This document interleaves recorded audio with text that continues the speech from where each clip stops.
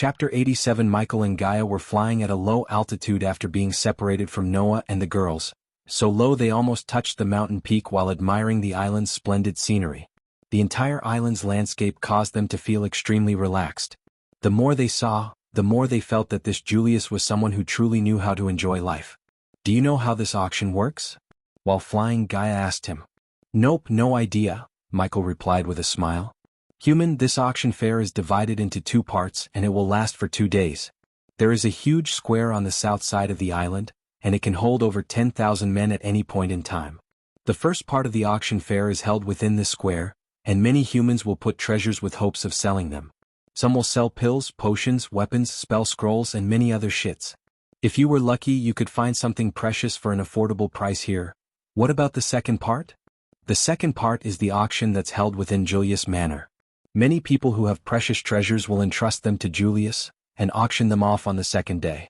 Of course, he will take a small cut if this treasure is successfully sold. Unlike the first day, you'll definitely find something precious and valuable if you can pay the price. Those who participate in the auction are all filthy rich men, and the treasures that appear in the auction are something that ordinary people could afford. I do wonder, can I find a dragon baby here?" After seeing that golden fur monkey on Noah's shoulder, he too wanted a pet so badly, and not an ordinary pet but a dragon. Gaia rolled her eyes and lightly elbowed him in the gut. "What is up with you and dragons? Those thieving lizards are good for nothing except bringing trouble." He noticed a tinge of enmity and fear deep in her tone. Although nothing she could say would make him change his mind, he did wonder why she is so adamant in trying to stop him.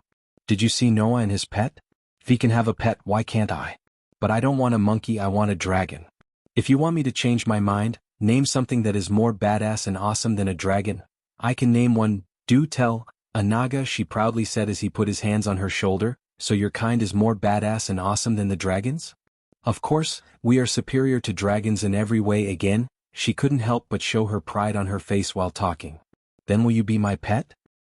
He moved closer and whispered in her ears. "Ark." She never expected this question, and when she heard him, her face slightly reddened in anger. However, he held her hands tightly, therefore she couldn't vent his anger using her hands but only her mouth. "How dare you? But, fuck you bastard. You'll never find a dragon in your life or a girl, I curse you." She looked so cute while she's angry. Michael couldn't help but smile and feel light whenever he teased her and made her mad. It was a new kind of feeling for him to have someone who could become a friend in the future. However, Michael didn't know one thing: the loyalty meter in the system wasn't as straightforward as he was thinking, especially when he and Gaia were on the same wavelength. "Don't worry, honey, I will find both." "You, who are you calling honey? Don't you ever call me that or I'll do something to you." Ha ha, he laughed, and the duo landed on the island to see a huge manor standing magnificently. Looking ahead, he could find rows of finely built buildings, green hills, and clear water almost everywhere. There was even a waterfall there. The manor reminded him of the Biltmore estate in North Carolina. He had never lived in a mansion like this, and everything on the island, including the whole island, made him desire the life of being the wealthy, powerful immortal more and more. On the south side of the island, there was indeed a huge and empty square. The Heaven's Gate square that held Heaven's Gate competition was big, but compared to this square in front of him, it could only be considered a small square. The square was filled with carriages and people wearing all kinds of dresses. He walked towards the square to check it out, leaving the Pegasus in Gaia's hands. Come closer, come closer. 78% pure cultivation focus pill, a must-have item for all cultivators. With this pill, your concentration will go up by many folds. Flying swords for rent. Only 5 gold coins and you can take a tour around the Phoenix Island despite your cultivation level. Top-level uncommon spell scroll for only 20,000 gold coins. Around him, he could see merchants and peddlers everywhere, and more warriors began to set up a small hut and took out items to sell. "Old man, is that really 78% pure cultivation focus pill?" "Of course it is. Young man, I've been in this business since before you were born, and I never in my life sold something that's not what I claim. Alright, how much is it?" "You can have it for only 40,000 gold coins." With a self-flattering smile, the old white-bearded man held a fist-sized pill in his hand. The pill was glowing like a shiny crystal. 40,000. Dang, that's expensive. He'll give you 20-inch 20? Do you think I'm selling fruits? 40,000 is the best I can do. If you don't want to buy it, move aside. I'm sure that someone will buy it. Fuck. You win, old man. Hey, race your 40,000. The young warrior took out his pay cube and handed them over to the old man. The cultivation focus pill had a great effect on ordinary cultivators. It could help them focus their mind quickly and enter a state of cultivation. Michael saw this deal from a few meters away and shook his head. What is it, human? That pill is just 20% pure and barely worth the price that guy paid. Gaia wasn't looking very surprised to hear what he just said. This place is filled with con men and swindlers, human. If you are not smart enough, they will sell you a gecko as a dragon. Nodding at her, he strolled through the square to find something interesting, and when they passed a shop that seemed like a female clothes shop, Gaia halted her steps. Human, he saw a hint of awkwardness in her eyes. What? Can you? Here, before Gaia could finish her words, he took her space ring and transferred 200,000 gold coins into her ring. She was not the type to hoard fancy dresses and jewelry like normal girls, but when Michael rummaged through her space ring, he found that she had only 3 pairs of dresses and one was torn in the back. So after seeing her stop in front of a clothes store, he realized her intention and gave her enough coins to buy as many clothes as she wanted. Go crazy. Well, meet at the center of the square in 2 hours? He left her before she could say anything, and when she looked into her space rings, she couldn't help but be surprised at the amount he left her with. She wanted to ask only a couple of thousand gold coins because, with that amount, she could buy some really nice clothes, but he gave her enough coins to buy the entire shop and a few more. Moreover, she could tell that he didn't give her these coins as a loan. This gesture of him slightly warmed her heart as he let out a small smile and entered the shop. Leaving Gaia to go on a shopping spree, Michael wandered around the square in the hope of finding something interesting, because most of the novel MCS would find rare and valuable things that normal people overlook in places like this. With more people coming to the place, the business was getting hotter. All sorts of things and strange items began showing up, and the entire place became very lively. How long does the host plan to blindly wander around the square? Suddenly the system's voice appeared in his head. Until I find something valuable, 4,000 badass points, the system said with a lazy tone. For what? To find something that host will love, Dragonling? His face lit thinking about him riding a majestic and powerful dragon, but the system's silence disappointed him. He still chose to spend 2,000 badass points because if the system wants 4,000 badass points, he knew he would really get something worth that price. Take it. The system marked the location on your environmental scanning. Just like the system said, he saw a white dot on his environmental scanning and made his way towards it, wasting no time. When he came closer, there was a crowd gathered around the white dot. As he entered the crowd before someone could buy whatever item that system marked. In front of the crowd, he saw an old white-bearded man with a stall before him. Noah? Michael's heart jumped when he saw Noah and Alicia. His shock was because he didn't want Noah to get his hands on the mysterious item he paid 4,000 badass points. Noah and all the crowd were looking at a rusty scrap metal on top of the stall. Clearly, it seemed like part of a broken sword in Michael's eyes as it looked really old. Old man, who are you trying to fool? Claiming that this scrap metal is a broken piece of an epic weapon. You're nuts. Yeah. Isn't that just a rusty old metal? Why don't you claim it as a legendary weapon? The crowd burst out into laughter. You guys know nothing. Although this broken sword looks terrible, it's really a precious treasure. You guys simply don't have enough knowledge. The old man wore torn clothes, but his cultivation base was quite decent. He was at level 6 of the core formation stage. Ah, old man, how much are you selling this scrap metal for? Someone mockingly said. They'll sell it for a rare combat weapon, the old man said. Fuck. A rare combat weapon? You're too greedy. The old man's words caused the crowd to burst into laughter once again. It was really funny trying to exchange a rare combat weapon with just mere scrap metal. Every spell and weapon in this world was categorized into 5 classes: common, uncommon, rare, epic, and legendary. Although a rare combat weapon may not be a big thing for a powerful sect or a family, it was eye-catching for the rogue and young cultivators who had limited resources would. Young master, do you want this broken metal of an epic weapon? The old man turned his gaze away from Noah and asked Michael. I want that. A voice sounded out from within the crowd, instantly stopping all laughter. Everyone threw their glance at the young man in black, including Noah and Alicia. When they saw the cultivation level of the young man and his young look, they knew he's one of the monstrous talents. Noah was the most handsome and manly man Alicia had ever seen, but the youngster in the black fell no short in comparison to Noah. Both Noah and he looked like they were the same age. Noah was slightly astonished to see 2 swords on his back, because only swordsmen with high maternity and talent in swords can wield 2 swords at the same time. Ding. Congratulations to the host for successfully being a badass. The reward is 800 badass points. Ding. Congratulations to the host for successfully being a badass. The reward is 600 badass points. Hee hee, young master surely knows the value of this treasure. You're not going to suffer any losses by trading a rare combat weapon for it. When the old man saw Michael, a flattering smile immediately emerged on his face. He knew he has an incredible cultivation base, so he already thought of him as someone filthy rich. Noah was already prepared to buy the scrap as he took the scrap metal in his hand. I don't want that, I need this. Fortunately, the white dot was not the scrap metal in Noah's hand but a book on the stall. Everyone was surprised, including Alicia and Noah, as they quickly took a glance at the thick old book that Michael pointed to. Young master, you want this? By the look of the old man, Michael knew the book was not as expensive as the metal scrap, because if it was, the old man's smile wouldn't have grown smaller. Young master, I found this book on an ancient ruin. How much? Michael was not in the mood to hear the old man spin a crazy story about the book as he interrupted the old man and asked. 10? No.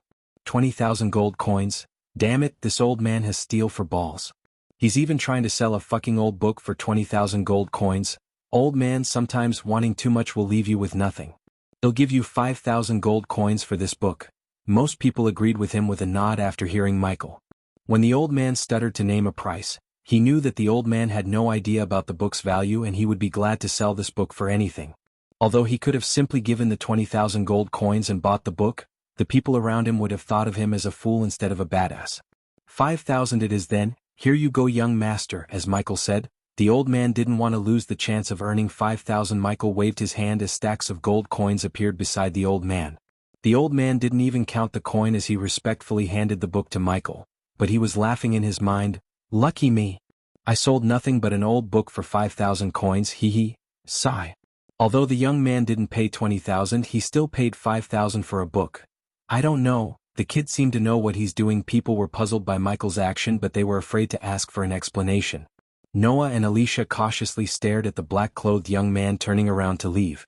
Noah met his fair share of arrogant prodigies in Kingdom Draddle and Kethen, but he never met someone like the black-robed youngster before. He came here without bearing an arrogant look or the prideful demeanor of a prodigy.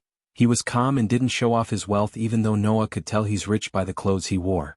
Usually, prodigies at his age would feel threatened by his and Alicia's cultivation level, yet Noah felt like he wasn't threatened by them. However, it was Alicia who felt threatened by the black-robed youngster, as she only thought Noah was the only one who could match her cultivation talents. Whoosh! Just as they were looking at the black-clothed young man leaving and turning their eyes back at Noah, an arrow flew straight towards the black-robed youngster and pierced into the ground just an inch away from him. Michael abruptly halted his movements when he saw the arrow and crouched to pick the arrow up with a frown on his face. Gaia? Normally, if a chapter reaches almost 2,700 words, I would split it into 2 chapters, but now that my readers are using the free pass and other means to unlock my chapters, I didn't want to split the chapter. Therefore, this chapter might have felt like a long read. I hope you enjoyed the chapter. Chapter 88. A couple of moments ago. Fuck. I can't find a single dress that has some tactical advantage. After separating with Ghost, she was going in and out of all the clothing stores. Considering she wouldn't be able to cast spells as when she was a cultivator, she needed a dress that would let her move around freely without restricting her movements when firing arrows. All the clothing stores and the clothes they had for women were fancier, but none of them were what she was looking for. After checking the 7th shop, she stepped inside the 8th clothing store. The store had red brick walls and grayish tiles to give a unique charm and several mannequins in glistening dresses. A bunch of cultivators, including a few girls and boys, was rummaging through the neatly hanged clothes racks while a sales girl approached to welcome the new customer, Gaia. Welcome, miss. As the girl noticed Gaia's cultivation level and realized she was only a mortal, the brightness on the sales girl's face dimmed. Gaia was too tired to bicker with the girls, as she had seen 7 people like this girl earlier. I want something less glittery, and black will be great, said Gaia. Follow me, miss. The girl gestured at her to follow her to the corner while a couple of youngsters in pink uniforms were adorning a pretty girl with new clothes. The girl seemed so happy and in such a good mood seeing the boys paying all her bills. The salesgirl beside the girl was carrying new clothes up to her neck and stumbling because of the weight. Gaia obviously ignored this and minded her own business. Miss, you can find less glittery clothes for women in this rack. The salesgirl used Gaia's words and pointed at a rack full of ordinary clothes. If she was a princess and a cultivator, she wouldn't have even looked at the dresses before her, but now, they seemed like her only choice. Oh? The salesgirl's brows arched upwards when she saw Gaia taking all the black clothes including tops, pants and innerwear without even checking the size or price. Mississippi. Shush, my friend and I are crazy rich. So yes, I can pay for all these. The salesgirl heaved a sigh hearing Gaia's proud, confident voice. The salesgirl's face instantly brightened thinking about the commission for this sale and the high probability for a significant tip. Miss, if you want, you can see the new stocks over there. The girl pointed at the area where the cultivators and the girl was shopping and led Gaia there. Up until now, the youngsters didn't notice Gaia, but when she approached the area they were in, all eyes fell on her. Ignoring the gazes, she followed the salesgirl and began to check the racks. The pink uniformed girl had already taken all the glittery and expensive clothes on the rack that had no tactical advantage. However, that worked in Gaia's favor as the girl already filtered the clothes, making Gaia's life easier. Why didn't you show these to me before? She asked the salesgirl and picked all the remaining dresses on the rack. Who is this peasant?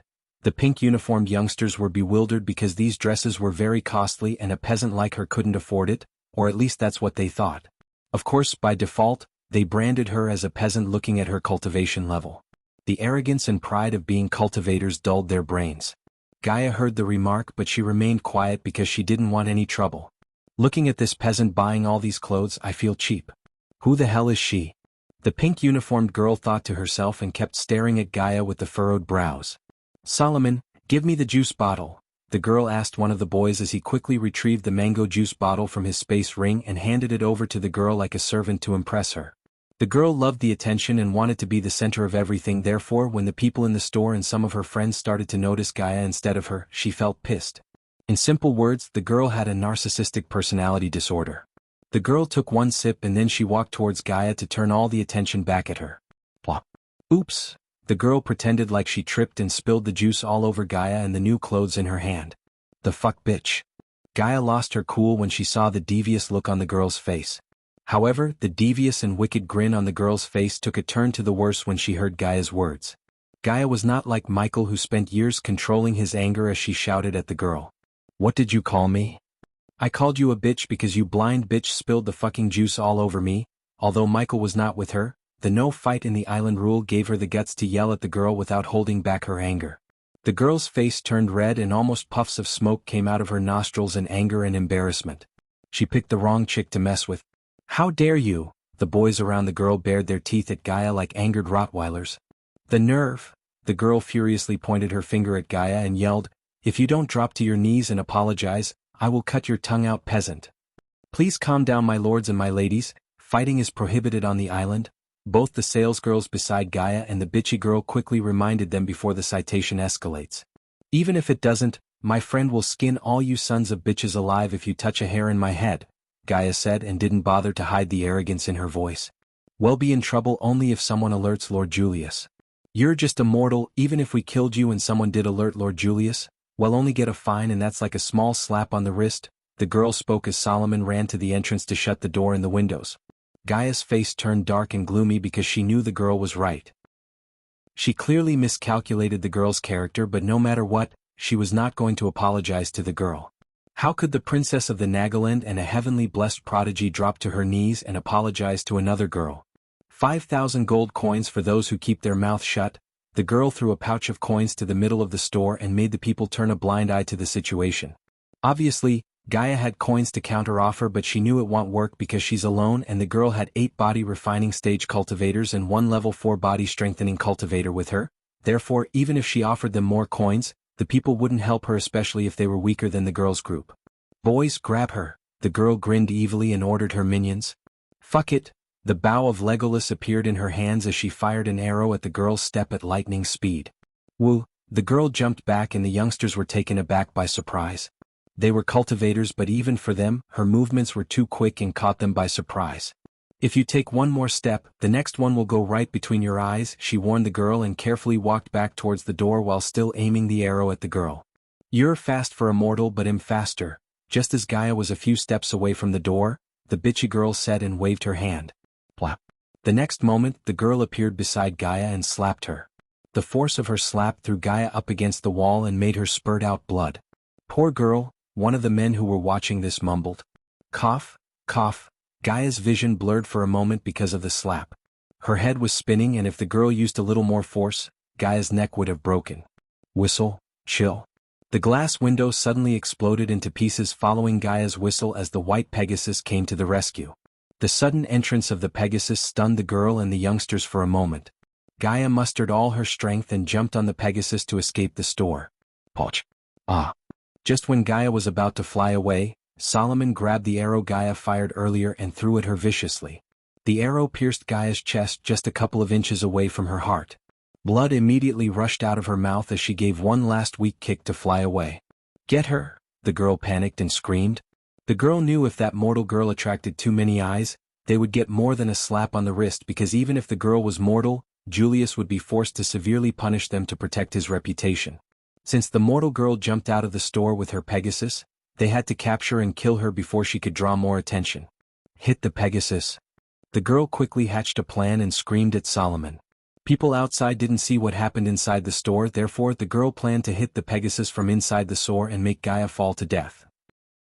That way she had the chance to pay the people inside more and cover up what happened before the shit hit the fan. Kiss of death. Solomon was an expert in long-ranged attacks and learned a few handy spells to attack a target in the distance. Poch. Nay. In the sky, the Pegasus violently neighed as a long green dagger pierced straight through the Pegasus' abdomen. Boo. Man, Gaia's vision kept blurring as she fired one last arrow at a crowd gathered on the ground below her and hoped Michael would see the arrow by some chance. Shit. How is she still flying? Solomon panicked and looked at the girl for guidance. Fortunately, the poison is driving the Pegasus crazy and taking her away from the Phoenix Island. Hey Race, what we're gonna do, we're going through the back door and chase her without making it obvious. And if she falls to death before leaving the island, that's good, but if she doesn't, we have to kill her the moment she leaves the island. But Maria, do we have to chase her? We should first escape the island before Julius hears what happened here, one of the youngsters questioned the girl. It's too late. If we had killed her inside this room as I planned, no big trouble. However, now the people outside will start to question and these people inside the store will start talking. Mortal or not, Julius has to punish us for breaking the rules. Besides, I have a bad feeling about the friend she mentioned. She was partially right. If this happened inside the four walls and only a few people witnessed a group of cultivators killing a mortal girl, Julius might have let the killers go with a small fine after making them bribe the witnesses to protect his reputation. Especially, he wouldn't have gone to the lengths to severely punish them for a mortal. However, right at this moment, many people had seen an injured girl and a Pegasus. They would start to question, and the best thing Maria and her group could do was kill Gaia outside the Phoenix Island and turn the story as she broke the no-fight rule first and tried to attack them first. Chapter 89 Gaia? Michael picked up the arrow and looked up at the sky to see a familiar Pegasus clumsily flying away from the Phoenix Island. 500 badass points for learning how to fly an object. 1000 badass points for integrating the skill with lightning dash. Do it! Michael wasted no time thinking about the badass points as he ordered the system. Lightning dash. He turned himself into a lightning bolt and dashed towards the stall where everyone was renting flying swords. Hey! When Michael reached the stall, he didn't even stop as he threw a pouch of coins and jumped on a flying sword. The next moment, everyone saw him turning himself into a lightning bolt and launching himself into the sky. Alicia, let's go see what's happening.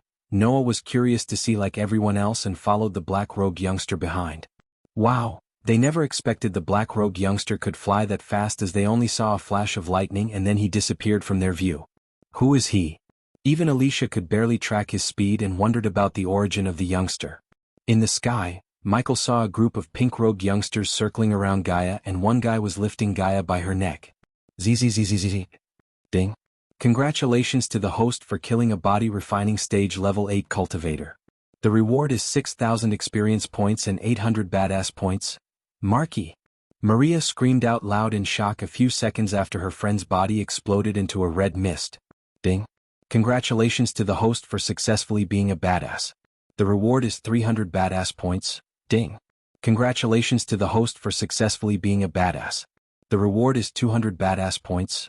Ding. Congratulations to the host for successfully being a badass. The reward is 400 badass points. Ding. Congratulations to the host for successfully being a badass. The reward is 100 badass points. Ding. Congratulations to the host for successfully being a badass. The reward is 50 badass points. Michael was not in the mood to lay back and enjoy the sudden outburst in badass points. His full focus was on Gaia, who was bleeding and barely holding herself together without falling off the Pegasus. Whoosh. The next moment, Maria saw a flash of lightning, and then, a black-robed youngster appeared before the mortal girl. Oh. Ma, here, drink this. Due to all the years of intense training and anger management, he was able to think clearly as he quickly retrieved a healing potion and gently poured it into her mouth. He noticed green veins spreading all over her body and realized she was poisoned. What is happening here? Who is this girl? I don't know, but I guess it has something to do with these pink uniformed youngsters. 80% pure healing potion. While Michael was treating Gaia, many people surrounded them and started to gossip. Among this crowd, Noah noticed the potion and slightly raised his brows because as an alchemist himself, he quickly realized the potion's purity. Human ware. Just drink another 1 inch, he shushed her and poured another bottle of healing potion into her mouth. Nay. Just as she was drinking the healing potion, the pure Pegasus lost its consciousness and started to fall down. The flying sword Michael grabbed from the stall was fortunately big enough for 2 people, so he quickly saved Gaia from falling down by grabbing her by the waist. Maria, Solomon, Maria, and every pink-robed youngster heaved a sigh of relief seeing they were away from the airspace of Phoenix Island as well as Michael's cultivation level. Because Mariah's personal bodyguard was a body-straightening stage level 4 cultivator and the rest of her group was body-refining stage level 8 cultivators, she was confident enough to kill this black-robed youngster. After all, he killed one of her minions named Marky. Who did this? Michael asked without showing any emotions in his voice. He knew the healing potions could momentarily stop the poison from spreading further. Although Michael knew very well about Gaia's attitude and toxic mouth, he also knew she was not dumb enough to start a fight without him by her side. As far as he was concerned, even if she did something wrong, none had the right to kill her because for 2 reasons. 1, he invested hundreds of badass points on her, and 2, she was his subordinate as well as his friend. Unless Gaia went mad and massacred a large number of innocents crossing his line, he wouldn't let anyone hurt her, let alone kill her. All of them, considering she barely had arch energy in her body and never came this close to death, her body kept shivering because of the shock. Even with all those years of training to control his anger and emotions, when he saw the blood on her and the tears-welled eyes, he started to get really angry. The reason was, back on Earth he never had a friend or anyone close to him. Because he never cared about anyone except him, he never felt an emotion like he's feeling now. This long flying journey and the interactions he had with her strengthened their friendship and helped him bond with Gaia. He was starting to think of her as a friend and someone nearly took her away from him and that made him furious. This is gonna hurt, Michael said and pulled the broken piece of the arrow out of her chest. Ah. He gave another healing potion and turned back to look at all the pink-robed men with the bloodied broken arrow in his hand. Miss Maria, stand behind me. The body-strengthening stage cultivator behind Maria moved in front of Maria while all the pink-robed youngsters prepared for the fight. Kid, stay your hand, the man warned Michael when he saw the cold killing intent in his eyes. Diddle. However, Michael moved towards him while silently muttering these words. Death ray. The man didn't waste a second as he raised his hands and sent a golden scorching hot energy beam towards Michael. What? How is this possible? Holy. Many people looking at the scene thought the beam was going to turn Michael into ashes, but the beam didn't even scratch him as a light blue energy shield appeared before the beam could touch him.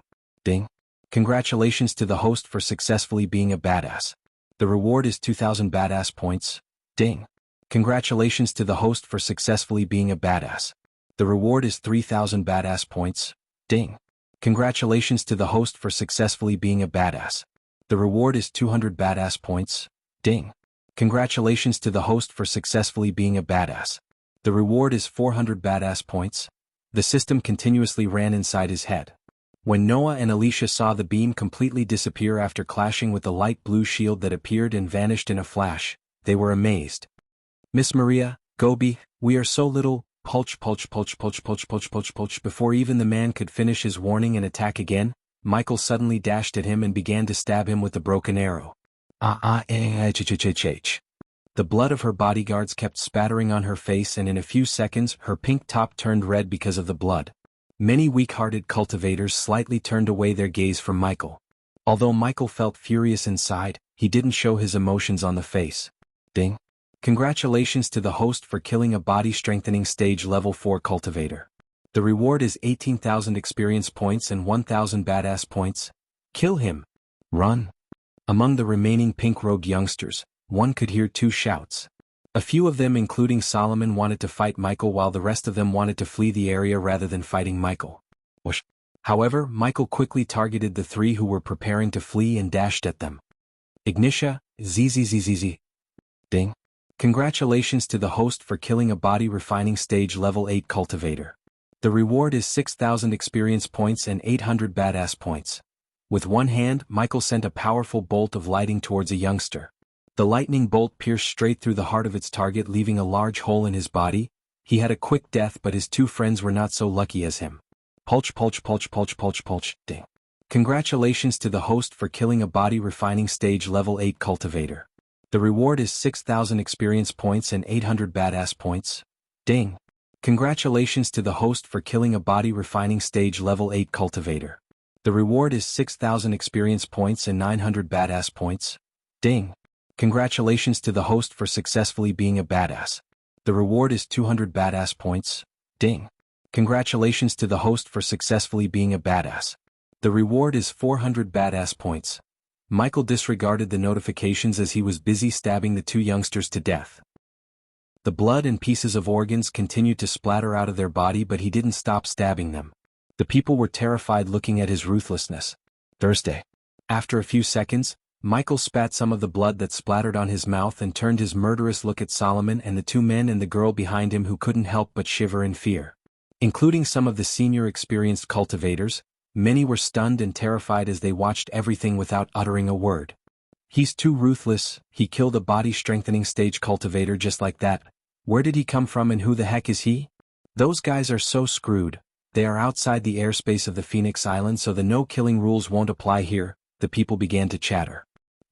Don't, come near us, Solomon stuttered. His face pale and his hands were shaking in fear. He's the one who killed our ride, Ghost. Boom. The moment the people heard Gaia call him Ghost, the system notification started to repeatedly ring inside his head again. He's Ghost. The 5-star alchemist of River Town. Holy shit. The Ghost who won Heaven's Gate competition and stepped on the 100th step? Noah and Alicia had a look of realization when they heard the astounding conversations around them. Noah heard nothing about Heaven's Gate competition, but he did hear about the 5-star alchemist who could concoct pills and brew potions with 80% purity, only second to the alchemy king Gabriel himself. For the first time in their life, both Noah and Alicia felt threatened by someone, Michael. Chapter 90. The pink uniformed disciples looked at Michael with some hesitation as Solomon stuttered in fear. You have no idea what you've done. If you come dash. His words stopped coming out of his mouth as he saw Michael moving towards him. Overwhelming fear paralyzed the other two disciples behind him and the girl, and stood there shivering. Michael said nothing. He just stopped moving for a second before his body shook slightly before appearing instantly right in front of Solomon. With the broken arrowhead right between his fingers, he made a fist and slammed it into the face of Solomon with no fancy movements. Ah! Solomon cried out in agony as he tried to cover his face in instinct. However, Michael grabbed him by the neck and punched him again and again and again and again. Aha! Zzzzz. Zzzzz. Looking at the ravaged face of their friend, Solomon, the disciples screamed out aloud as their scream reverberated the crystal ocean. But two bolts of lightning through their heads cut their cries short. Ding! Congratulations to the host for killing a body refining stage level 8 cultivator. The reward is 6,000 experience points and 800 badass points. Ding! Congratulations to the host for killing a body refining stage level 8 cultivator.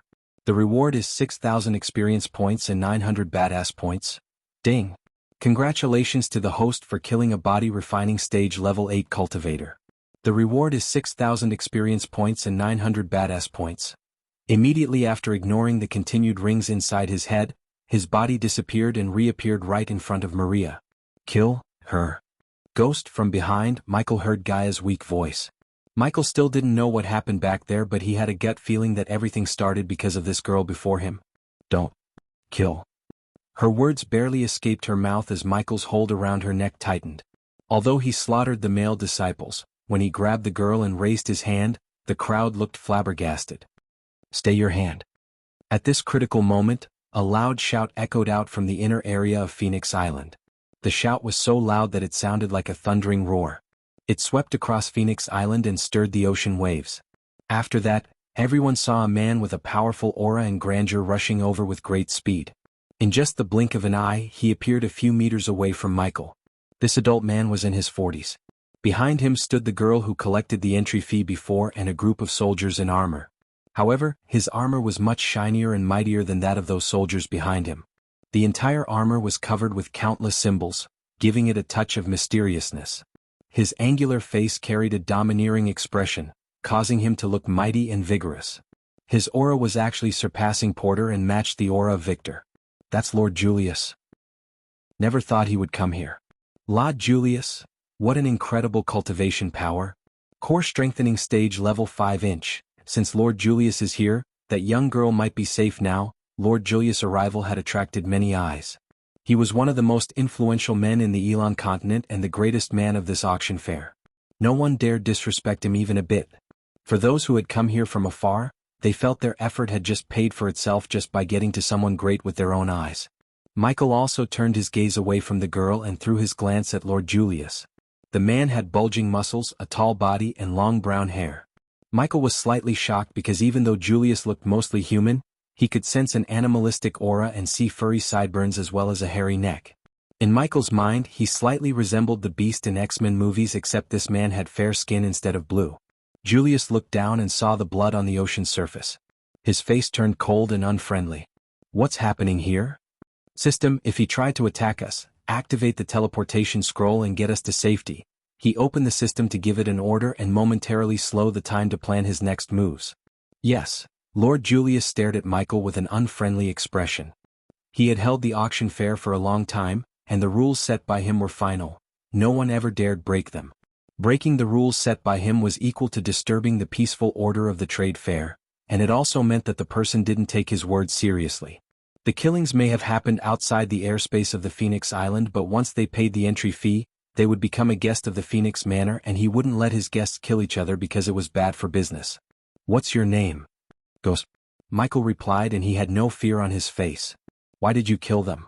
Julius asked and expected Michael to let go of the girl, but unlike his expectation, Michael didn't let go of Maria. They tried to kill my friend, he coldly answered. If he wasn't a core strengthening stage cultivator, Michael would have killed him by now because they broke the no fighting on Phoenix Island rules and almost killed Gaia, yet Julius had done nothing to prevent that. After Julius' sudden appearance, the people saw more core-strengthening cultivators who entered the island previously also making their appearance. Noah and Alicia greeted Zanali and Peyton with a nod and stared at the scene in silence, but no one noticed the sudden change of expression on both Zanali and Peyton's faces when they saw Ghost. Noah could tell they knew him by looking at their face. On the other side, Paul and Victor also appeared out of nowhere but remained silent and let Julius deal with Michael. Lord Julius was a ruthless demi-human, and he wouldn't just stick to one style when dealing with people. Many expected him to kill Ghost on the spot because of the way he looked and answered Julius. Despite standing in front of a core-strengthening stage cultivator, there was no anxiety or fear could be seen on his face, but instead, he still seemed cold. Don't you know the rules of Phoenix Island? No killing. Julius' voice sounded loud and cold. Michael felt immense pressure building up around him. Energy Devourer activated. Experience points converted 10,000. Experience points converted 15,000. Experience points converted 18,000. Suddenly Michael heard the system's voice in his mind and realized Julius was trying to suppress him by using his cultivation pressure on him. Julius' cultivation pressure was solely focused on Michael, and because of that and the way Julius controlled his arch energy, anyone under the core strengthening stage didn't notice or feel the pressure. When Julius saw him withstand his pressure, there was a hint of shock in his eyes. Victor scanned Michael from head to toe while Paul stared at the mortal girl behind him and had a sense of familiarity. They tried to kill my friend on the Phoenix Island, why didn't no one stop them? The pressure disappeared after he questioned Julius. The question made Julius turn and look at the girl beside him who looked anxious and nervous. Soon after turning his gaze away from the girl, Julius coldly said, "It's me and my men who decide the punishment for such crimes, not you. Let go of the girl or what? You'll become an enemy of the Phoenix Manor." Lord Julius coldly harumphed and became hostile. His words sounded so loud as they almost gave many weak-hearted cultivators a heart attack. Go. Esigaya tucked his sleeve and tried to let go of Maria. She wanted to kill Maria more than Michael, but she knew it's impossible to kill Maria now since Julius has ordered Ghost to let go of her. Besides, she had more pressing concerns than killing Maria. If you ask politely, we might consider helping you. Ghost Peyton moved forwards a little and snickered. Michael slowly turned his sharp gaze at Peyton. I don't need the Guardians to save me. The crowd was again taken aback by the tone of his voice. He sounded colder and hostile. Before Peyton could say anything, he turned to look back at Julius. For a few seconds, one could hear nothing except for the waves as they stared at Michael for his answer. And then after a few seconds of silence, he opened his mouth, and I don't give a fuck about Phoenix Manor. She hurt my friend, so she will die. Ding. Congratulations to the host for successfully being a badass. The reward is 5,000 badass points. Ding. Congratulations to the host for successfully being a badass. The reward is 4,000 badass points. Ding. Congratulations to the host for successfully being a badass. The reward is 2,000 badass points. Ding. Congratulations to the host for successfully being a badass. The reward is 1,000 badass points. Michael's words brought a storm to the crowds as Julius' face turned dark in anger. Oh heavens! This ghost is really a daring guy. He's dead. He is dead. He not only offended a guardian, he even disrespected Lord Julius in front of all these people. You little bastard. Do you think you can come to my island and disrespect me and leave this place alive? Julius' killing intent skyrocketed as many people moved a few meters away from Julius, terrified. Brat, are you really going to get yourself killed for a mortal girl? Paul moved forward and asked before Julius could strike him down. Old man, she's my friend and that's all that matters to me. Paul helpless shook his head and said, well, nice seeing ya, brat. Paul moved back to where he was before while Victor glanced at Michael with a small grin on his face. Prepare to die. After these words left Julius' mouth, a gigantic bear claw appeared from Julius' hands and stunned everyone in the scene. What if he could leave this crystal ocean alive, Julius? Just as everyone was staring at the gigantic bear claw made of arch energy of a core-strengthening cultivator, they heard a voice. Then in a flash, Victor appeared beside Julius. Humph, if he can move 10 meters away from where he's standing now, I will let him and that girl live. Michael didn't need any help from Victor, however. He knew Victor was trying to make an ally. Kid, do you think you can kill that girl and escape a core-strengthening cultivator's wrath? Watch me. Chapter 91. You gonna be alright. In a thick forest far away from the Phoenix Island, a girl was resting under a large tree while a young man was tending to the girl. This girl and boy was none other than Gaia and Michael. After Victor intervened between Michael and Julius, Michael killed Maria by breaking her neck and used the teleportation scroll and disappeared from everyone's sight in a flash. The teleportation wasn't anything fancy, but the moment the system activated the scroll, he and Gaia vanished into thin air. He got a crazy amount of badass points and he wished he could see the looks on their faces.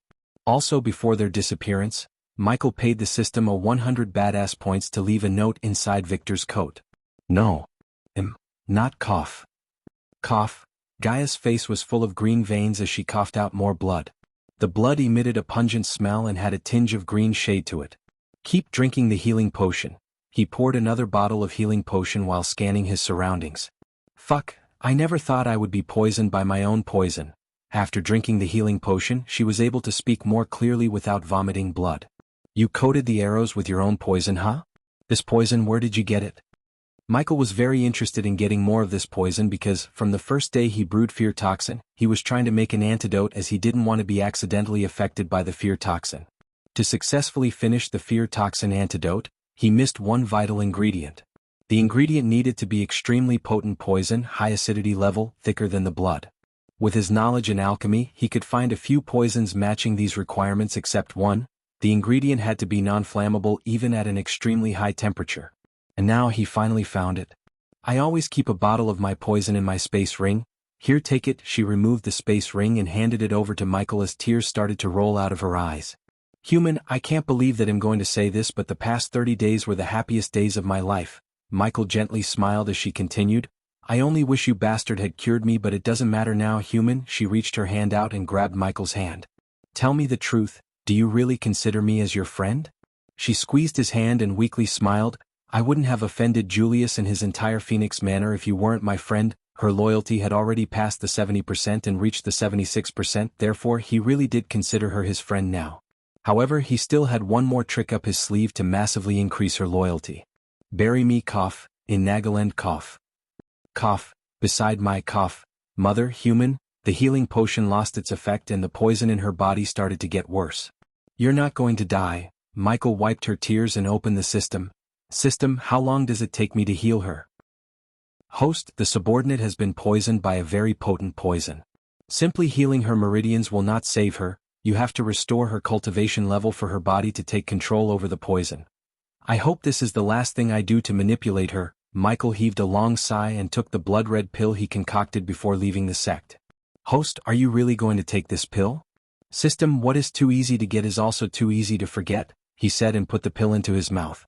System, heal her meridians and restore her cultivation level, he said before swallowing the pill and exiting the system's interface. Gaia, I'm going to cure you using an ancient technique, hold my hand tight and never let go. She was bewildered by his words, and before she could ask any question, he gritted his teeth like he was in extreme pain. The pill he took started to show its effects.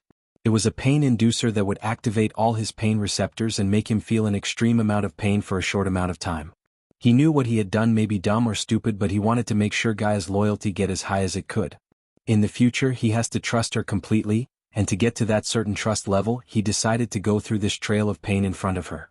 According to his plan, by seeing how much pain he's in, she would feel grateful and become more loyal to him. Just like he said to the system, if he had healed her easily, she may or may not have forgotten it quickly and felt less grateful towards him. He could have faked the pain, but he knew she can tell the difference as he was not an Oscar-winning actor.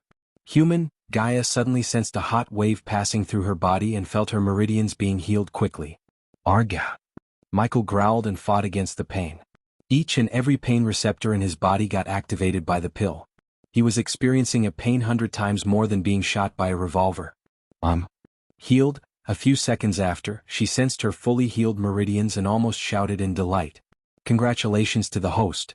Subordinate Gaia has reached 85% loyalty? Human, what is happening to you? She couldn't feel happy seeing the blood coming out of his nostrils and ears. She leaned forward and clenched his hands. Soon after a few moments, his hands started to twitch as Gaia reached the body-strengthening stage. Yet, she was not in the mood to celebrate or wonder how. She was extremely worried looking at the amount of blood coming out of his nostrils and ears and wanted to stop his suffering. Congratulations to the host. Subordinate Gaia has reached 90% loyalty? Human, tell me what is happening to you? Please stop this, I'm healed. She screamed and couldn't stop her tears from rolling out of her eyes. Ghost. There was something in that shout of hers, a pain behind it. She watched Michael's eyes. She felt desperate, angry, and helpless seeing him go through this agony just to save her. Congratulations to the host.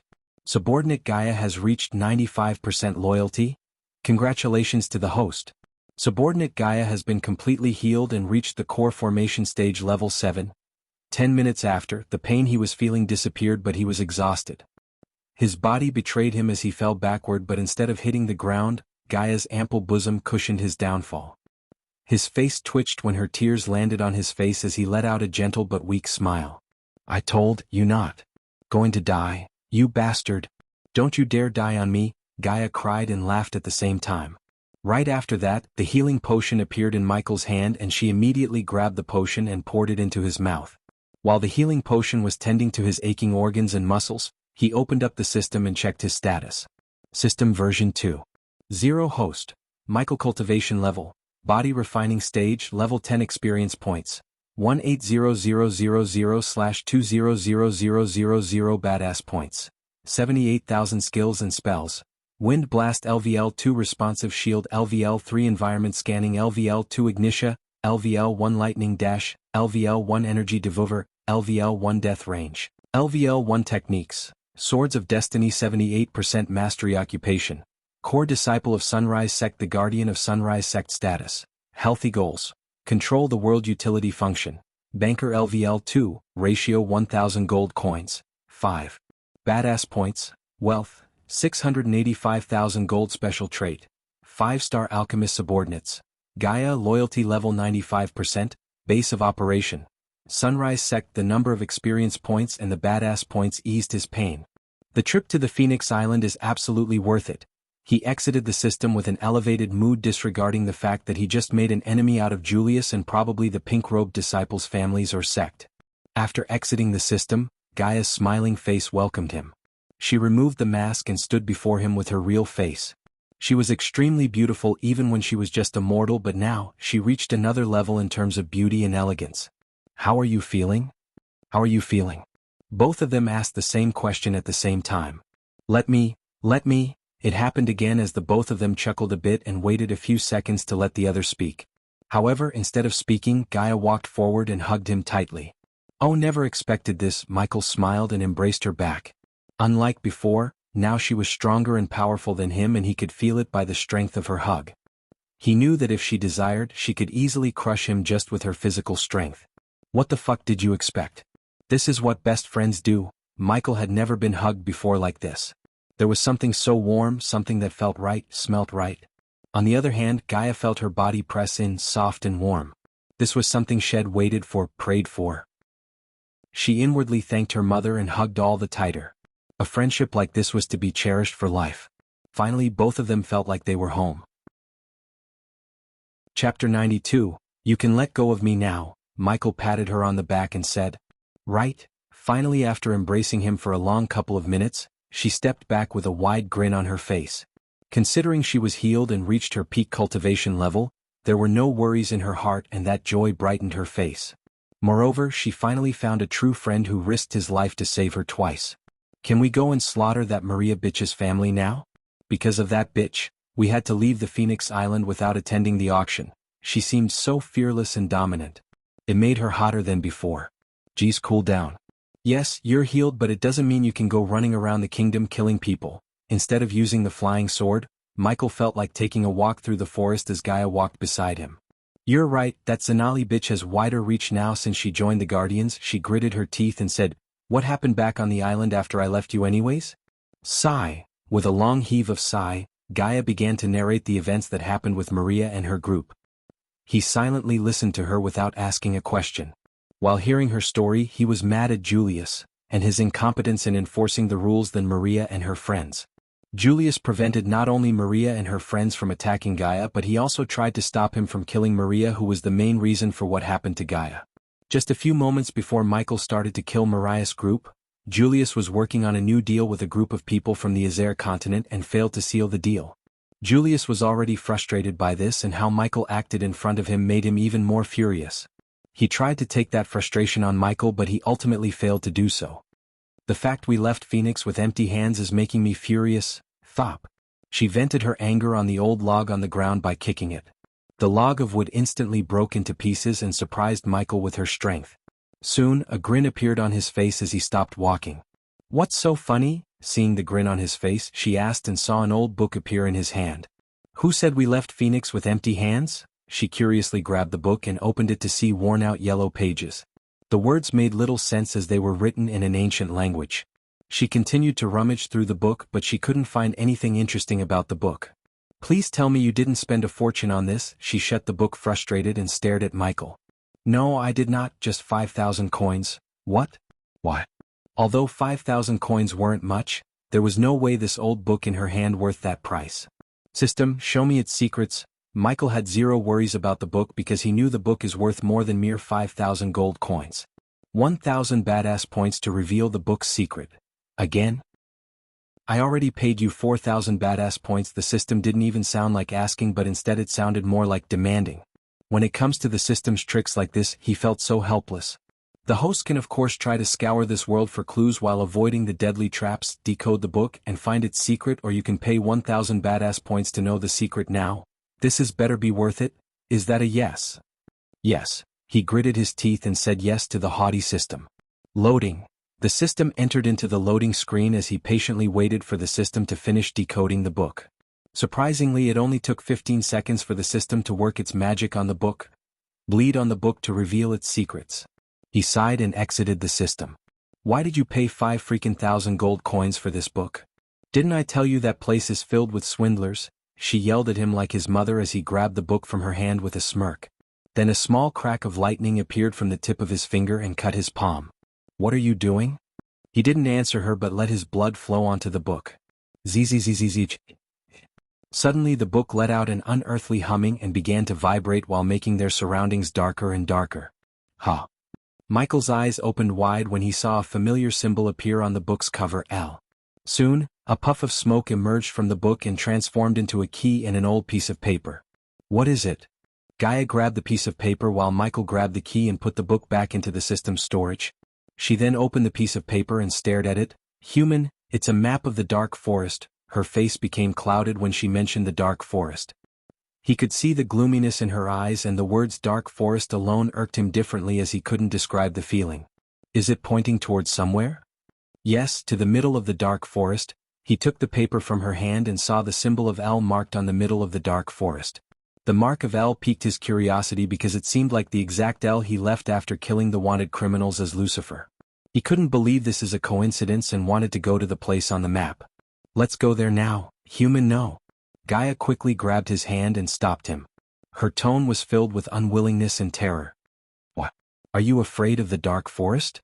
Who doesn't? Even the most powerful cultivators avoid that evil place as usual. Aubers was taught nothing about the dark forest, and Michael had to depend on Gaia to know more about the dark forest. And why is that? Normally she would make fun of him for having a lack of knowledge and self-praise her before answering him, but now, she looked like she is not in the mood for jokes. Because that forest is evil and haunted as hell. Only a few entered the dark forest and they never came out of the forest alive except 1 inch. What happened to him? He lost his mind and killed himself a few days after. That's what happened. Interesting, let's talk more on the way, Michael said and took out the flying sword. The fuck? Didn't you hear what I just said? She tried to stop him, but he already jumped on the flying sword ready to fly towards the dark forest. If you are so afraid, then you can go to the sect and wait for me, he said, but he knew she would come with him despite her fear of the dark forest. Normally he would have also felt reluctant to enter this place after hearing Gaia's warning, but the symbol L piqued his curiosity and the abundance of badass points gave him the courage to do so. She breathed heavily and looked hesitant to jump on the flying sword. Yet, after a few moments, she gritted her teeth and decided to venture into the dark forest with him. It'll definitely haunt your ass forever if I die there. You can't haunt the ghost, ha? He chuckled and took off with Gaia. Luckily the system marked the location of the L in his environmental scanning map, and therefore, he didn't need Gaia to show the way. Hey, where did you learn to fly like this? She had to hug him from behind not to fall down because of his flying speed. They flew like a bolt of lightning. From Sadie, Gaia pinched him when she heard his answer, making him laugh out aloud. If I see you banging that slut again, I will burn her alive. Why? Are you jealous? Because I don't like her, you jerk. Do you know a way to hide your cultivation level? At least until you reach the core strengthening stage. Obviously, it would raise questions if a mortal girl turns into a core formation stage cultivator in a single day, and Michael didn't want to attract the attention of the Guardians or Zanali. I know a spell that would mask my current cultivation level and make me look like a body refining stage cultivator. How reliable is this spell? Can Zanali or anyone find out your real cultivation level? Don't worry, it's an epic class spell. Only cultivators above the soul refining stage can see through the spell. Great, I will tell the people that I gave you a 10,000 years old black lotus to revitalize your meridians and increased your cultivation level. Makes sense. As an alchemist, he knew the medicinal qualities of all the herbs in this world, and black lotus was a rare flower that's used to revitalize the meridians. It would transform a mediocre cultivator into a genius. By the way, human, how did you heal me? I transferred some of my soul energy into your meridians and nearly died. Oh? She embraced him more tightly, thinking about what he did for her. Thank you, human.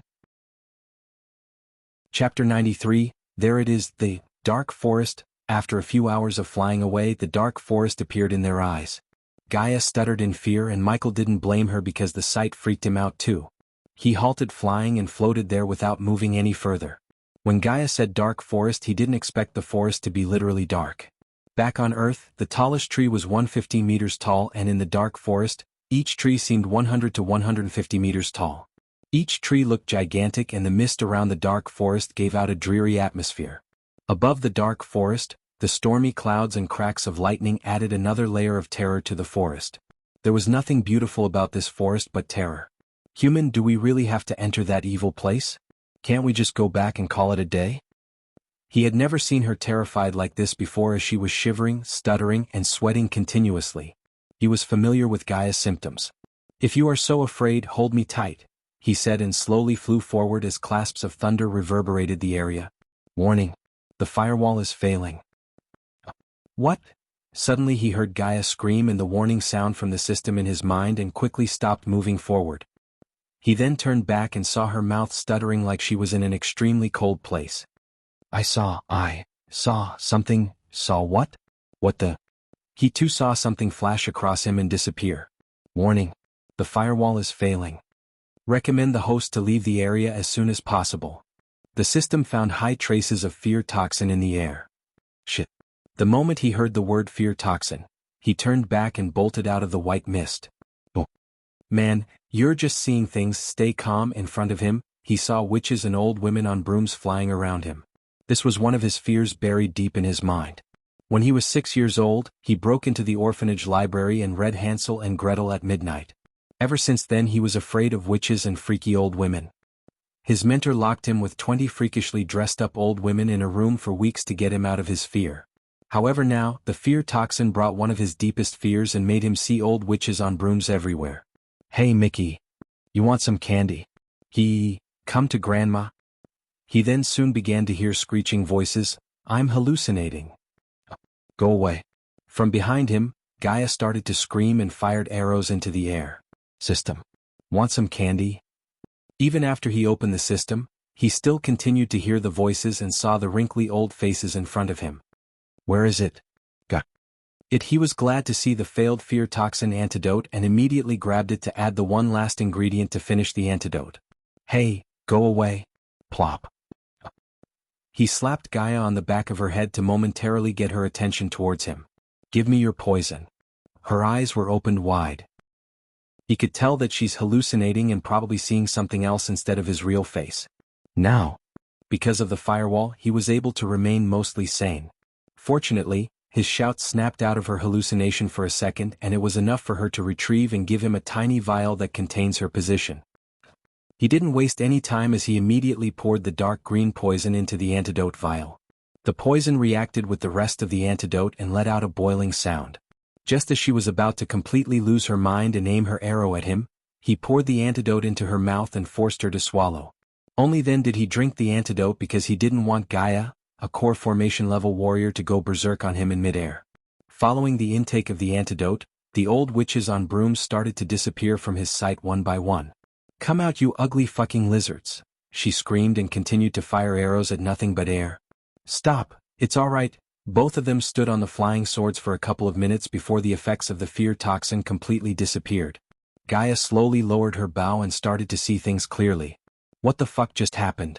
I told you bastard not to come here. Let's get the fuck out of here before it's too late. She urged him and grabbed his hand to fly away, but instead of flying away from the dark forest, he flew straight towards it. Hey, stop. Just shut up and come with me. Despite her strong protest, he didn't back off because after being affected by the fear toxin, his curiosity reached the next level. He didn't activate the lightning dash but flew slowly and cautiously, expecting more traps. We were poisoned and hallucinated, didn't we? Gaia asked and tightly grasped her bow. Yes, and we won't be poisoned again. I know all the poisons there is to know, but I have never seen such a dangerous poison. Good thing you had an antidote in hand, and speaking of which, did you ask for my poison? Her memories when she was affected by the fear toxin were still blurry, but she could vaguely remember him asking her poison. Your poison is the last ingredient I needed to finish the antidote? That means you were trying to create an antidote way before today, and you must have known about this poison, right? No one can create an antidote without having the full knowledge about the poison. How the hell did you know? Because I created it, the fear toxin. His grave voice stunned her for a moment. You created it? Are you from the freaking dark forest? Is that why you have no knowledge about the outside world? Are you really a human or a fucking spirit? Holy shit, that's why you call yourself Ghost. She fired questions like arrows while Michael slowly passed through the outskirts and entered the dark forest. She became silent when they entered the dark forest. There was no sunlight or any light passing through the monstrous blackish trees and the thick canopy. The day became night, a misty bluish night, as they slowly flew towards the L that was on the map. I can't believe him in the dark forest. She vigilantly looked around and whispered. Kasi. The sudden sound of a crow halted their flying, and when they looked up in the direction of the sound, they vaguely saw a gigantic crow with blood-red eyes through the mist. Shit, just a second after, there were hundreds of blood-red eyes staring at them through the mist and sending a chill through their spines. What shocked them most was all these gigantic crows were at the body refining stage, and Michael could even see a body refining stage level 9 crow among them. Even the crows are at the body refining stage, and this is just the border of the forest, she whispered, and didn't make any sudden movements to startle the crows. The crows slowly turned their heads and watched them while they were flying forward like sentries. The more they fly into the forest, the more dark and gloomy it got. The bone-chilling breeze, an ominous smell, gigantic webs of spiders, and occasional rattling sounds accompanied them through the forest.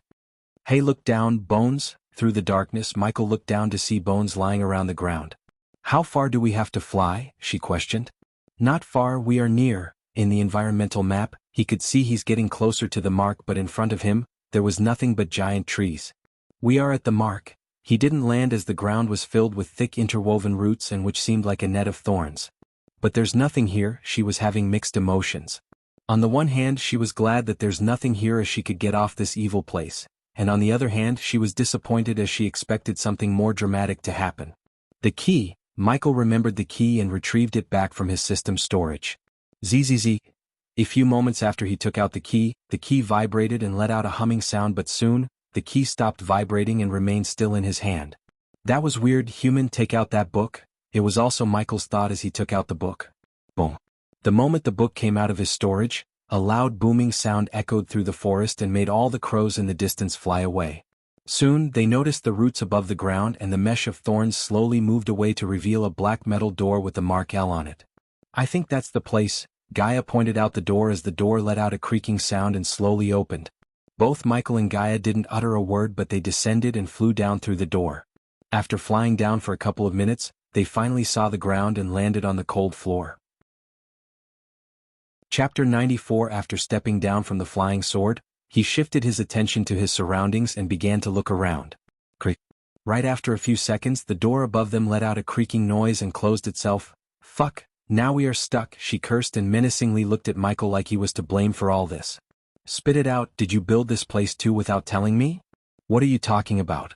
"The fear toxin is my own creation. I don't know how it ended up here in such a large amount." The air was filled with fear toxin. Gaia deeply sighed and said, "Obviously you were only thinking that you created it first, but someone or something created it way before you." "That seems to be the case," he said and began to walk forward while thinking about the fear toxin in the air and the mark of L on the door. The fear toxin, the mark of L, and everything in this dark forest seemed like they were all connected to his other persona, Lucifer.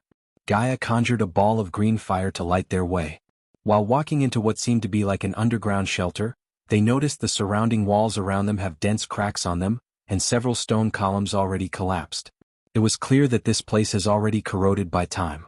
From the looks of things around them, Gaia was pretty sure that there is no treasure around them. However, she sensed the high density of arch energy as it was at least several times stronger than the outside. "This place is perfect for cultivation. I think whatever this place is has some kind of mechanism to increase the density of the arch energy." Michael nodded blankly and kept walking. He was more concerned about how the dark forest has the fear toxin and the mark of Lucifer. He followed the path in front of him and walked for quite a while until he saw a spacious hall with a large circular table in the middle. "Welcome, Lord Lucifer." Suddenly a deep voice appeared. Both of them were shocked. They didn't expect there's actually someone inside, and Michael didn't sense anything. Moreover, the voice clearly said Lucifer. Lucifer. Gaia was confused and prepared for a battle as black smoke started to emerge from the table before them. Soon, the black smoke transformed into a middle-aged man. He floated above the table and then, he raised his hands and lit the torches around them. Michael tried to sense the cultivation level of the apparition before him, but he simply failed, and Gaia was not an exception. "Who are you?" "Lord Lucifer, I'm Damien Duke, the last member of the Order of Death. This is the recording I made in the year of Procavia, star position Squalus, 3,000 years ago." Gaia instantly recognized the year the recording was made. She was stunned, and so was Michael. "We lost the war with the Guardians. The Supreme Guardian and the Elder Guardians killed all of my brothers and sisters. They destroyed all of our hideouts, and this is the last one, but they won't find this one, as I made sure of it," Damien Duke said, and Michael could see the anger and sadness in Damien's eyes. "If you're seeing this, it means the prophecy has begun. From the ashes of the Order, Lord Lucifer will rise, and with Lord Lucifer, the Order will once again rule the world." There was a fire in Damien's eyes when he spoke the words. "Lord Lucifer, the Abyss will serve you as your home. Forgive your subordinates' incompetence for leaving you nothing. The Supreme Guardian and the Elder Guardians destroyed all of our resources and secrets except the book that led you here. It's not much, but with the help of the book, you can rebuild the Order to serve you in your path against the Guardians and your enemies." Michael looked at the old book in his hand, and then he noticed the hollow that was shaped like this book on the table.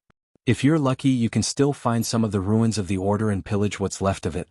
Also, Lord Lucifer, be careful, the Supreme Guardian and the Elder Guardians may even still be alive the time you watch this. I don't know whether they know about the prophecy or not, but if they do, I'm sure that they are still searching for you. I did my best to protect the abyss, but the beasts and the hell gas won't stand a chance against the Elder Guardians. Suddenly the apparition blurred and Damien's voice was abruptly cut off. Soon after, Damien's figure completely disappeared from their sight, leaving with more questions than answers. Especially Michael, he was still in shock and surprise. What he created to kill his enemies and earn experience points turned out to be a prophecy. System, do you have any connection with this order? And how did they know about me 3,000 years ago? System level is too low to answer the host's question. Human, take a look at this. A few meters away from the hall, Gaia called out for him. While thinking about everything Damien said, he came to Gaia and received another shock. Lucifer, he mumbled and looked at the painting hanging on the wall. It was the painting of his other persona, Lucifer. In the painting, he was wearing a more enhanced and different suit of black armor, but the red eyes, as well as the skull mask, clearly indicated that the figure on the painting was none other than Lucifer. I have a weird feeling that you know this Lucifer, human. Besides, he said the dark forest is protected by hell gas and beasts, but we saw no beasts on the way. And coincidentally, you said that you created this fear toxin. Michael could tell she's already started to suspect him that he's Lucifer. I'm Lucifer. Before Gaia could beat around the bush further, Michael revealed the truth to her. I knew it. Creak. Following her shout, another creaking sound appeared and made them quickly turn away their heads towards the round table. She showed away all her questions aside and vigilantly followed Michael behind to the table. When they came to the table, everything was the same except there was a throne in front of the round table. The throne resembled the Iron Throne except instead of swords, this throne was made of skulls and bones. The throne radiated an ominous aura that made her feel disturbed and slightly afraid. It was almost 2.5 meters in height and 2 meters in width. She silently stared at him, feeling the skulls and bones on the throne as his lips began to curl upwards. Then, with a grin on his face, Michael sat on the throne and felt something powerful run through his body. Ding. Congratulations to the host, the abyss is now the host's base of operations. Ding. Congratulations to the host for becoming the Lord of the Order of Death. Ding. Congratulations to the host for acquiring a legendary class item, the Abyssal Throne. The host's skill death range has upgraded to level 2. The system sounded in his mind and widened his grin. He knew he can't change what happened in the past or what has happened to the Order or why did the Guardians destroy them. However, he can decide what's going to happen in the future as Lucifer and Ghost. So are you going to tell me what the hell is going on here? Gaia came before him and leaned on the table. System, equip the Lucifer attire. Shit. The next moment, Gaia jumped back in shock because she saw Michael transform into someone else or something else in a flash. Lucifer, she mumbled and stared at the red eyes. Although she was a core formation cultivator now, she couldn't help but feel afraid looking at him in front of her. Who? Human, Lucifer, he said again, but this time, his voice was inhumane and terrifying. Ding. Congratulations to the host for successfully being a badass. The reward is 1,000 badass points. He slowly stood up from the throne as Gaia stepped backward. She could sense the antidote in her body fighting against the fear toxin evaporating from his body and preventing her from hallucinating as well as feeling terrified again. What I'm about to tell you must stay between us, because the suit made him somewhat look taller and bulkier. She had to slightly look up. Since she had reached 95% loyalty towards him, he had no problem trusting her. Therefore he told her what happened to Vardan and the many criminals he killed in Sarton and Bradford. He obviously didn't tell anything about the system's involvement, as he said he found the suit of armor in a cave during one of his travels. After silently hearing everything he said, she let out a long sigh and looked directly into his red eyes. What's our plan here, Lucifer? We are going to fulfill the prophecy. You mean? Yes, we will rebuild the Order and conquer this world. I will kill anyone who stands in my way. Chapter 95. Inside the dark, gloomy walls of the Abyssal, Michael leaned back on his throne after revealing his goal to Gaia. This was not the first time she heard him saying he wants to conquer this world, and after seeing the miracles he performed, she really believed he could rule this world. Give me the book, she asked for the book after taking a look at the book-shaped hollow on the table. Michael tossed the book and waited for something to happen as she placed the book on the hollow. Tap tap. Seeing nothing is happening, she lost her patience and dabbed the book a couple of times. Great, this thing is not working. It seems we have to rebuild this order from the ground up with no help, said Gaia. It's alright, we don't need any help from the people who were crushed by the guardians. Give me your hand, as he said. He stood up from his throne and came to her. She obediently reached out her right arm. He then took his knife out and cut her palm as she slightly flinched. Why did you do that? Instead of answering her, he kept a hand above the table and let her bleed on the table for a couple of seconds. From this day onwards, you're my second in command. I name you the Queen of the Abyssal. There was shock, delight, pride, and shyness hidden in her eyes when she heard his words. I accept your offer, human. Besides, who else will put up with you except me? She quickly regained her composure and said. With a pride grin on her face, she walked towards the throne to sit as a queen of this place. Auk. However, when she was about to place her butt on the throne, she was kicked away by a sudden force that emanated from the throne. The force was so great that she lost her balance and came flailing towards Michael. It seems you have bad luck with thrones. Her hands wrapped around his chest as she could feel his hot breath. For a few moments, she lost herself looking into his red eye, and he lost himself looking into her radiant black eyes.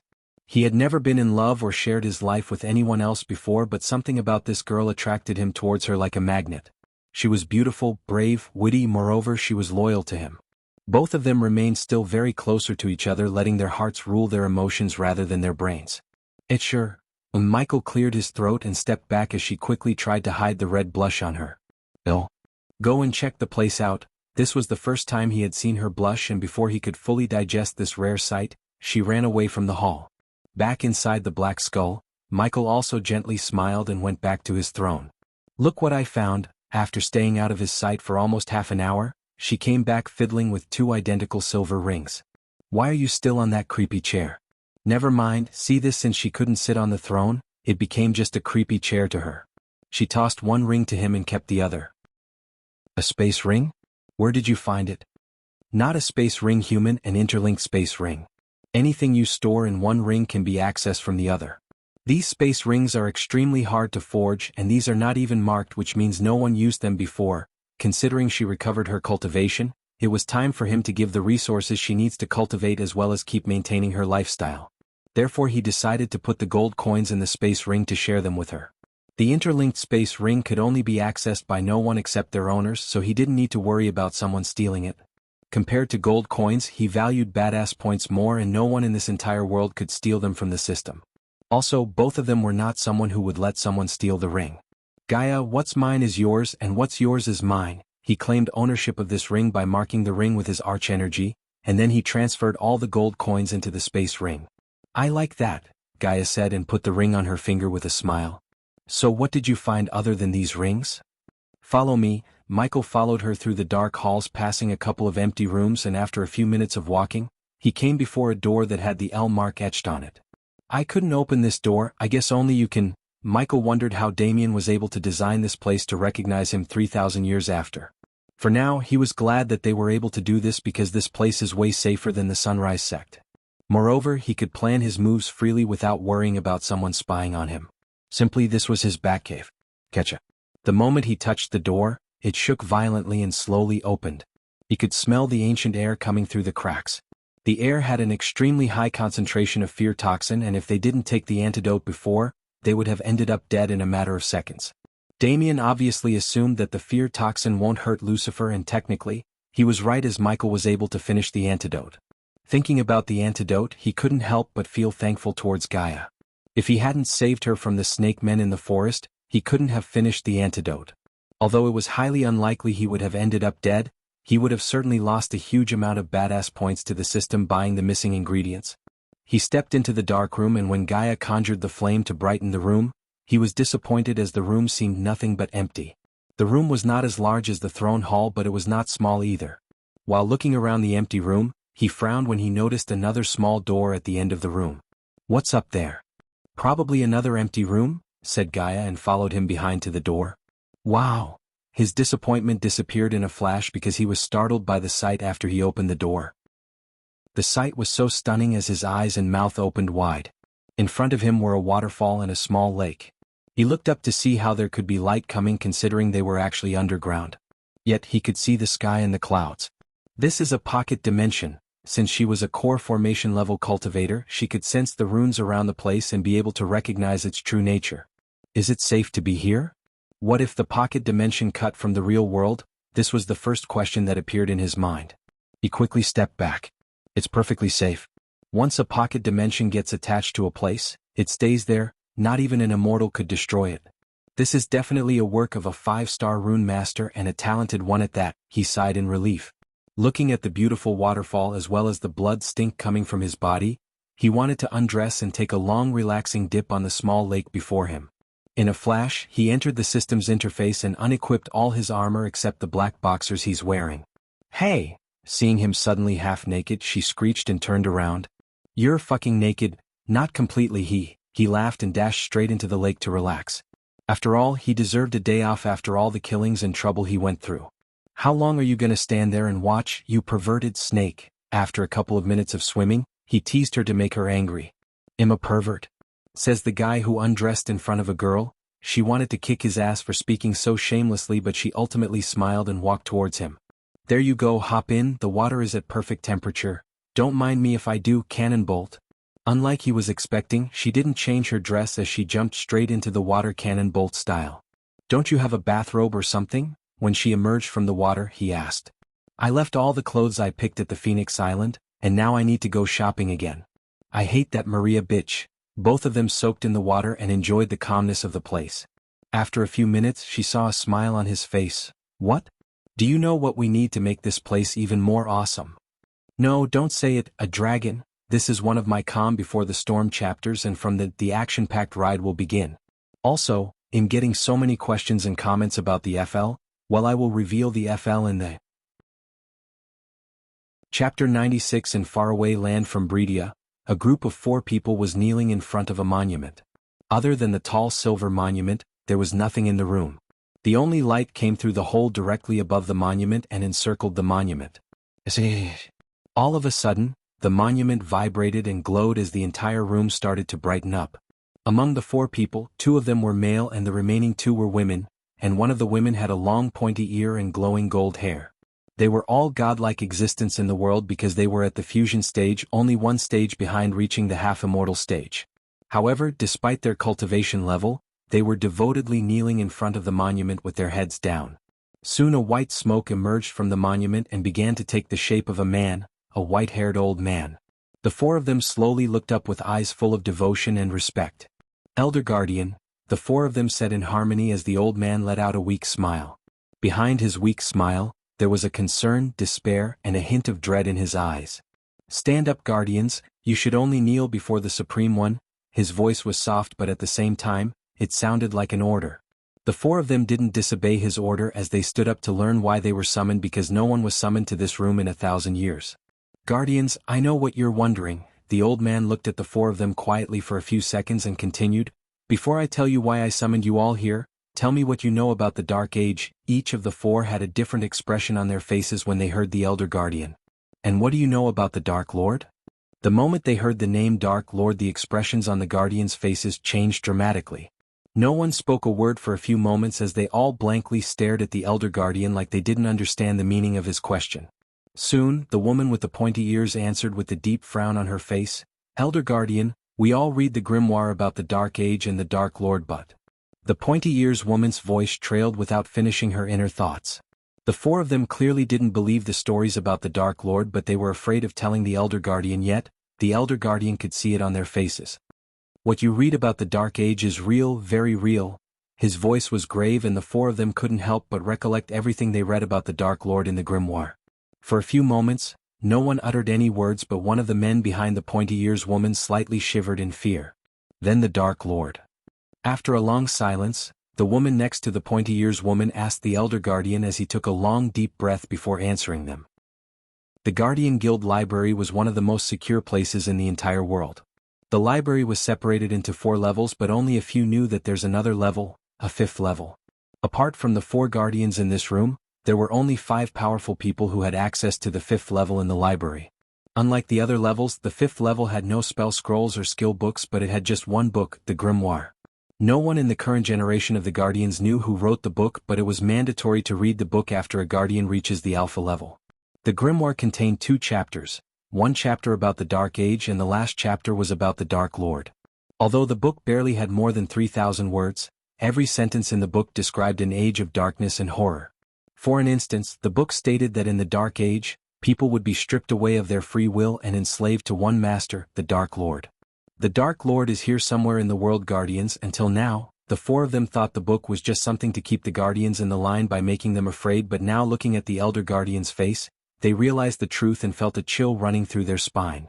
If what they had read is true, the Dark Lord's first enemy was the Guardian Guild, and they couldn't imagine a world full of slaves who were stripped away of their free will. Elder Guardian, where is he now? The four of them immediately asked in alarm, as they now knew the threat is very real.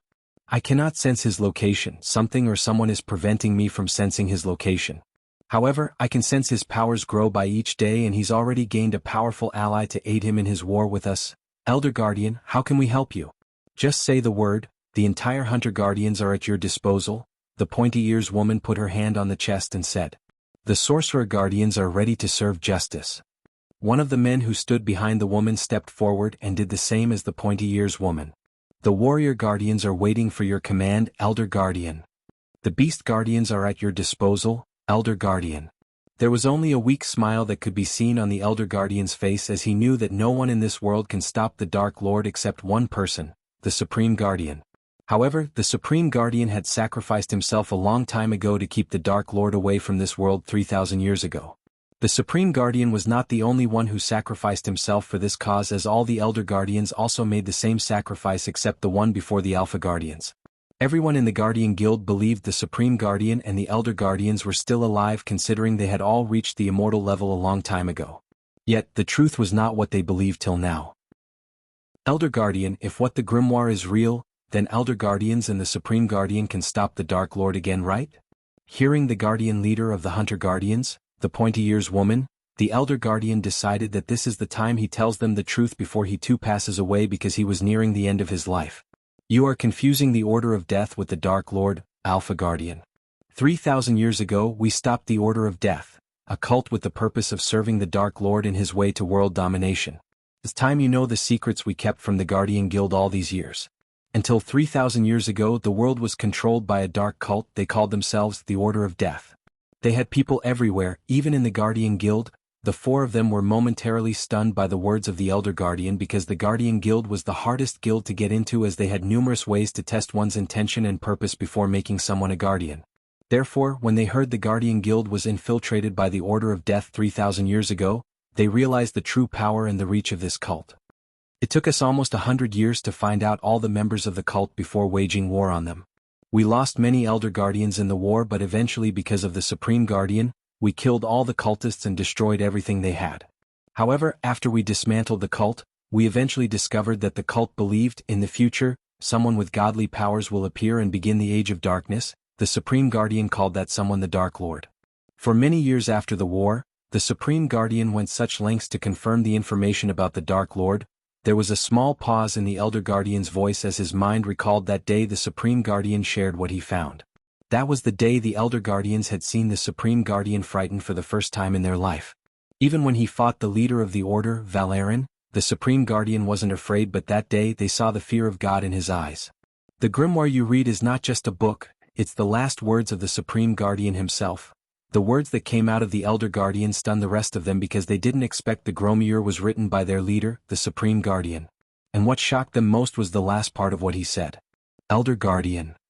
Yes, the Supreme Guardian is not with us, not for 3 last millennials. And in the last living Elder Guardian, the day got even worse as they received another blow to their heart by the Elder Guardian. They didn't even know how to react to this grave news. Without the Supreme Guardian, how are we going to face the Dark Lord, Elder Guardian? Please guide us. The pointy-ears woman imminently dropped to her knees and pleaded, and soon, they all dropped to their knees because they didn't underestimate the upcoming threat, a threat that was not only to the Guardians but to the entire world. You cannot face the Dark Lord alone. There's only one person who could defeat the Dark Lord. Who is he, Elder Guardian? My hunters will scour this world to find him, the Alpha Guardian of the Hunter Guardians, the pointy-ears woman said with the newfound hope in her voice. The ring left behind by the Supreme Guardian has already found its new master. I can sense he's still young and he's in the Elon continent. Find him, find your new Supreme Guardian before the Dark Lord. The fate of the world is now resting on that youngster's shoulder. This was the Elder Guardian's last words before he vanished from their sight, and with this began the search for the new Supreme Guardian. At this moment, They had only heard very little about the Dark Lord and the Dark Age because the Supreme Guardian didn't write everything he had seen in the future. What he wrote and mentioned about the Dark Lord was just the tip of the huge iceberg. 3,000 years ago, he knew if he had written everything he knew, the future generations would have lost all their hope and courage to fight the Dark Lord and his army. He and his elder guardians sacrificed themselves to the gods to cage the Dark Lord in a universe where there were billions of planets with no energy to cultivate. He hoped the Dark Lord would be born and die on a planet with no energy, but even the gods that helped him couldn't stop the Dark Lord from coming to his world. Many of you have already guessed our female lead, but I want to confirm the female lead myself. Our female lead is none other than Sadie. Just kidding. It's our beloved Snakey Jya. Hail the Queen. Hope you all are happy with her being the FL, and if you're not, wait till you see the badass moments of Gaia in the future chapters. Chapter 97. At the moment, 3 figures were standing inside a temple atop a mountain. The lush green forests and the waterfalls made the scenery magnificent while giving them a soothing feel. If my guess is not wrong, they are planning to ambush us at tomorrow's prayer ceremony. The one who said this was a young man in pure white robes. On the youngster's shoulder, a golden-furred monkey sat relaxedly and munching on juicy red fruit. He was none other than Noah, and behind him, Alicia was standing in silence. It seems Uncle Levi has no idea. Should we tell him? The youngster beside Noah said. We cannot alert anyone because that will also alert the assassin. He may be an enemy of the Cooper family from a long time ago. The Cooper family is one of the prominent families in Kethen, and they built this temple here. So I think the Cooper family would have some kind of protection for such a grand ceremony. Noah shook his head and explained. Quit worrying, Abel, we will take care of everything, just keep these juicy treats coming. The golden babaru on Noah's shoulder swallowed the last fruit and said as it turned its gaze at Alicia with a wicked grin on his face. I don't have anything for you to eat, Alicia coldly said, but it didn't stop the golden babaru from jumping onto her shoulder. Ding, ding, ding. The ringing of a large bell resounded as soon as daybreak began. Warm sunlight shone on the big piece of land, the lights that struck some parts of the temple reflected off the building, as though a layer of the golden shield had covered it. The ringing of the large bell lasted longer than usual. It was because today was a special day, a day of the annual prayer ceremony. The second head priest of the temple, Levi, who was middle-aged and with red hair and a red goatee, came in person to invite Noah and his friends. The 3 of them followed him to the front of a big hall and stood beside a group of monks, waiting for the Cooper family members to arrive. Soon, a harmonious cloud appeared in the sky. On top of the cloud, 7 to 8 people were standing, each of them was wearing a luxurious robe. The person standing at the front most was a little girl who was merely about 13 years old. She was wearing a silky red dress and her hair was tied into 2 pigtails. She looked extremely cute in her attire and had a face of an angel. Despite her little figure, she radiated a noble aura. It wasn't only because of her cute-looking face, but her cultivation level. A girl as young as her had already reached the body refining stage level 5, she was a God-blessed child. Holy! This girl is a body refining stage level 5? Abel's eyes widened, unable to believe what he had just seen. A body refining stage cultivator at the age of 12 or 13. There were only a few of them like her in this continent. She must have started cultivating while she was still in her mother's womb. This is Lord Cooper's daughter, Maisie Cooper. She is 13 years old this year and has just reached body refining state level 5. She is recognized as the prodigy of the Kethen, Levi explained as his words were full of pride and joy. Having a dazzling young genius in the Cooper family was truly something to be proud of. In truth, a body refining stage cultivator who was as young as her, not only would be a genius in Kingdom Kethen but also across the entire continent. The Cooper family is very fortunate to have such a genius, Noah said. Maisie Cooper and her family landed outside of the temple. It was a rule that they had to walk from outside of the temple to the temple. They were not allowed to do the opposite, which was landing on the internal part of the temple. The rule was set to show respect to the god of peace. Lord Cooper and his wife, who were both core formation warriors, had gone to seclusion. Today's prayer ceremony would be led by the Cooper family's genius and the heir to the Copper family, Maisie Cooper. It was the family's honor to have her represent the Cooper family, and she would be the most eligible to lead the ceremony in front of the head priest. Maisie Cooper, along with 6 others, 3 of them were the same grade as her and 3 body strengthening stage level 3, and they all reached the top of the mountain after a few minutes of climbing the steps. Maisie Cooper bounced in the direction of Levi and hugged him the moment she saw him. "Uncle, I missed you so much." For a little girl, she possessed an inhuman strength. After wobbling her uncle for 2 rounds, Levi almost lost his balance. "Maisie, don't mess around, this is the temple." Levi gave Maisie Cooper a fond and affectionate look. Although he had become a priest, he couldn't help growing very fond of this descendant of the Cooper family. Why are there so many outsiders here today?" Maisie Cooper glanced at Noah and the others in surprise. She didn't notice the monkey on Alicia's shoulder because the mountain and the temple were home to hundreds of monkeys. "These are guests. Maisie, go kneel and bow down in front of the head priest. I will introduce them to you later, I believe you will like them," Levi said. "All right." Maisie Cooper hid her smile and returned to her serious face. She took big steps towards the statue. She was only 12 years old, but she was a lot more thoughtful than the other kids who were the same age as her. Boom. When the little girl made her first step and was just about to make the second, a rumbling as if from thunder was heard outside, which shook the entire mountain. "They are here," Noah squinted. The planned assassination was for the Cooper family or perhaps only for Maisie Cooper. Yesterday Noah couldn't figure out the real intention of the assassination, but after seeing Maisie Cooper today, it all made sense to him now.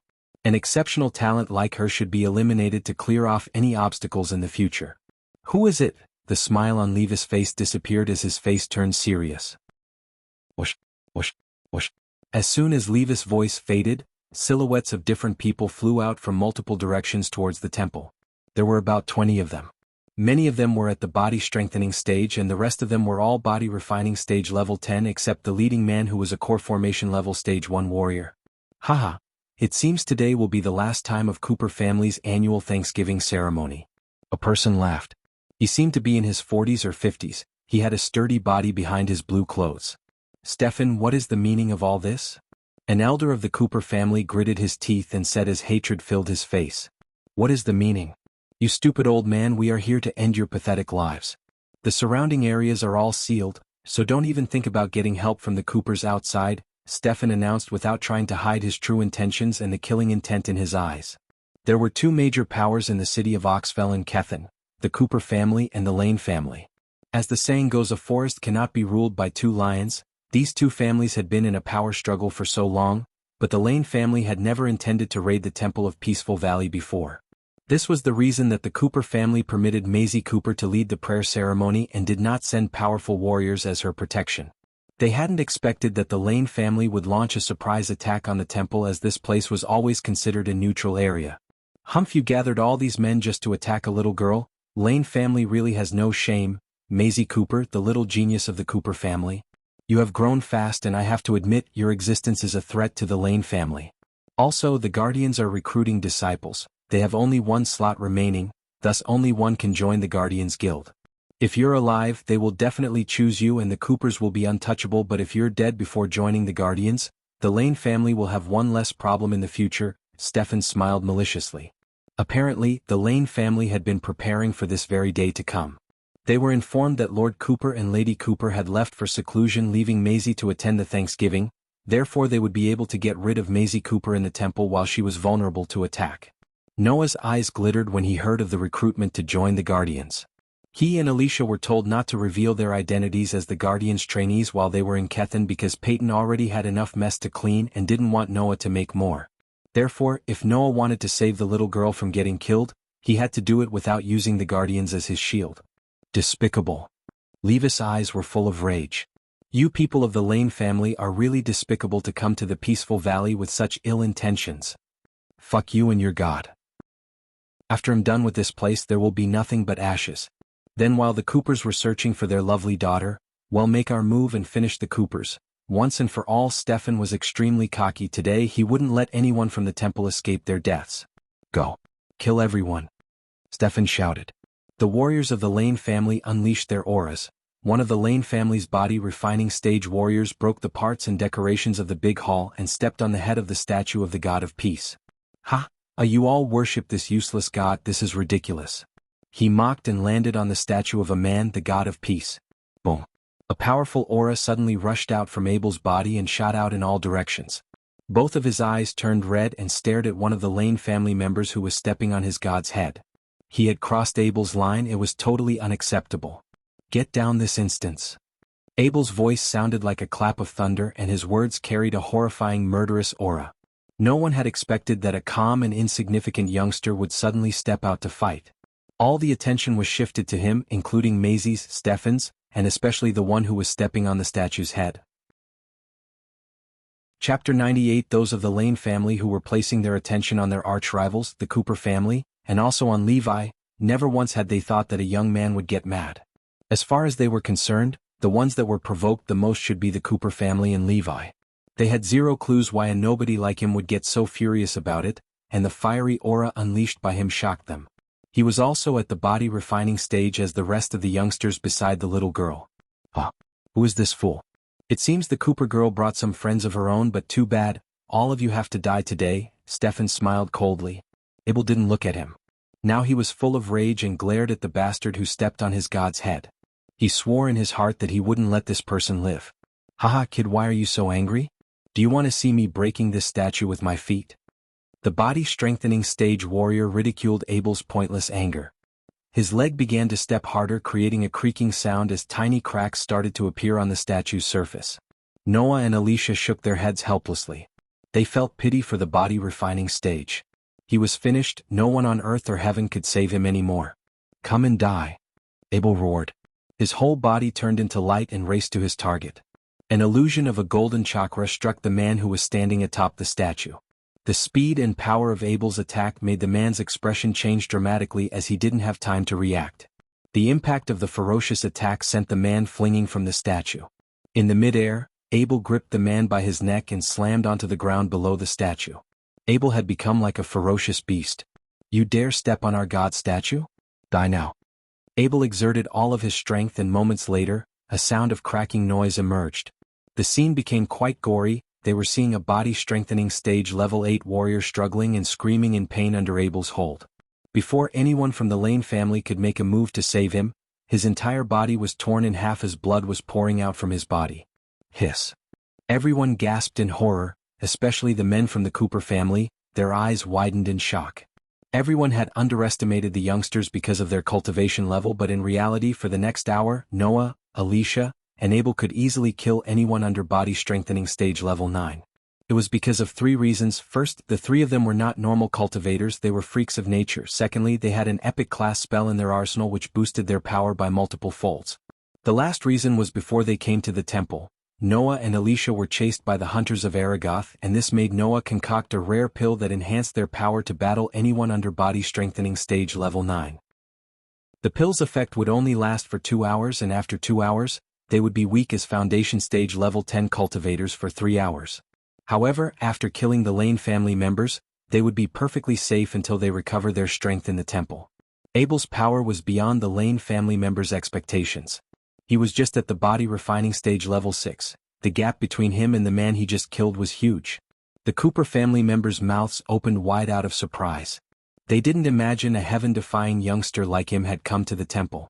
Judging by his means of killing, they instantly saw through that the Cooper family's genius, Maisie, was no match for him. Fuck. Kill him. Kill everyone. Stefan couldn't hold back his anger. The attack made by the youngster was too fast as he didn't even have a chance to save his underling. The Lane family had lost one valuable asset, a body-strengthening stage warrior. He was ordered to assassinate Maisie and everyone in the temple, but one of them was taken down before they could even attack their enemy. This fact made him very furious. Norvin, you know what to do. While everyone was momentarily stunned and focused on Abel, Noah handed over a dark red vial to the golden Babaru. The monkey let out an evil grin and sneaked towards Stefan without making any noise. Crushing the statue. You have committed a mortal sin. None of you can leave today. I will cleanse your sins by taking all your lives. The fact he was on a super drug and Noah behind gave Abel the courage to take on them with no hesitation. Abel's tone was cold and serious. A thick murderous aura was coming out from him. He was unquestionably furious. Despite the fact he was studying to become a priest in the God of Peace temple, he was a cold-blooded killer who killed people without blinking his eyes. Now he couldn't stomach the fact that his god statue was being disrespected. I will get rid of you first, Stefan raged and thrust forward without noticing the tinge of dark red smoke under his feet. He was moving really fast, but a youngster in white clothes moved faster than Stefan and blocked his way like a ghost. If you want to kill my friend, you have to go through me first. The young lad in white clothes wasn't a stranger. He was Noah, 20 years old now, slowly turning into an adult and filled with heroic spirit. Fuck off. Stefan looked down on the young man that blocked him because the youngster in front of him was just a body refining stage level 8 cultivator. He couldn't find a reason to regard him as a threat as he launched a simple palm attack summoning strong wind towards Noah. Noah confronted the attack simply by his fist. Both attacks met and created an impact and a loud explosion. Lines of cracks appeared on the spatial area. Noah stood rooted at his position and didn't move, while Stefan stepped 3 steps back to find his balance. What? Stefan exclaimed and stared at the white-clothed young man with his big eyes. It was like he had seen a ghost. Both families couldn't believe what they just saw. Who is this dude? He is only a level 8 body refining stage cultivator, but how did he force a core formation warrior to back a few steps by just using his fist? The members of the Cooper family were amazed. A young man with extraordinary power who was more powerful emerged in front of them before they could even come out of the shock Abel gave them. Wow. Maisie's little mouth opened. That time when she came in, she had seen Noah, Alicia, and Abel, but she didn't pay much attention to them, treating them casually. She hadn't expected that they had hidden their power so well. When Noah was at body refining stage level 4, he could kill anyone under body strengthening stage level 6. Now that he had reached level 8 and took the strength enhancing pill, killing anyone under core formation level would be effortless. In truth, Abel was never stronger than Noah even after he took the pill, but he was powerful enough to kill a body strengthening stage level 8 cultivator. Since the effects of the red smoke would only last for 2 minutes, Noah didn't want to waste any time as he decided to kill Stefan as soon as possible. He left the rest of the Lane family to Alicia, Abel, and Maisie to deal with, and the Golden Babaru was another trump card that could kill any body refining stage cultivators with its innate abilities. This young man, this is between us and the Cooper family. I hope you won't interfere. Stefan was staring at Noah. I can't just stand here looking at you attack a little girl and destroy the temple. If you dare to touch anyone or anything here, I will take your souls, Noah coldly said. Sparkling light rays emerged from his palm as he thrust in the direction of Stefan. Mythical ray, Stefan shouted. Strong winds blew as his palm moved, his eyes were red in anger. He couldn't believe that a core formation warrior like him could not defeat a body refining stage cultivator. Asterisk bang. Asterisk Stefan's eyes were filled with terror when the light rays from Noah's hand and his mythical ray clashed. It was one of the skills that he was so proud of, but it wasn't effective to Noah. His mythical ray disappeared the moment it clashed with Noah's attack. Again he was pushed back and stumbled. He could only find his balance to stand again moments later, but the unpleasant feeling inside of him could not be expressed. Kill them all. Don't leave anyone alive. At this time, Maisie roared and rushed towards one of the body-strengthening stage warriors. Kill? The Cooper family screamed, intensely and excitingly, as they couldn't help but feel excited after looking at the turn of events. They thought that they were going to die today as the Lane family's number was overwhelming and they had no core formation warrior with them to face Stefan. They hadn't expected to see these 2 freakish youngsters. They were extraordinary rescuers, and one of them was even made a core formation level warrior to his balance. This was a big turnaround of the situation. Now they couldn't give their enemies any chance to live. Bang. In the intense battle, both parties were fighting with one another with their skills, wanting to kill as many as they could. Alicia and Abel quickly cast a layer of a seal as protection for the statue of Peace God. They were afraid that the temple was going to be destroyed by all the attacks and spells in the battle. Arg. Right after they finished casting the spell, a person screamed in agony. He was a body refining stage who was taken down by Maisie. Her little fist went straight through his forehead. It was as violent as Abel's. This little girl was emotionless after killing him. She possessed unlimited brute force, which was a rare attribute. This made her extremely stronger, and none of her peers who were in the same grade as her could match her strength. Levi and Alicia also attacked. With just a sway of her hand, Alicia sent a couple of ice spikes at a body-strengthening warrior, and before he could put a defense spell around him, the ice pick pierced through his heart, instantly taking his life. Don't fret, my dear readers, overwhelming badass moments of Michael coming on the way, and this is just me setting the stage. Chapter 99 Arg. Arg. The intensity of the chaotic battle increased, followed by more screams of agony. Abel and Maisie fought like a ferocious beast, as even some of the body-strengthening level warriors were not their match. Alicia was also scared the hell out of the Lane family members with her powerful spells. Each time she moved, she took a life. The battlefield was tragic. All the buildings in the monastery were almost destroyed, blood vaporized into the air, A stinging stench of blood could be smelled everywhere. Such a massive battle happening inside the monastery did not alert anyone outside because Stefan had sealed the entire spatial area around the temple. In this intense battle, both parties suffered injuries and casualties, especially the Lane family, but unlike Stefan's initial plan, only a few members of the Cooper family suffered injuries. The Lane family had lost more than half of their group not very long after the battle had started. The remaining people were frightened to death as their fighting spirit had dropped to almost zero, while the Cooper family was just getting started. As for the battle that was happening between the two strongest men, Stefan was pressed on the ground and hit by Noah. One of his arms was broken and torn away from his body, blood had soaked his clothes in a helpless situation. Although the weakening effects of the red smoke ended a couple of minutes ago, Noah had done a number on Stefan and wounded him as he could. When Stefan raised his head to look at Noah, he could see a very relaxed and easygoing expression on his face. He suddenly felt that Noah was toying with him. Noah could easily take his life at the beginning.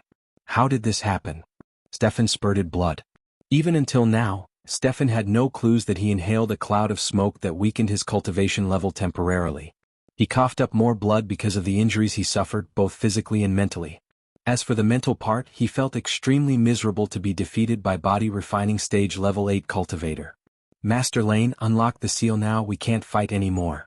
Someone shouted at Stefan while fleeing for his life from Alicia, but his life was ended by Alicia the very next moment. The seal was supposed to lock the spatial area to prevent their enemies from escaping. However, the situation had changed. They realized that they had trapped themselves instead, with no way to escape from the place. The only person who could unlock the seal was Stefan. Stefan himself also couldn't stand the battle any longer. He summoned a talisman in his hand and threw it into the air. After it rumbled, the invisible seal in the spatial area disappeared. Stefan fled instantly, flying out from the battlefield. You damn kid, I will never forget this day, we will meet again. Stefan left a vengeful message and chose to flee. Too bad Noah wouldn't allow him. If you have chosen to flee in the very beginning, I won't be able to chase you, but with your current state, fleeing is not an option for you. Noah's revealed a cold smile. At the moment when he struck Stefan, he had already given him the death sentence. Noah wouldn't allow a threatening enemy to escape from his grasp. Someone like him, a core formation warrior, would bring trouble in the future. Sling. Noah slashed with his sword and his slash sent a crescent-shaped wave flying straight towards Stefan. No. Stefan felt his life was endangered by the energy wave. It was too fast and strong to defend himself with his current state. H. Stefan screamed and tried to cast a defensive spell, but he was too slow as the crescent-shaped wave cleaved his body in two halves. What? Stefan is dead. We have to escape now. That man is too strong. Our plan has failed. Let's run for our lives. Stefan's death was a fatal blow to the Lane family's fighting spirit. From fearless fighters, they had become timid birds that flew away in all directions. Kill them all, don't let a single one from the Lane family escape. Maisie ordered and chased one of them at lightning speed while swaying her fists in the air, crushing his head. Even though they couldn't fight them anymore, they still had the ability to escape. Despite the Cooper family and Abel frantically killing as much of them as possible, several of them managed to escape. To the Cooper family, this was an amazing battle that needs to be recorded. The Cooper family was supposed to be the prey, but in the middle of the fight, they had turned the situation around and caused the Lane family to suffer many casualties, which included a core formation warrior, Stefan. The Lane family would really feel extremely disappointed, and at the same time, they would regret the decision of this attack on Maisie. The battle had ended, but they couldn't calm down. They were now staring at the demolished monastery. Fortunately, Abel and Alicia's spell protected the buildings from being completely destroyed by the battle. Many of them stared at Noah as this handsome and white-clothed youth was undoubtedly their savior today. They could imagine the tragedy that would happen if he did not help out today. Their lives would all be in danger despite the fact that Maisie possessed great talent. What's your name, big brother? Maisie came to Noah's side. Her sparkling eyes were fixed on him. It was really hard to imagine an adorable girl like her had a violent side when battling, as ferocious as a beast. I am Noah, Noah Winston. Noah smiled and extended his arms to pinch Maisie's cheek. Noah naturally felt pleased when a sweet little girl wanted to find out about his name. Praise the God of peace for sending all of you to help us. If not, the consequences would have been disastrous. Levi walked over, his words were full of gratitude. He felt very fortunate that he had invited these 3 guests into the monastery and gave them shelter, disregarding Noah's situation with Aragoth. Noah. This name is somewhat familiar. An elder of the Cooper family tried to recall where he had heard the name before. You are the one who caused trouble in the Western Dreidel. One of them recalled his identity and exclaimed when he saw the golden Babaru and the ice-cold beauty beside him. He heard that Noah had killed a disciple of Aragoth, which was very extraordinary. There was also an angelic beauty and a monkey that was always following him. Therefore he found the connection between them and determined that the young man is Noah. It seems that my name is well known, even in Kethen. Noah smiled calmly, confirming his identity. Wah. So that Noah is you, big brother? I have heard the things that you have done in Dreidel, it was too awesome. I also heard you're the second best alchemist of the young generation. Maisie cheered. Her eyes stared at Noah in admiration, as though her eyes were blinking like stars. The little girl's words reminded Alicia the black-robed youngster who stunned everyone during the Phoenix auction fair. The killing intent she saw in his eyes and his disappearance without even a single scratch on him after facing Julius' attack gave her goosebumps. So you are brother Noah. No wonder you were able to kill a core formation warrior. If it wasn't for your intervention today, our Cooper family would have lost our little miss. This is a great kindness to us, please accept my gratitude. One of the elders of the Cooper family said solemnly. The others followed his actions and also showed their gratitude to Noah. They tried to think about what would have happened if Noah wasn't here and felt extremely grateful towards Noah for saving Maisie and them. Not much courtesy is needed. Big brother is one of us now. Maisie was very mature for her age. Despite seeing Noah for the first time, she didn't regard him as a stranger anymore and began to see him as her own brother. Noah couldn't help but laugh. This little girl did really have a good attitude and reminded him of his little sisters. Therefore he liked her instantly. Here you know, Abel couldn't stand the situation anymore. His contribution on the battlefield was not meager, but everyone turned their attention to Noah, totally neglecting his presence. This is Abel, he is also studying under one of the peace god's temples to be a priest. Noah quickly introduced him to Maisie. A fellow priest, welcome to the Peace Valley, Abel, said Levi. Everyone's attention now shifted to Abel, including Maisie's. What about me? If it wasn't for me gassing Stefan, Noah couldn't have defeated him. The golden Babaru rolled its eyes and complained. The members of the Cooper family were astonished as Alicia pitched the monkey's cheeks to shut his mouth. What a cute little monkey. What's his name? Maisie immediately reached her hands towards Norvin to pet him with sparkling eyes. Hey. Norvin tried to escape from being petted by the little girl, but Alicia grabbed him by his neck and handed him over to Maisie. So cute. Maisie squeezed Norvin and rubbed his head while everyone watched the little girl with a gentle smile on their faces. Big brother, you and I hit it off even if we just met for the very first time. All of you must come to our Cooper family and be our guest. When my mom and dad know about this, they will be more than thankful to you. Maisie's tone was aggressive and determined. It gave them a very hard time to decline her offer. All right, since you're being gracious, we will definitely come with you, Noah said with a smile. He was very clear that once he entered Oxfell, he would be involved in the strife between the Lane and Cooper family. Although he had killed one of the Lane family's members, this wasn't the end and they wouldn't just leave it like that. He sighed inside thinking about Peyton as she told him to stay out of trouble, but he just did the opposite. So brother Noah, are you going into the Nether Realm? While they were walking towards the main temple, Maisie asked curiously. Of course. Yay? We should go together. Noah was surprised, but he had no intention to stop the little girl because she needed real-world experience to hone her skills, and the Nether Realm was a perfect place to do so. Why is a little girl like you entering the Nether Realm? Norvin asked after getting tired of trying to get out of the little girl's clutch. Grandma said I will find a baby dragon if I go there. Eek. When she mentioned the words baby dragon, she squeezed Norvin more in excitement as Noah could tell Maisie's desire for getting a baby dragon. However, the little girl didn't know there is someone else also looking for a baby dragon and would do anything to get his hands on a baby dragon. Chapter 100. Finally I have some time to check my stats after taking a bath in the small lake in Abyssal. Michael and Gaia cleaned the place. Of course, Gaia protested to clean the place, but after Michael agreed to let her sample the dishes in the restaurant he's going to build, she did her part without bitching about it. Since Michael had no need to cultivate like others, when he returned to the sect, he hit the bed and took a long nap. Gaia went to the forest to practice her archery and hunt some wild boars. She planned to hand over her hunt to Raylene and stuff her belly as usual. He was alone in his room and entered the system the moment he woke up. System version 2.0 host. Michael cultivation level. Body refining stage level 10 experience points. 180000/200000 badass points. 78,000 skills and spells.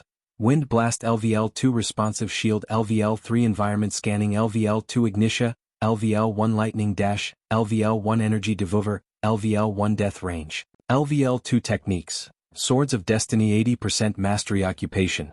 Core Disciple of Sunrise Sect The Guardian of Sunrise Sect Lord Lucifer of the Abyssal Status. Healthy Goals. Control the World Rebuild the Order of Death Utility. Function. Banker LVL2, Ratio 1000 Gold Coins, 5 Badass Points, Wealth, 685,000 Gold Special Trait, 5-star Alchemist Subordinates, Gaia Loyalty Level 95%, Base of Operation. Sunrise Sect The Abyssal He almost forgot he checked his stats after taking the pain inducer pill. The pain he felt at that time was the reason for his negligence. First things first, system how much I owe you? 22,000 Badass Points host? Take it and make me debt-free. He didn't feel upset or bad to see 22,000 Badass Points fade away in a second, but on the contrary, he felt relieved. Now that he's debt-free he could take another loan if ever needed it. Let's do some upgrades. Ignitia. He selected his main offensive spell and stared at the upgrade details. The next upgrade would cost him 8,000 Badass Points, and after upgrading it he could fire lightning bolts from both of his hands. Plus, the power of the lightning bolts would double, as anyone under body strengthening stage level 8 would be severely injured or killed in an instant if they didn't cast a powerful defense spell to defend themselves from the lightning bolts. System. Upgrade the Ignitia to level 2. Good choice host. He was now quite familiar with the system's occasional human-like comments. He watched the Badass Points drop from 56,000 to 48,000 and it was totally worth it as far as he was concerned. Then he gazed at another one of his main spells, Lightning Dash. Ever since the assassins tracked his moves when he was using the Lightning Dash, he wanted to upgrade the spell. Because Lightning Dash enabled him to move extremely faster than his enemies, he utilized this speed to attack his enemies before they could even react or cast a defense spell. After upgrading the Lightning Dash to level 2, he could use it with the Ignitia as usual, to become literally untouchable in a battle. System. Upgraded to level 2, in a flash. Another 10,000 Badass Points disappeared, leaving him with 38,000 Badass Points. With these two upgraded spells, anyone under body strengthening stage level 8 had no chance of surviving a battle with Michael, but he wanted to increase his power further to the point that he wanted to kill anyone in the body strengthening stage with not much trouble. Of course, while he was on Lucifer's persona, no one in the body strengthening stage could match him because of the Fear Toxin and Death Range skill. Do I have to buy a new spell? Michael asked himself and began to rummage through the system store, but not a single spell appeared to be a must-have or increased his strength. Therefore he decided to find or buy a new spell and learn it through the mentor function without spending any more Badass Points on spells. Open the subordinates window. Right after he exited the system store, he entered the subordinates window with two people in his mind. One was Jack, who had the trait of blacksmith, and Raylene, who Michael guessed would have the trait of a chef considering her cooking skills. Both of them would be good investments to him, especially Raylene, as he was about to open up a restaurant to make more gold coins. System. Assume Raylene has the trait of a 1-star chef. How many Badass Points it would cost me to make her a 3-star or a 4-star? 10,000 Badass Points to upgrade her ability to 3-star chef and 15,000 Badass Points for the latter. Alright, what about Jack? 30,000 Badass Points to turn him into a 3-star blacksmith and 40,000 to turn him into a 4-star blacksmith. Remember host, 3-star blacksmith cannot forge anything above medium quality rare. If you want your subordinate to forge you a high quality rare weapon, you have to make him a 4-star blacksmith. What about epic weapons and legendary weapons? Epic weapons can only be forged by a 5-star blacksmith, and legendary weapons require a 6-star blacksmith who must be at the core strengthening stage. Makes sense. For now, I'll only take Raylene as my subordinate and make her a 4-star chef. The reason for the cost difference between turning Raylene into a star chef and Jack into a star blacksmith was the latter had the ability to increase one's power, unlike a chef. Fortunately, the low cost of making Raylene a 4-star chef worked in his way, as he was planning to build not just one restaurant but restaurant chains all over this world. Other than the high cost of making Jack a 3 or 4-star level blacksmith, he wanted to enter the Nether Realm and search the realm for a better weapon. Since he already bought the Lucky Cat Tavern, a chef to cook delicious food took the top place on his priority list. Should I make her a 5-star chef? Yes, you should host. It's only 20,000 Badass Points. The system sounded very excited, but Michael hesitated because of Raylene's safety. He wouldn't always be around to save her if someone tried to capture her because of her talent. Therefore Michael wanted to know Gaia's thoughts before deciding, because she would know more about the chefs and their demand in this world more than him. He exited the system and jumped down from his bed to check out his herbal garden. It was time he had new pills and potions to the store other than the revitalization pill, healing potion, and arch energy boosters. Just as he was about to step out of his house, he saw Gaia dragging a huge wild boar, and when she saw him, she waved and smiled at him. She then picked out the arrow that was sticking out of the boar's head. "I want this boar roasted. Where the heck is Raylene?" "Walk with me," he said, and began to walk in the direction of the herbal garden as Gaia followed him behind, reluctantly leaving the boar behind. "What do you know about star chefs?" "What star-level chef are you talking about? Tell me about a 4-star. They are hard to find but not impossible. Back in Nagaland we had 2 4-star chefs. Now that you reminded them, I'm craving for some lamb chops they used to make me." Even after she was healed, she still continued to eat like usual. This very morning she ate 2 pies and a whole lot of biscuits before going into the forest to catch something for lunch. "Don't tell me you're also a 4-star chef." Michael shook his head with a soft smile as she sighed. "Then what about the 5-star chefs?" She became very curious and wanted to know why he was asking about the chefs. "Those bastards are very rare, just as rare as a 5-star alchemist. There's only a couple of 5-star chefs in Elon. I heard there's one in the Royal Land and one in the main branch of Ruby Cuisine in Kethen." The Ruby Cuisine was the restaurant he met Peyton and Zanali and offered to join the Guardians as their trainee. "Let's assume Raylene is a 5-star chef. Do you think someone will try to kidnap her?" His words made her halt her steps and frown. She sensed he's up to something and wanted to know what. "Are you hiding something from me?" She valued honesty in this friendship and didn't want any secrets between them. That was why she decided to reveal everything about her over a slice of juicy boar meat. Except for the existence of the system, he too wanted to share everything with her because she regarded her as his best friend and partner in crime after she reached 95% loyalty. After seeing Damien and hearing about the prophecy, he had a feeling that there's something more to his transmigration from the earth. His instincts told him that soon he would learn more about his transmigration, and at that time, he didn't want it to be a secret between them that might break her trust. Also, if you tell Gaia that you and Abras are the same person, the system will deduct badass points. Abras is a textbook beta and the system does not want the host to accept a beta persona. Just as he was thinking about what to tell her and what not, the system sounded in his mind. It was a tone of warning and he could feel the gravity of the system's warning. Fortunately, he had a perfect cover story that had a mix of truth and lies that would perfectly make sense to Gaia without exposing his biggest secret, the system. "It's time I tell you who I am and where did I come from." Chapter 101, "We are alone, now tell me about your past." The two of them were at one of the mountain peaks of the Sunrise Sect, alone. Sitting on the edge, they could see the entire Sunrise Sect and even the river town in the distance.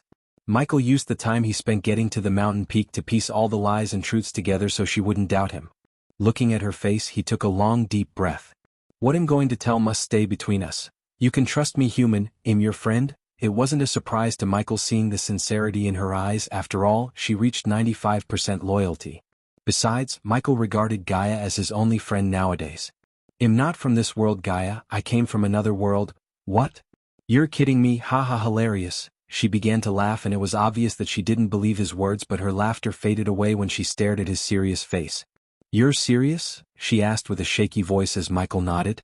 "Yes, I was brought here from my world by a mysterious light." Michael saw the confusion on her face and continued, "After the light brought me to a place called the Sanctuary, where a group of people protected the cosmic stream." Gaia finished his sentence and began to shiver with no control over her body.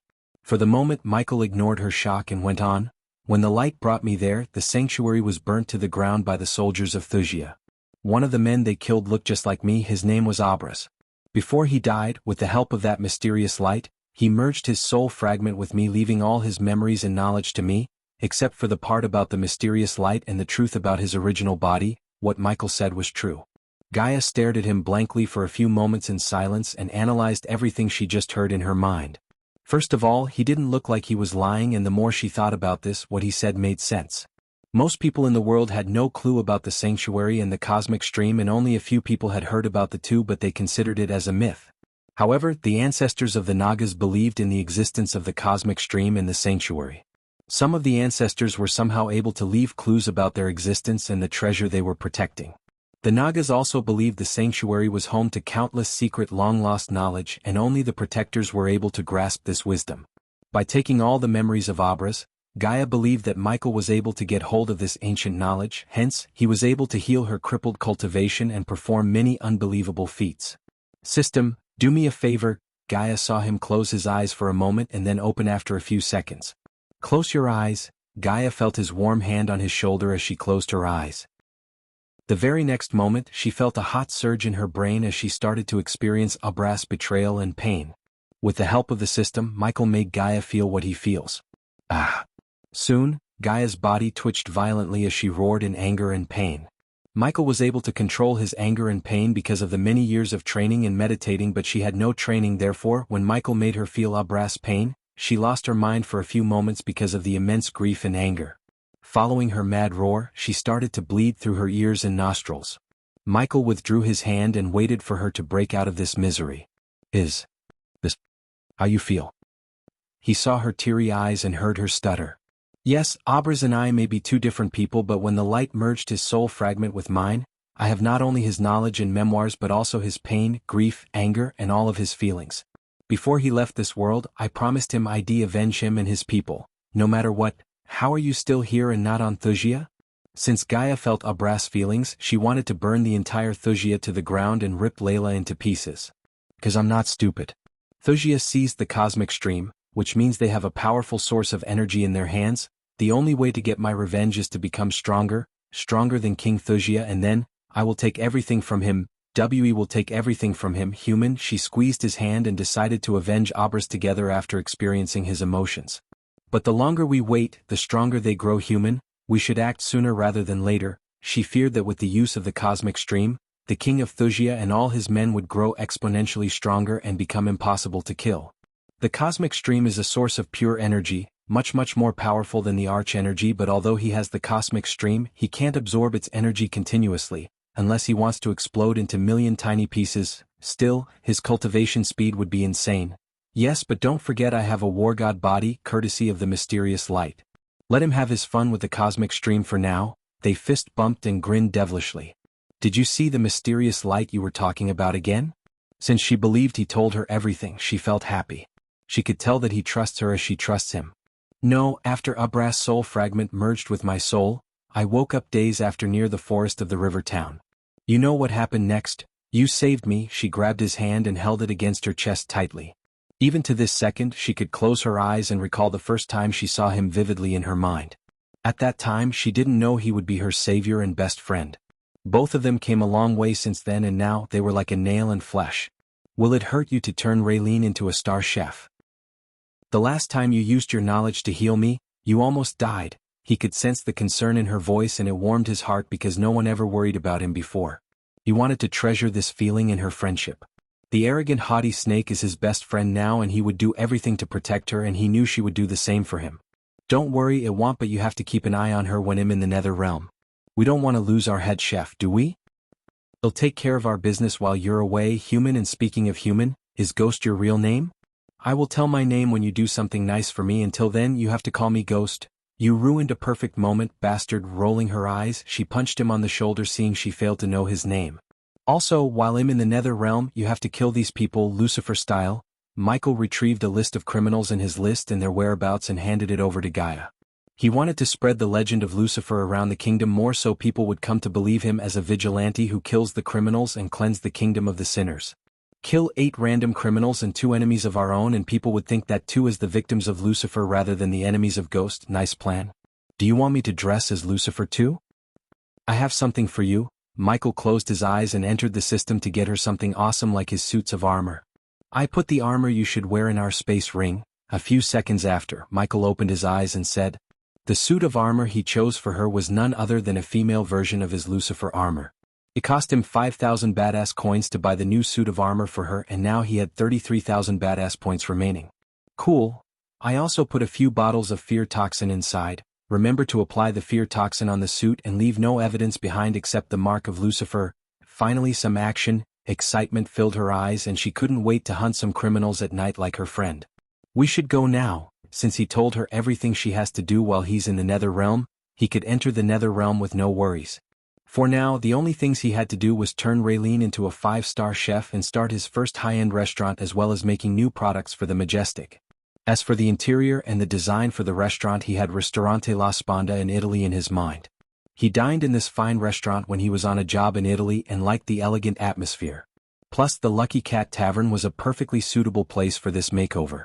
During the daytime, Gaia could put together a group of talented builders to achieve his vision and continue to renovate the sect. Now that I'm finished establishing the backstory and necessary fillers, I can jump onto the juicy action part. Nether Realm Arc/Lucifer will begin from the... Stay tuned. Chapter 102. From the earth comes the bounty of diversity. The herbs were rising toward the sun, showing off their lush green and sparkling colors as if they were in a carnival parade. The green herbs made a green quilt for the senses upon the flower bed. Michael's herbal garden was a sort of binary. The neat areas were very, very neat and the wild areas were very, very wild. The two extremes right next to one another enhanced one another. The garden was neither too small nor too big, but it was the size of a typical green. Because of the effects of the fertilizer Michael got from the system, the herbs had grown quicker and healthier. Some herbs grew as tall as an average man, while some flowers were as big as a 10-year-old child. Don't water the dragon root too much, and Jack, get away from the angel catnip. Elder Reiner, who taught herbology in the Sunrise sect, was walking through his new favorite place, Michael's herbal garden. He was supervising the disciples and ensuring the herbs grow as healthier as they could. Ever since Michael began to grow the herbs in the garden, the old shaggy land became a lush garden that filled the surrounding air with soothing therapeutic fragrance. While Elder Reiner was supervising the disciples, he saw sect leader Claire rushing towards him. Elder Reiner, have you seen Ghost? No, Jack. She didn't even wait for Elder Reiner to finish his sentence as she shouted at Jack. Are you searching for me, sect leader Claire? Just as Jack was about to point his fingers at the figures walking towards them, Claire heard Michael's voice and turned back. Thank God you're here. Why aren't you at the auction fair and WHO? When her eyes fell on Gaia, shock and surprise took aback Claire. The mortal girl who was following around Michael had turned into a body refining stage level 3 cultivator in just a matter of days. Everyone except one person swarmed around Gaia like ants around a sugar cube. Michael stepped aside and let Gaia have her moment. He knew the snake loved attention and admiration. Claire and Elder Reiner stared at Gaia speechlessly while Gaia stood there with a smug face. Michael could tell she is itching to reveal her real cultivation level. How do you? I was lucky enough to find a 10,000 years hazel lotus on my way from Phoenix Island to here. He made me a potion using it and boom, my cultivation talents went straight up, said Gaia proudly. The hazel lotus was not a made-up herb but a real rare herb that could revitalize the arch-energy roots in one's body. A 10,000 years old hazel lotus could indeed make an incompetent cultivator into a genius, and although they didn't find the herb in truth, its medicinal quality helped the both of them come up with the story to cover up Gaia's sudden transformation. Come here. After Claire came out the shock, she let out a wide grin and reached her arms to embrace Gaia. Hey, Gaia tried to step back but her effort was wasted as Claire took her into her arms in a loving embrace. Oh shit, in the scene the only person who seemed horrified and kept his distance from Gaia was Jack. Even when she was a mortal girl she beat him on a regular basis, and now Jack couldn't even imagine what she would do to him. He cried inside and prayed to the gods, Almighty God, please bless your child with enough strength to endure the beating he's going to receive. Michael chuckled inside seeing Jack praying looking at the sky. I'm so happy for you, Elia. We should celebrate this, Claire spoke while squeezing Gaia as she tried to wiggle herself out of the hug and threw a help-me glance at Michael. Why did you want to find me, sect leader Claire? Michael helped his friend by asking Claire. Oh yes, Claire seemed like she remembered something important and let go of Gaia. The Nether Realm is not opening next week, they are opening the gates today. What? What? Gaia asked as Claire sighed. I think it's related to the recent Netheral attack in River Town. Summoning the Netherals may have weakened the layer between our world and the Nether Realm. However, it doesn't matter why. If you want to enter the Nether Realm, go to Sarton now. Then I guess I'm leaving now. Michael had good feelings about the Nether Realm and wanted to steal all of its riches. Girl, are you planning to enter the Nether Realm with him? Elder Reiner looked at Gaia and asked. Nah, he can have this one. Considering the Nether Realm has security measures against people who were above the body refining stage, she didn't dare to try to enter the Nether Realm. The last time when someone tried to enter the Nether Realm hiding his body strengthening cultivation, he was turned into ashes the moment he stepped into the Nether Realm. Brother Ghost, watch out for the Broad River sect. They tend to pick a fight with our sect every time we enter the nether realm, one of the female disciples said and drew Michael's attention. Lena. Claire's shout immediately made the girl shut her mouth before she could say more. Are we forgetting who he is, sect leader Claire? Elder Reiner asked Claire, and his words reminded her of Michael's position as guardian. Broad River sect, they are from Sarton, right? What's their beef with you guys? Gaia curiously asked Claire. No reason, they just like to bully our disciples whenever they get a chance like everyone else. On Earth, people needed a reason to become enemies, but in this world, cultivators tend to follow the rule of the jungle, the strong prey on the weak. Michael understood the meaning of Claire's words. Since the Sunrise sect was weak, it became an easy target for everyone to bully, and this Broad River sect was just another bully on the block. Let's hope they will cross paths with me, Michael said with a calm face, but they could see the cold killing intent in his eyes. Killing them would be like hitting two birds with one stone for him, as he could earn experience points and declare to everyone that not to mess with his sect. Unlike before, Michael had a core formation level cultivator with him, therefore he didn't have to worry about killing them. Only the big sects like Golden Valley or Morning Star had core formation cultivators for the inner and core disciples, but in a normal sect, elders or the sect leader would be the core formation level cultivator. Now that he had to leave the sect as soon as possible, there were still some things he should take care of. System, I need a pair of long-range earpiece, 1,000 badass coins, and you can talk to each other across realms. I will buy those and add a transmitter on one of them so I can keep track of Gaia. Sure thing, but it'll cost you another 500 badass points. Just take it and add her location to my environmental scanning. Compared to 500 badass points, her safety was more important to Michael. After what happened at the Phoenix Island, he didn't want to be in the dark again when she's in danger. Besides, he could use her help inside the nether realm because she told him that she entered it once. Also, if Jane tried to do something stupid again like sending assassins to kill him, he would be able to walk Gaia through what to do next. He'll go see Raylene before I leave. Elia, come with me. Yep. He nodded at Claire and Elder Reiner, and then he gently grabbed Gaia's hand before activating the newly upgraded lighting dash for the first time. Whoosh. Literally in a flash, both of them disappeared from their sight. Before upgrading the lightning dash to level 2, one could see tiny blue bolts of lightning left behind after Michael disappeared, and now the blue bolts turned into gold ones. For Michael, he could feel his speed had almost tripled. Eek, my head spinning, brother Ghost. Before even Gaia could steady herself, she heard little Cindy's voice and looked up to see the little girl throwing herself at Michael.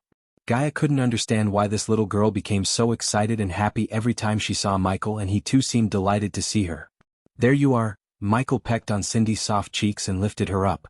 Soon after seeing Michael's sudden appearance, Raylene rushed out of her house, which was given to her by Claire. Master Ghost, Ricky said you went to Phoenix Island? Yeah, I did. Cindy, go play with your friends. Your mom and I have to talk alone. What about Sister Elia? Can I play with her? Cindy excitedly asked Michael. You can play with her later. Now go play with your friends. Michael placed the little girl down and received a loving kiss on his cheek from Cindy. Cindy then ran happily in the direction of her friends. Raylene, come with me. Hearing Michael, Raylene followed him and Elia into her house. It was time he made Raylene his subordinate. Even though the house was old and small, Raylene kept it clean and presentable. Gaia's nose twitched because of the delicious aroma in the air and suddenly felt hungry. Raylene, do you trust me? Michael asked with a serious face. The question surprised Raylene, but she took a deep breath and answered honestly, Master Ghost, you saved us and gave us a home when I and the children had nowhere to go. The food we are eating is yours. I have nothing to give it to you except my life if you ask for it. My life is yours. Without her control, Raylene's eyes became watery. Will you be my subordinate and serve me well? Yes. Gaia, surprised to see Raylene drop to her knees, asking no questions. Does the host wish to accept Raylene as a subordinate? Yes, subordinate. Raylene, cultivation level, race, human status, healthy trait, cook, loyalty towards the host. 97%. Right out of the bat, she was 97% loyal towards Michael, unlike a certain someone. He was happy to confirm her trait was indeed cook, and now he could turn her into a 5-star chef. While she was kneeling in front of him, he placed his hand on her head. I'm going to make you a 5-star chef and head chef of all my future restaurants and hotel chains. I will give you 30% of the profits and the resources for you and Cindy to cultivate. Serve me well. Raylene was speechless and almost fainted on the spot. System, make Raylene a 5-star chef. Right after this, Gaia saw a bright light emerge from Michael's hand and cover the body of Raylene for a few seconds as she closed her eyes. When the light disappeared, Raylene slowly opened her eyes and looked at Michael like she was looking at a god. System, I need the blueprint and the interior design of Ristorante La Sponda. He spent another 500 badass points and bought the blueprint and the interior design to transform the Lucky Cat Tavern into a stylish high-end restaurant. Here, put this in your ear. Michael then looked at Gaia and handed over the small earpiece to her. While she was staring and curiously fiddling around the earpiece, he took out the thin book that had the blueprint and the interior designs. Master Ghost Dash, show your gratitude and loyalty in your actions. Michael interrupted Raylene with a wave of his hand and said. Raylene was still in shock, but the tears of overwhelming joy gushing out of her eyes like water breaking out of a dam. I will, Master Ghost. It took several seconds for Raylene to wipe away her tears and exclaim. Michael just nodded with a smile and disappeared out of her sight with Gaia. I want our restaurant to look like this. You can make a few changes if you want in a few seconds. Michael reached the border of the Sunrise Sect and handed over the book to Gaia. Just don't die, all right? She punched him in the shoulder playfully. They'll try. Chapter 103, What is this thing? How can I still hear you? While Michael was on his way to Sarton, he heard Gaia's voice through his earbud. It's called earbuds. I can talk to you even after I entered the Nether Realm. Where did you get it? It's among the few things that mysterious light left me with. We can not only talk to each other through this, but also I can find you wherever you are, so you won't get your snaky ass kicked like at the Phoenix Island. You're not going to drop this, are you? She could tell he was enjoying teasing her. No. She proved the much-needed entertainment on his way to Sarton. Now that I think about it, I don't have to put up with your shit for 5 long days and am gonna enjoy every second of it. She sounded elated. Yet he knew she's going to miss him. After running for half an hour, he began to see the outer walls of Sarton and carriages on his way. Inside the city walls, Michael could sense a fluctuation in arch energy and saw a crowd of people going towards the center of the city. Hey! What was that? Is that lightning? After a golden lightning bolt passed by them, people were stunned and they had no idea it was Michael who just ran past them. Michael's full focus was on the center of the city where he sensed the arch energy fluctuations, so he didn't stop by to look around his surroundings and enjoy the view in the daytime. The last time he came to Sarton, he came by the night to slaughter a group of criminals to spread the legend of Lucifer. At the moment in the center of Sarton, Noah was standing in there and waiting for the portal to the Nether Realm to open with his friends. Beside him, Abel was gawking around and looked extremely nervous. Calm down, Abel, Peyton said she will take care of it and we believe her. Norvin lazily lied on Noah's shoulder and said. Suddenly, 5 groups of people flew towards the crowd from different directions at a very fast speed. Many people who were in lower-level cultivation such as the body refining stage couldn't even catch a glimpse of their silhouettes, and even Noah and his group of geniuses barely caught a glimpse of their figures. They appeared above the sky within a split second. It was like they had made an appointment for a meeting as they had all appeared at exactly the same time. Their emergence quietened the crowd down at the scene. An intense aura was released from their bodies like a high tide wave in the sea, totally covering the sky. The people felt pressured by these auras that their souls shivered slightly, stirring up their sense of admiration for them. One group wore casual but noble clothes while the other 4 wore clothes that looked like uniforms.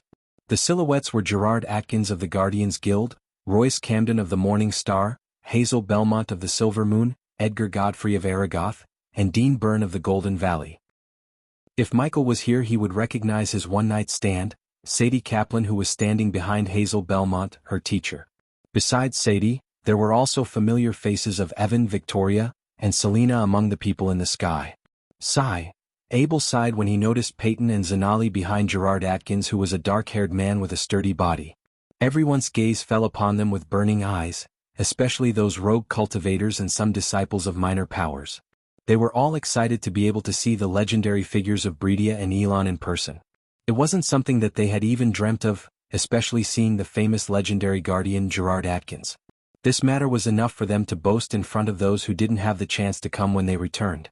Edgar was wearing grayish armor on his sturdy body. After he arrived, one of the youngsters behind him murmured something in his ears, looking at Noah and his group immediately after he saw them. The youngster recognized Noah by his pure white clothes and the golden babaroo on his shoulder. Who the heck is Noah Winstons, and how dare you kill one of my disciples? Edgar raged. A strong aura suddenly rushed out of his body, inciting fear among the crowd. After his sentence was finished, everyone both in the sky and land fixed their eyes on Noah. Gerard was the one who was surprised the most. Back when Peyton told him that she found the replacement for Ghost of the River Town, Noah was merely a body refining stage level 4 warrior. Within a short period of time he had reached level 8, this kind of cultivation speed really startled him. Yet even though he was surprised by Noah, he was the calmest of all. Gerard gave a nod of approval at Peyton for finding a genius for the trainee guardian position. Humph. Do you think you can kill my disciples and escape the wrath of Aragoth? Edgar made a cold humph. He launched an attack with his palm-like claw at Noah. Who wouldn't know how powerful a core strengthening stage level 10 was? The powerful aura he radiated was strong enough to immobilize Noah. To Edgar he was a very rare genius, but he was an enemy now. He was as fragile as an ant in front of a core strengthening stage warrior and could be pinched to death easily. Swoosh. At the same time, another hand made of arch energy clashed with Edgar's and destroyed Edgar's spell. Edgar, he's a member of the Guardian Guild, you can't kill him as you like. Gerard was enraged. His relationship with Edgar hadn't been very good, and Noah was his responsibility. If he didn't stop Edgar from killing his subordinate, everyone would laugh him at for his cowardice. Gerard, you wish to start a war with me just because of a trainee? Edgar's face was solemn. What if I am? Gerard calmly asked him. Edgar, this is too shameful. The famous Aragoth sect is bullying a kid. Hazel laughed, not willing to let go of the chance to send an insult to Edgar. Edgar's expression changed, he made a cold humph and stopped his attempt to attack. To personally handle a body refining stage cultivator by himself was really a shameful act. There were more than enough inner disciples who could get rid of him. Edgar gave the orders secretly using his telekinetic sense to his disciples. Listen, don't let me see this kid walk out of the nether realm alive.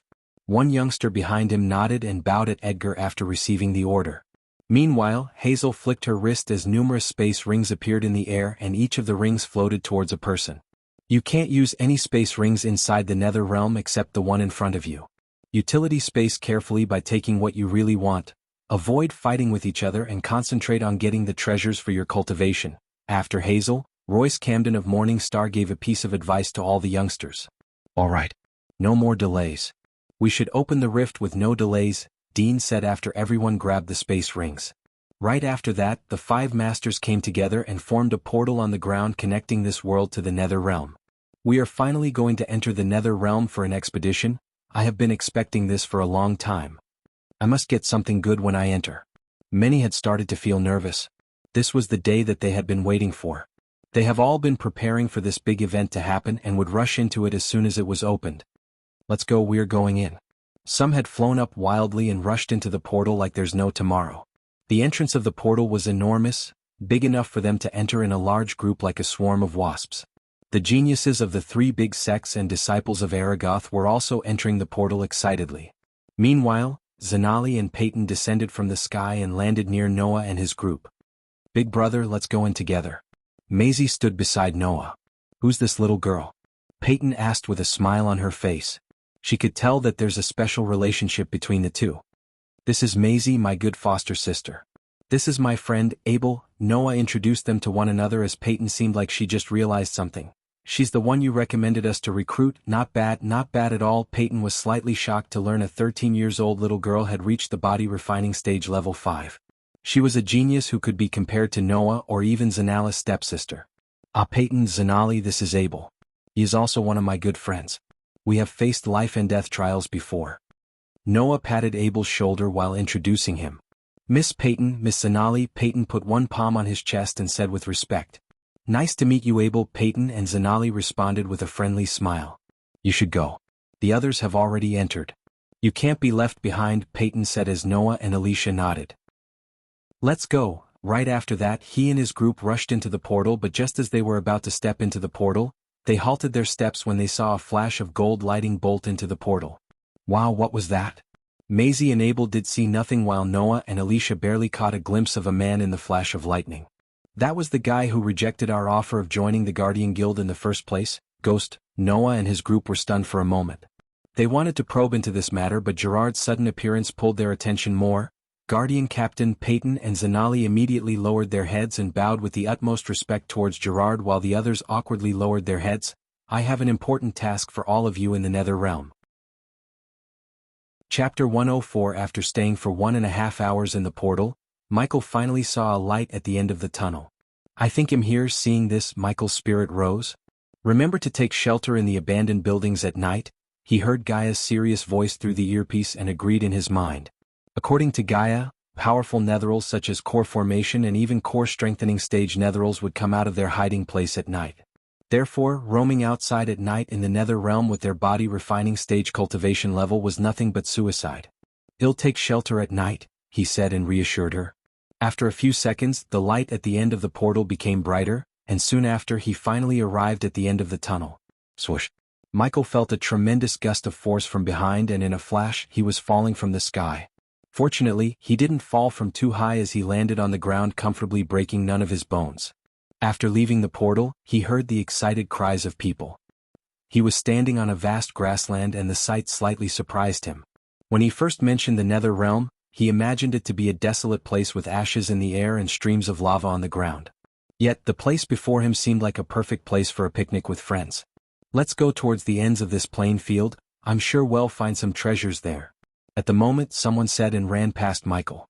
Soon, more than 100 warriors were scattered around in different locations, and all of them were rushing toward the end of this plain field at the same time. Lightning dash. A few minutes, Michael overtook them and reached the end of the plain field before anyone else could. A white fog suddenly emerged in front of him, and when people came closer to the fog, they discovered there were 7 paths in front of them.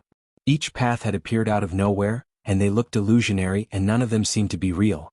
"How come there are so many paths? How are we going to choose which to take? We must be extra careful. Although this place seems harmless, I'm sure it's filled with great dangers. Some paths must lead to real treasures and some must lead to great dangers."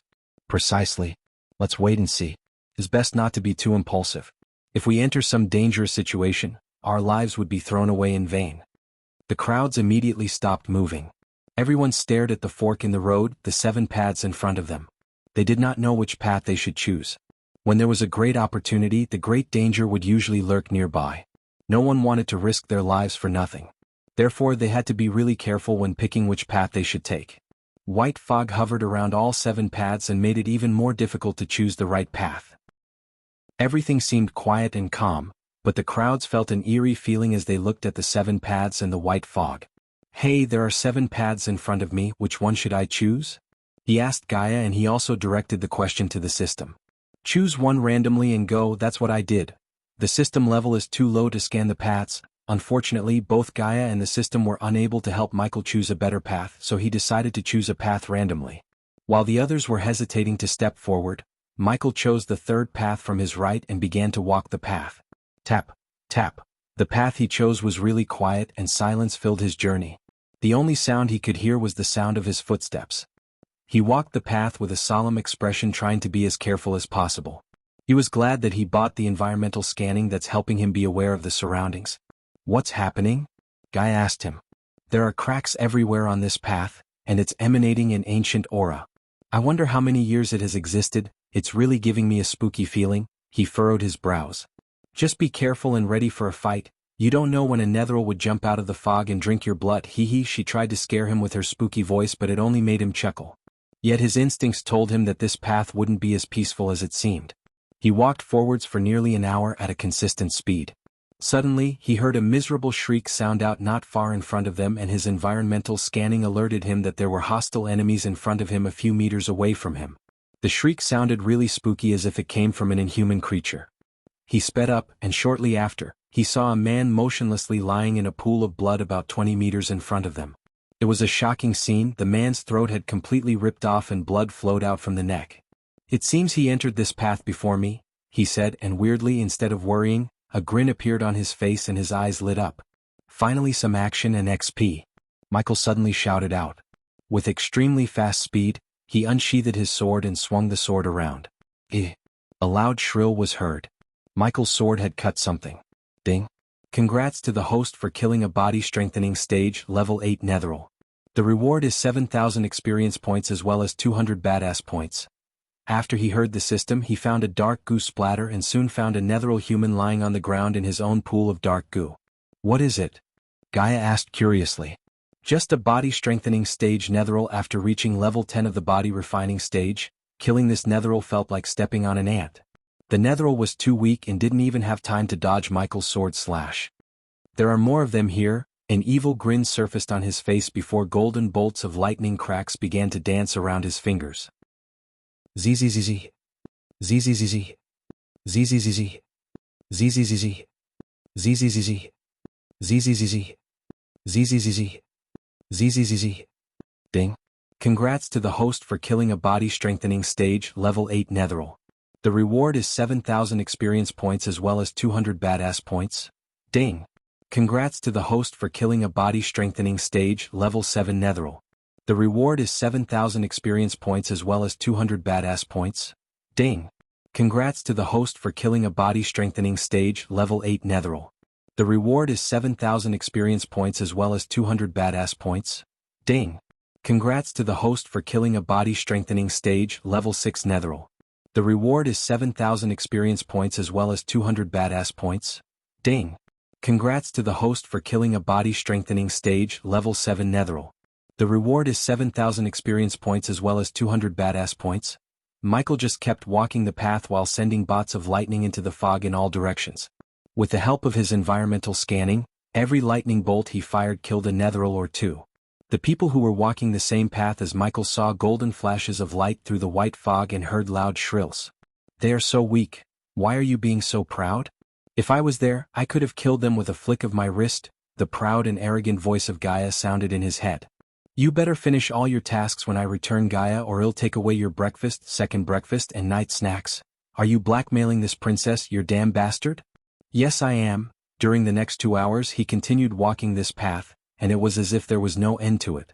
Along his way he continued to kill the netherils, and with their weak strength and environmental scanning, no matter how good a netheril hit itself, it would still die. Along the way he had killed more than 100 netherils and earned enough experience points to reach the body strengthening stage. But soon, the following situation made him lose the smile on his face because the netherils that continuously attacked him didn't appear once more. The path had suddenly become extremely quiet. Then after a few minutes of walking, the path had finally ended. The white fog hovering around him also disappeared. Michael continued moving forward with a sad face because of the disappearance of the netherils. In the blink of an eye, he left the path and arrived at the mountain range. This mountain range covered 60 kilometers in all directions, but there wasn't a single plant on site. Have you left the path? Buzz. Right after Gaia finished speaking, Michael's lips curved upwards as hundreds of stone netherils suddenly appeared within the mountain range. They instantly started sprinting toward Michael. So many netherils. Those netherils aren't that strong, just fly above them. Hearing Michael's voice, she suggested flying above the netherils to avoid being annoyed by the weak netherils. However, in his eyes, these netherils appeared to be experience farms which could make him jump from body strengthening stage level 1 to level 3 and also increase his sword mastery to 85%. I love Nether Realm. Chapter 105. Right at this moment, a group of youngsters was walking the path quietly.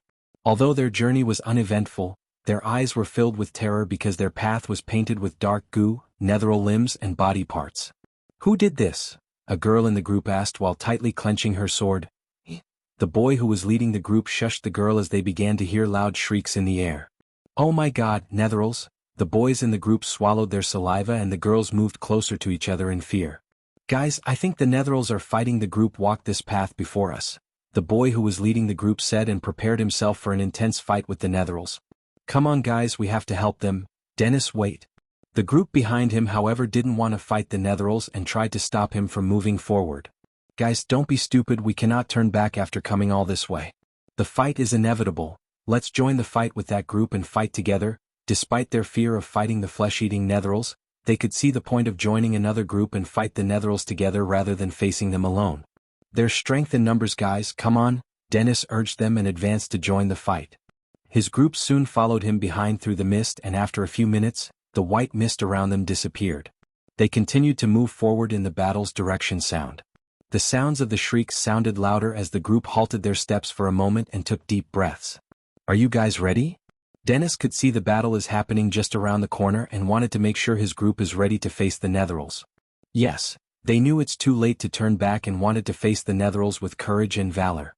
Good, Dennis nodded and turned back. For glory. For honor. For Westview. The group dashed forward letting out high-pitched battle cries. However, their battle cries were cut short by the sight in front of them. Though the terrain was covered with grayish pebbles and ashen soil, the ground wasn't clear gray but blackish crimson color. Their eyes were fixed on the netherils before them, yet they lowered their weapons subconsciously. In front of them they saw a mound of netherils. They stood still staring at the golden bolt of lightning moving around the netherals. Everywhere the golden lightning bolt traveled, they could see a netheral fall, losing either its head or half of its body or both. Soon the mound grew bigger by one or more inanimate netheral. This scene continued for another 10 minutes and the mound of netherals grew bigger and bigger. The group stood there with their mouths opened as they witnessed a mob of netherals being reduced to zero in a short amount of time. The very next moment after killing the last netheral, they saw the golden bolt of lightning slowing down transform into a black-robed youngster. Dennis and his group were stunned beyond words when they realized that all the netherals were killed by not a group but a single person. My sword broke. Michael lifted one of his swords and shook the sword as a chunk of the blade fell off from the sword. He picked up the chunk of the blade and put it inside his space ring along with the broken sword. Since these were his first swords, they had sentimental value for him. Let's burn these suckers. Michael walked towards the mound of netherals and on his way, he saw the terrified faces of Dennis and his group. Hey, he waved shortly at Dennis and his group and took out a can to burn all the netherals. Oh. Hi. It took several seconds for Dennis to respond, but Michael was busy pouring the green liquid on the netherals. What is you doing? A girl behind Dennis asked him. Ignitia. The girl's question was soon answered by Michael as a tiny bolt of lightning hit the mound of netherals. Instantly, the mound was on fire and they all closed their noses due to the stench radiated from the burning netherals. Soon the mound was reduced to nothing but ashes. They saw him gathering all the ashes into a large bottle and storing it in his space ring. They had no idea why he collected the netheral ashes. Unlike the netherals he killed in the river town, these netherals had a special property in their body and it made their ashes one of the best fertilizers for his herbal garden. Besides this ash, he earned enough experience points to reach the body strengthening stage level 3 through killing the netherals and absorbing their cores. He kept a bunch of cores for the elders and Claire so they could also reach the higher stages. The stronger his base of operation, the more badass points he could earn. After collecting the ashes, he turned around and disappeared from their sight in a flash, leaving them dumbstruck. Did you kill them all? After leaving the battleground, Michael heard Gaia's voice. What do you think? Move your ass faster, human, or you would lose the real treasures, she yelled at him as Michael said, Did you forget about my war god body? The more I kill, the stronger I would become. Freaky, but I wish I could cultivate like you, Gaia sighed. Don't worry, it'll help you cultivate faster. You better. She didn't feel ashamed of asking for his assistance, but on the contrary she felt thrilled. While chit-chatting with Gaia, he exited the mountain range and right before he left the mountain range, a white fog suddenly appeared in front of him again. The white mist prevented him from looking further into the distance. At the same time he felt a cooling sensation. I sensed no netherals within the white fog in front of me. Once I cross this white fog I might enter another mountain range. Michael said with an excited smile. Thinking about another experience farm, he began to walk forward. Soon after he passed through the white fog. Yet, unlike his expectation, what was in front of him after passing the white mist was a great plain with a bright sky. But what attracted him wasn't this beautiful scene, it was the huge garden that was floating high above them in the sky. Is that a garden? Wasting no time, he stepped on the flying sword and dashed towards the garden. Right at this moment, figures of warriors could be seen lingering around the garden. All of them had the same excited expressions, and some of them had even started fighting each other. Furthermore, more people were dashing out from different directions. When these people saw the garden in the sky, they immediately flew toward it. Michael knew that these people were from the other paths, and there were more people on those paths than the one he chose. But none of this was important. The important thing was, the temptation caused by the garden in the sky was really powerful. Even from far he could smell the refreshing air coming from it, as well as a strong smell of herbs. The smell of herbs caused all those who smelled it to feel relaxed and refreshed. Move. I found this cavern petal. Fuck you, I found this. What is that? An oglio root? Damn. Look at that. That is the diamond leaf. An extremely rare herb in the outside world. Oh heavens, there are rare herbs everywhere. This entire garden is a gigantic treasure. Everyone arrived at the garden in the sky and were excitedly yelling and shouting. This was because they kept finding rare herbs so rare there was no way they could see them in the outside world. Haha, precious treasures. There are indeed precious treasures here. Fuck, this garden is at least 7 kilometers long in all directions. There are herbs everywhere and many of them look really old. If this garden was in our world, all superpowers would fight to the death for it. Swoosh swoosh. More and more people arrived and dashed toward the garden. After the first batch of youngsters came to the nether realm, more and more warriors came from all over. As long as they survived the Netheril attack, many youngsters had the chance to come here and seek an opportunity. Michael had noticed all these warriors as well. Some of them were clearly injured, and it looked like they had experienced a dangerous situation back on the paths they had chosen. However, it seemed like the danger they faced was less devastating compared to Michael's. Also, there were some paths where no one emerged from. Clearly, those who stepped onto those paths had encountered great dangers, and perhaps they wouldn't even be able to leave that place. As for those warriors who didn't encounter any dangers, they had long ago emerged from the path and were hanging around in the Sky Garden right now. Who knew how many benefits they had gotten so far? It took Michael several hours to reach this garden. Regardless of which path the people emerged from, they were faced with the biggest opportunity in their lifetime. This garden in the sky by itself was a gigantic treasure. Each and every single herb here would provide significant benefits to those who obtain it. Looking at all these herbs, Michael couldn't hold his excitement as a wide grin appeared on his face. Let's begin. Chapter 106. The eyes of the people turned red, and everyone was excitedly yelling and shouting. Haha, this tiger cress belongs to me. A youngster joyfully started laughing. He stretched his arm forward and tried to grab the herb. However, right before his palm could touch the herb, a light curtain suddenly appeared and stopped his hand. At the same time he was forced 3 steps backward. Haha, idiot, all these herbs are protected by a defense mechanism. You won't be able to put your hands on them without breaking the mechanism first. All these newcomers are just idiots.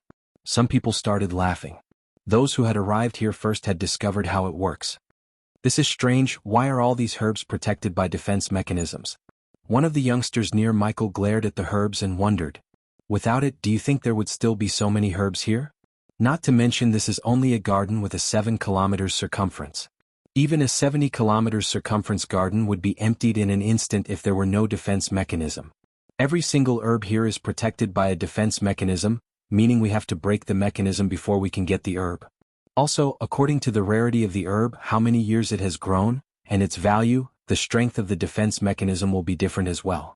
For the herbs with a higher value than others and who are also old, their defense mechanisms will be more difficult to break.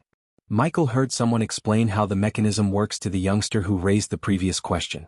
Indeed, Michael both saw many warriors restlessly working to break the defense mechanisms of those high-value herbs. One of the warriors stood in front of a diamond leaf, and his face had turned red.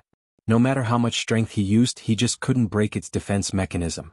Although everyone's eyes were on the rare and oldest herbs like tiger cress, Michael's eyes were on the other herbs that did not attract as many eyes as the tiger cress. Why is the host not fighting for the tiger cress? When the system realized that Michael is not walking towards tiger cress or any other precious herbs, the system asked in a curious voice.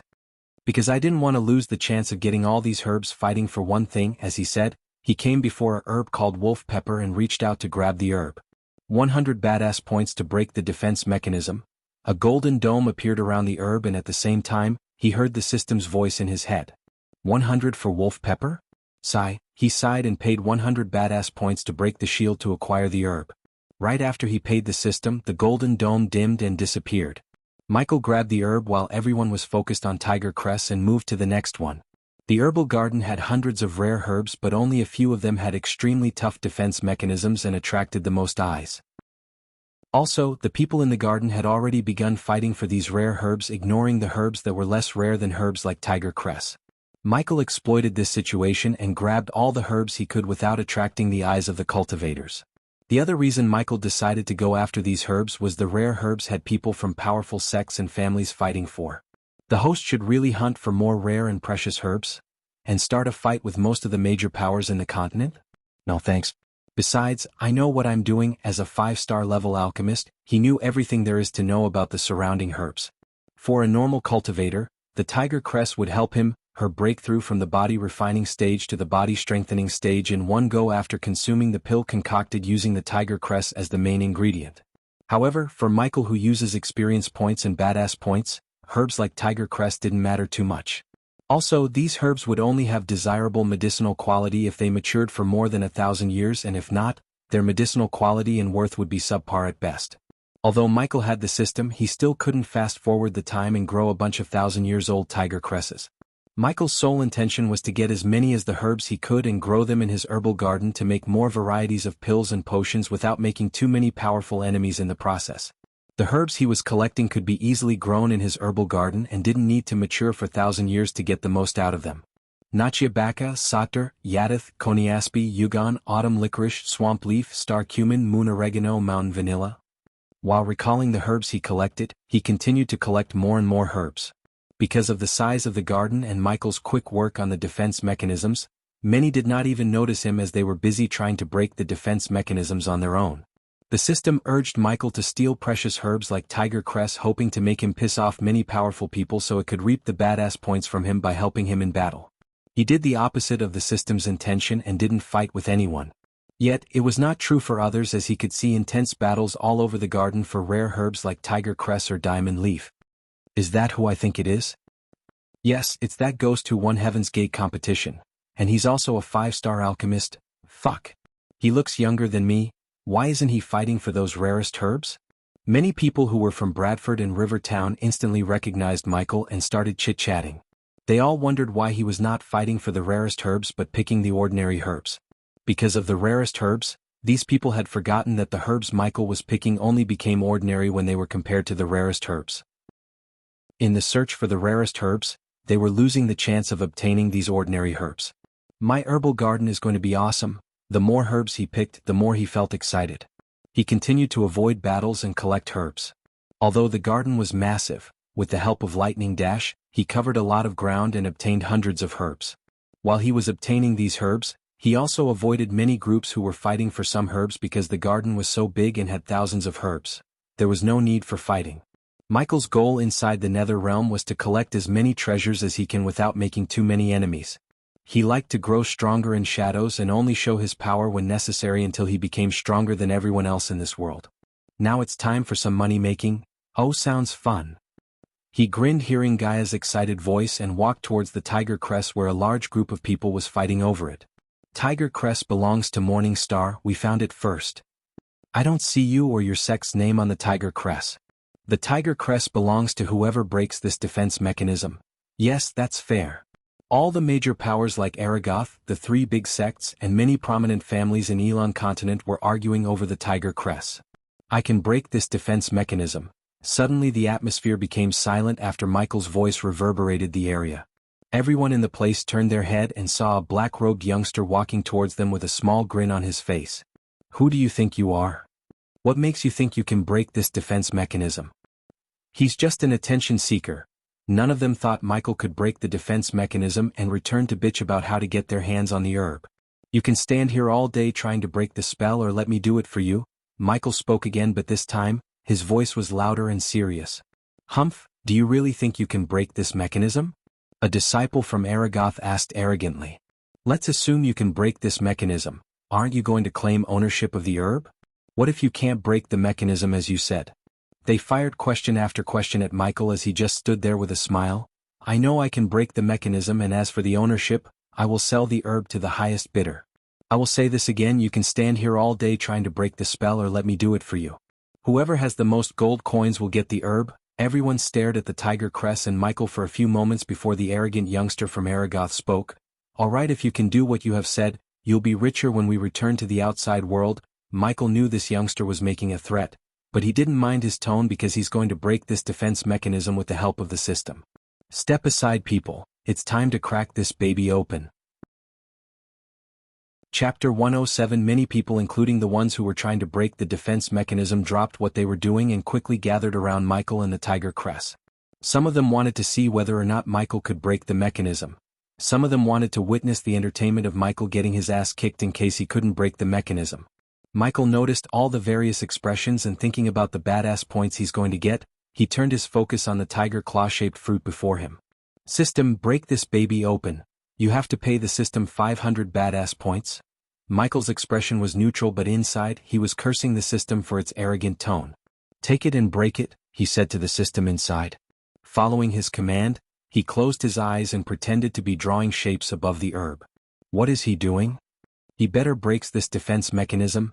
Is that Ghost of River Town? Ghost? The 5-star alchemist. Ding. Congratulations to the host for successfully being a badass. The reward is 300 badass points. Ding. Congratulations to the host for successfully being a badass. The reward is 100 badass points. Ding. Congratulations to the host for successfully being a badass. The reward is 300 badass points. Ding. Congratulations to the host for successfully being a badass. The reward is 100 badass points. Ding. Congratulations to the host for successfully being a badass. The reward is 200 badass points. People who went to the Majestic or from Rivertown recognized Michael when they saw him, and by hearing those people, many realized that the youngster in front of him was the famous 5-star alchemist of Breedia. Because of this recognition, he accumulated thousands of badass points in a flash without even actually breaking the mechanism or doing anything awesome. So he's that 5-star alchemist everyone was talking about? There was a hint of surprise in the eyes of the disciples of Aragoth, including the one who talked to Michael before. Right at this moment, the surprise in everyone's eyes turned into shock as they saw cracks appear on the golden dome's surface around the tiger crest. What the fuck? The heck? How did he? What? How? Many of the people were speechless as the number of cracks on the dome multiplied before shattering into bits of golden light. While everyone was in shock, Michael grabbed the herb in one hand and conjured his alchemical flames on the other. What are you doing? Don't. The disciples of Aragoth were the first to respond as Michael said, "As I said before, you have to pay me for this herb. If anyone tries to do anything funny, I will burn this tiger crest to ashes." By looking at the green flames in his hand and the seriousness in his eyes, they knew he wasn't kidding. After a few moments, the youngster from Aragoth stepped forward, and this time, he wasn't as arrogant as before. "We will honor our word. Aragoth will pay you 200,000 gold coins for this tiger crest. Morningstar will give you 300,000, 350,000. Without even Michael stating the starting bid, the bidding war began between the rich youngsters.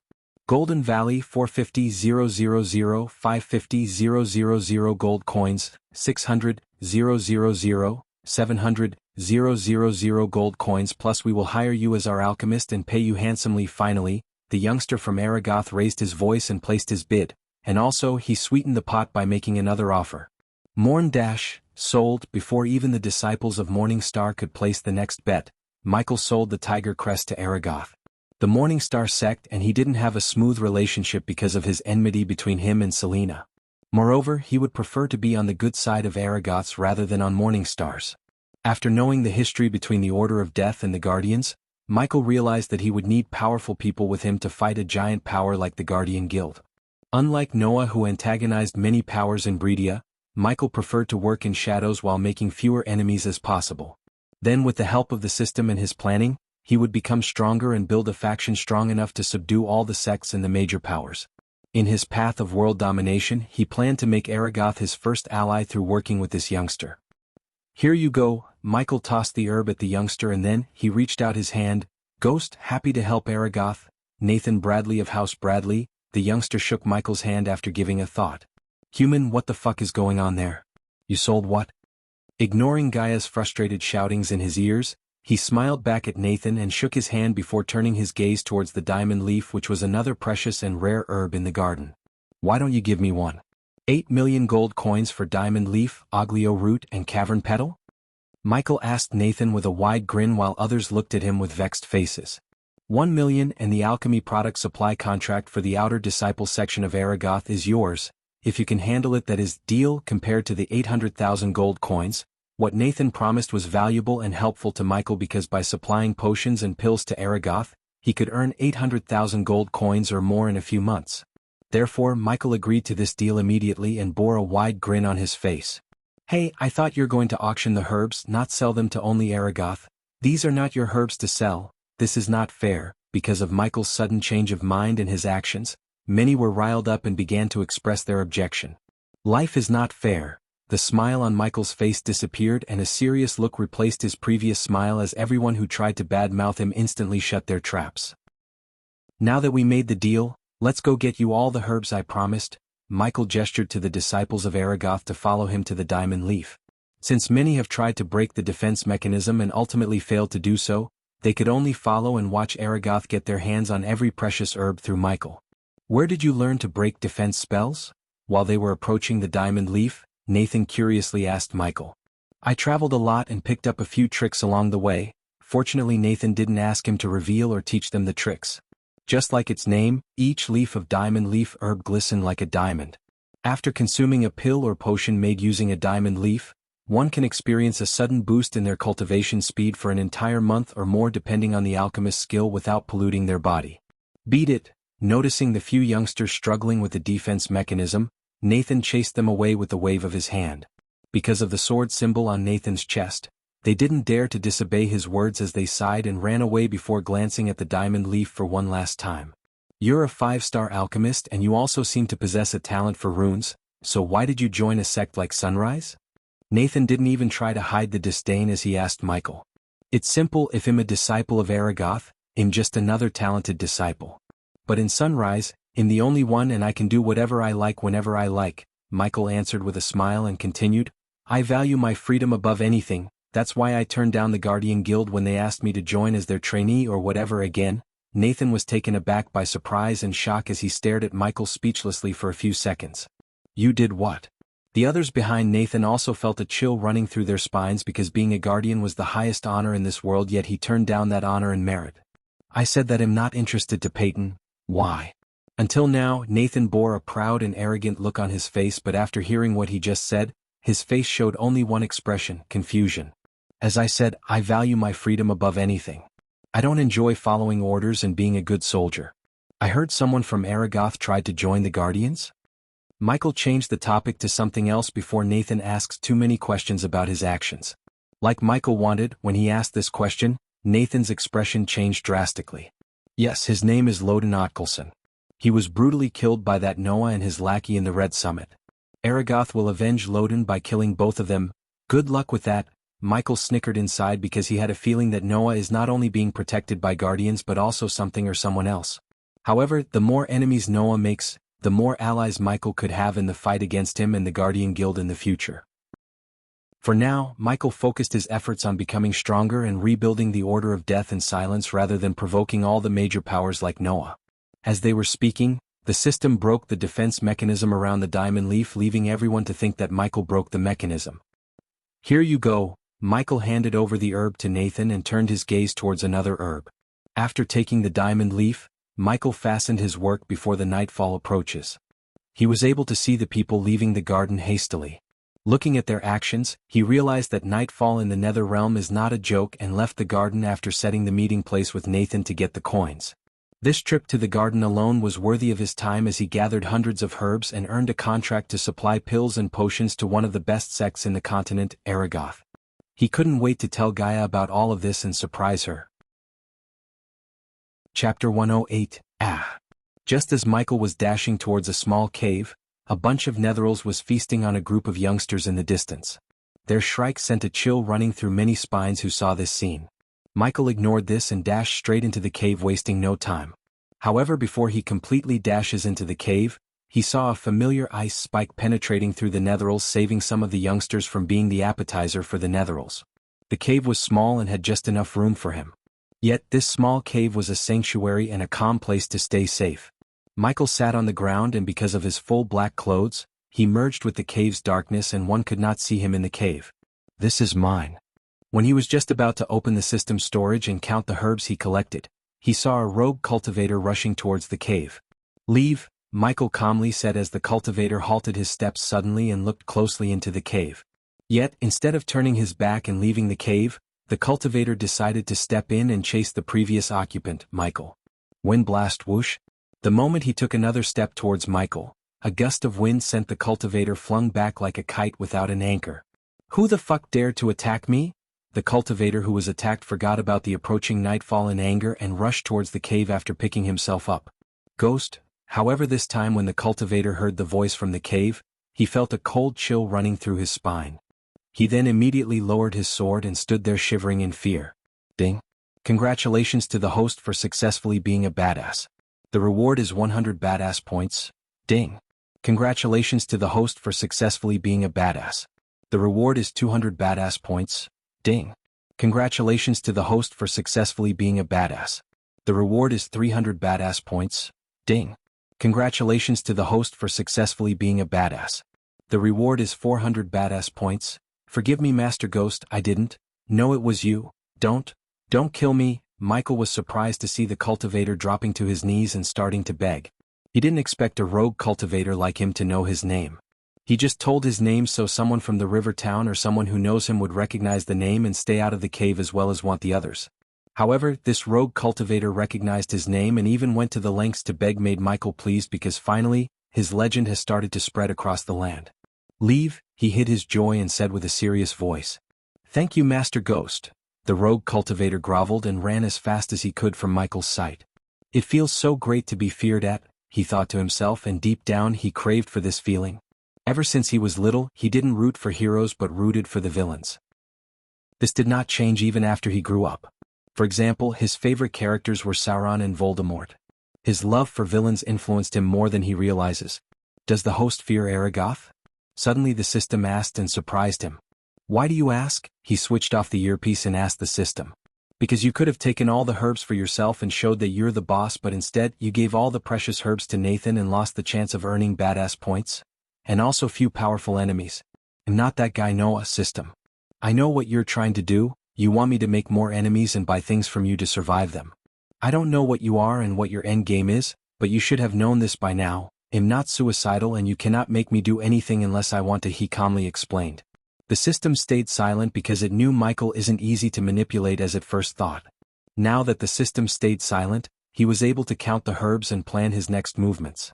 Deep down he was glad that Noah and his group did not come to the garden, and even though he wasn't afraid of Noah, he wanted to avoid the fight until he could gather enough information about Noah and the power behind him. Just what they... In a flash, the light outside disappeared like someone switched off the lights of the nether realm. There was no dusk as it turned dark without a sign. When I was young, my friend had an accord. I was kicked out without a record. I never thought I'd see that award. Ain't a soul alive that could take my friend's board. A cruel power is quite the shower. Thinking of death. Yes, thinking of death. When he switched on the earpiece, he was welcomed by Gaia's rap. I don't know who wrote this song, but I guess it's you. Michael laughed, and the moment she heard his voice, she stopped rapping. Where the fuck did you go? She was annoyed when he went radio silent, and he listened to her singing made her feel even more annoyed. You did the right thing. A contract with Aragoth is more valuable than those herbs. After he explained what he did in the garden, Gaia agreed with him and supported his decision. Just when he was about to reply, the environmental scanning detected a hostile activity nearby. Hello, is this thing broken again? Karikari. Stop biting the earpiece. I'm sensing a Netheril horde nearby. Is that normal in Netherrealm? Netheril horde? Weird. By hearing her tone, he could tell that it is not normal. He wanted to check what's going on outside, but at the same time, he didn't want to get killed because of his curiosity. They are marching towards somewhere, like soldiers. If the Netherils were moving chaotically, Michael would have felt this curious. They were marching towards somewhere like trained soldiers. Are you sure? Because the Netheril horde is not capable of marching like soldiers, said Gaia. For 1,000 badass points, the system can mask your scent and project you from getting detected by the Netherils. While he was stuck between curiosity and safety, he heard the system's voice. That's more like it. When it comes to situations like this, the system had perfect solutions. Considering he had no solution of his own, he decided to get whatever the system is selling so he could check out where the Netherils are heading. Just after 1,000 badass points disappeared from the stat menu, he felt a strange sensation in his body. The host is now ready to explore the Nether realm without fearing the Netherils. I have a way to find out what's going on here, he said, and stood up to leave the cave, taking advantage of the darkness. Of course you do, you freak. In masking my scent using a special potion, Gaia believed him because she knew that the mysterious light and Abra's soul blessed him with ancient knowledge which enables Michael to perform miracles like this one. He slowly stepped forward while checking whether anyone near him, and after confirming that no one would see him leave the cave, he left the cave. He didn't use the lightning dash as it might draw some unwanted attention, and because of his black clothes, he perfectly merged with the darkness and disappeared. While heading towards the Netheril horde, he couldn't see the garden in the sky. It made him realize that after nightfall, the places which had treasures may not appear for him to loot. However, the purpose of this night visit was not looting but to unveil the mystery behind the marching Netheril horde. There they are. After walking in the direction of the Netheril horde, Michael saw hundreds of Netherils marching towards somewhere. Fortunately, what the system did worked, and none of the Netherils in the horde could detect him following them. What's happening there? Gaia asked in a husky voice. I will keep you posted, now stay silent, he said, and continued to follow the Netherils. Eventually, the Netherils entered into a thick forest, but the uneven ground and obstacles were unable to slow down their marching speed. After entering the forest, Michael climbed up the trees and followed them by jumping from branch to branch using the Mark III grapple hook. And because of this height advantage, he noticed a bonfire at the distance. I bet these netherals are heading towards there. Slightly increasing his speed, Michael moved towards the bonfire, but he was cautious not to make any sounds that could bring him unwanted attention. Ikasen wasnins kwanks neekstil sees nifin. As he got closer to the bonfire, he began to hear someone chanting something in an unknown language. Is that an orc? When he got close enough, he saw a figure standing in front of a bonfire and sculptures made of bones. The figure looked just like one of the orcs from the movie Lord of the Rings, ugly and evil. This is getting more and more interesting. Chapter 109, An Orc with a Summoner Trait. Standing atop a branch, Michael scanned the orc and identified its trait. The orc wore ragged robes, and the robes had mud and blood stains on them.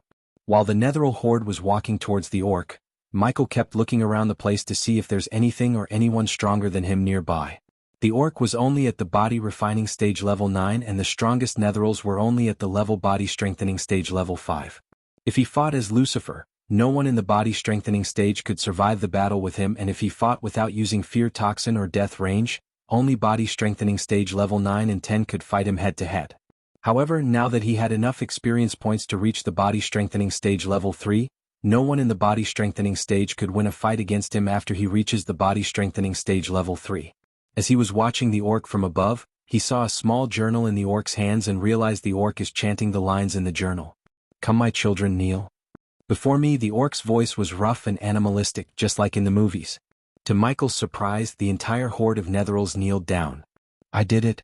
Ha ha. The orc's mad laughter echoed through the silent hills and forest. In its eyes, Michael saw pride as well as anger.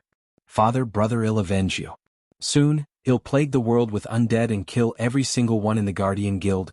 This day gets better and better. Seeing the orc could summon and control the Netherals, Michael already planned to start a Netheral farm, and hearing that the orc has a hatred towards the Guardians was like a cherry on top. System, can we take this orc outside without getting detected by the Guardians? By looking at the wounds on its body and what it just said, Michael figured out that the orc's life is in danger.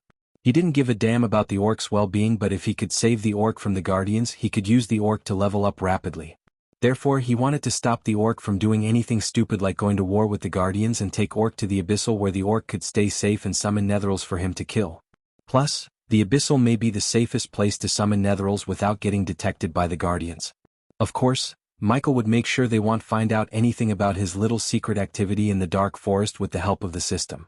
Oh, suddenly Michael detected another presence nearby, and it wasn't a Netheral. When he turned in the presence's direction, he noticed a dark red-haired youngster rushing towards the bonfire with a long spear in his hand. Is that the guy who was with Noah before? Michael saw this youngster before when he dashed into the portal. He was with Noah and Alicia. An hour ago, inside a worn-out cabin, there was a group of youngsters sitting on the floor. Damn it, Noah, I told you we should look for treasures instead of that orc. Norvin, the golden Babaru, curled up against Maisie's chest and complained. I heard Ghost and some disciples of Aragoth picked all the rarest herbs in the Sky Garden. Abel sighed thinking about those precious herbs and said, capturing that orc is our first priority, Abel. If we don't, there will be another Slyhaven massacre. Abel and the others didn't talk back after hearing Noah's serious voice, while only Maisie looked confused. Big brother Noah, what's Slyhaven massacre? There was an awkward silence for a few moments before Alicia opened her mouth. Slyhaven was a village far away from Kethen. A few weeks ago, someone summoned Netherals from this realm. Why? Asked Maisie before Alicia could finish her sentence. We don't know, but the Guardian suspects that the one who summoned them was practicing an evil ritual. The one who summoned picked two places and summoned the Netherals, Rivertown in Breedia and Slyhaven in Kethen.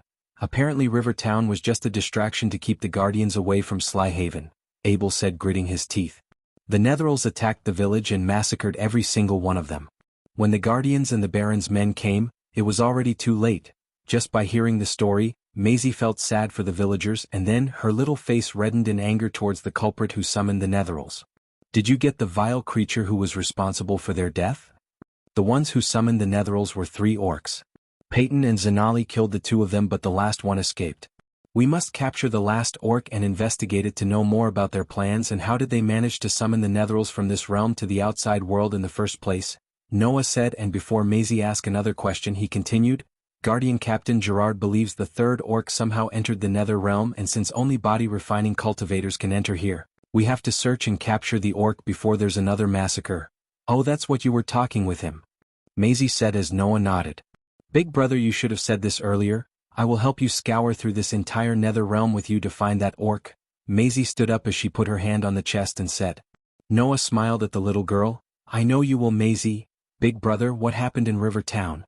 After hearing about the Sly Haven, Maisie wanted to know what happened in River Town because even though Abel said it was a distraction, she wanted to know what happened to the Netherals that went to River Town. They were all killed by Ghost, Abel answered Maisie as Alicia scowled when she noticed a tinge of admiration in Abel's eyes. He did not kill all of them, he just stupidly started a fight with Netherals without thinking about the people in River Town or waiting for the Guardians to arrive. Do not admire him, Abel, he's a selfish bastard. You saw what he did to that man who tried to take shelter in the cave, Alicia spoke with a cold look on her face. That's not what the River Town people think of him, they say he saved him from the Netheral attack. And also, I don't admire him, I just wish he doesn't turn up to be another bad guy, the world has enough bad guys as it is. I don't know he's bad or not, but he's definitely not a good person. Stop it, Alicia. What did he do to you? You're just jealous that he's better than your sweetheart. The golden Babaru let out an evil grin and teased Alicia. Shut up, monkey. I'm sure big brother Noah can kick his ass any day, Maisie proudly said as everyone turned their gaze at Noah to hear his answer. I honestly don't know. After seeing him kill a group of youngsters on the Phoenix Island and how he vanished after facing Julius, Noah wasn't sure that he could defeat him. Deep down, Noah knew he's a better swordsman than him, yet Noah also knew that it's only temporary as Ghost doesn't have what he does. You're just playing with me, big brother, I know you can beat him, hell if I get the chance I'll show him who's the boss. After the fight with the Lane family and the pills and potions gifted to her by Noah, she was able to reach the body refining stage level 8 in a matter of days. Coupled with her cultivation level and her innate ability, she was damn confident that she could face any body refining stage cultivators except Noah and Alicia. In her eyes, only Noah and Alicia were powerful and people like Ghost are just overrated. Noah just smiled and didn't answer Maisie as he was thinking about the orc.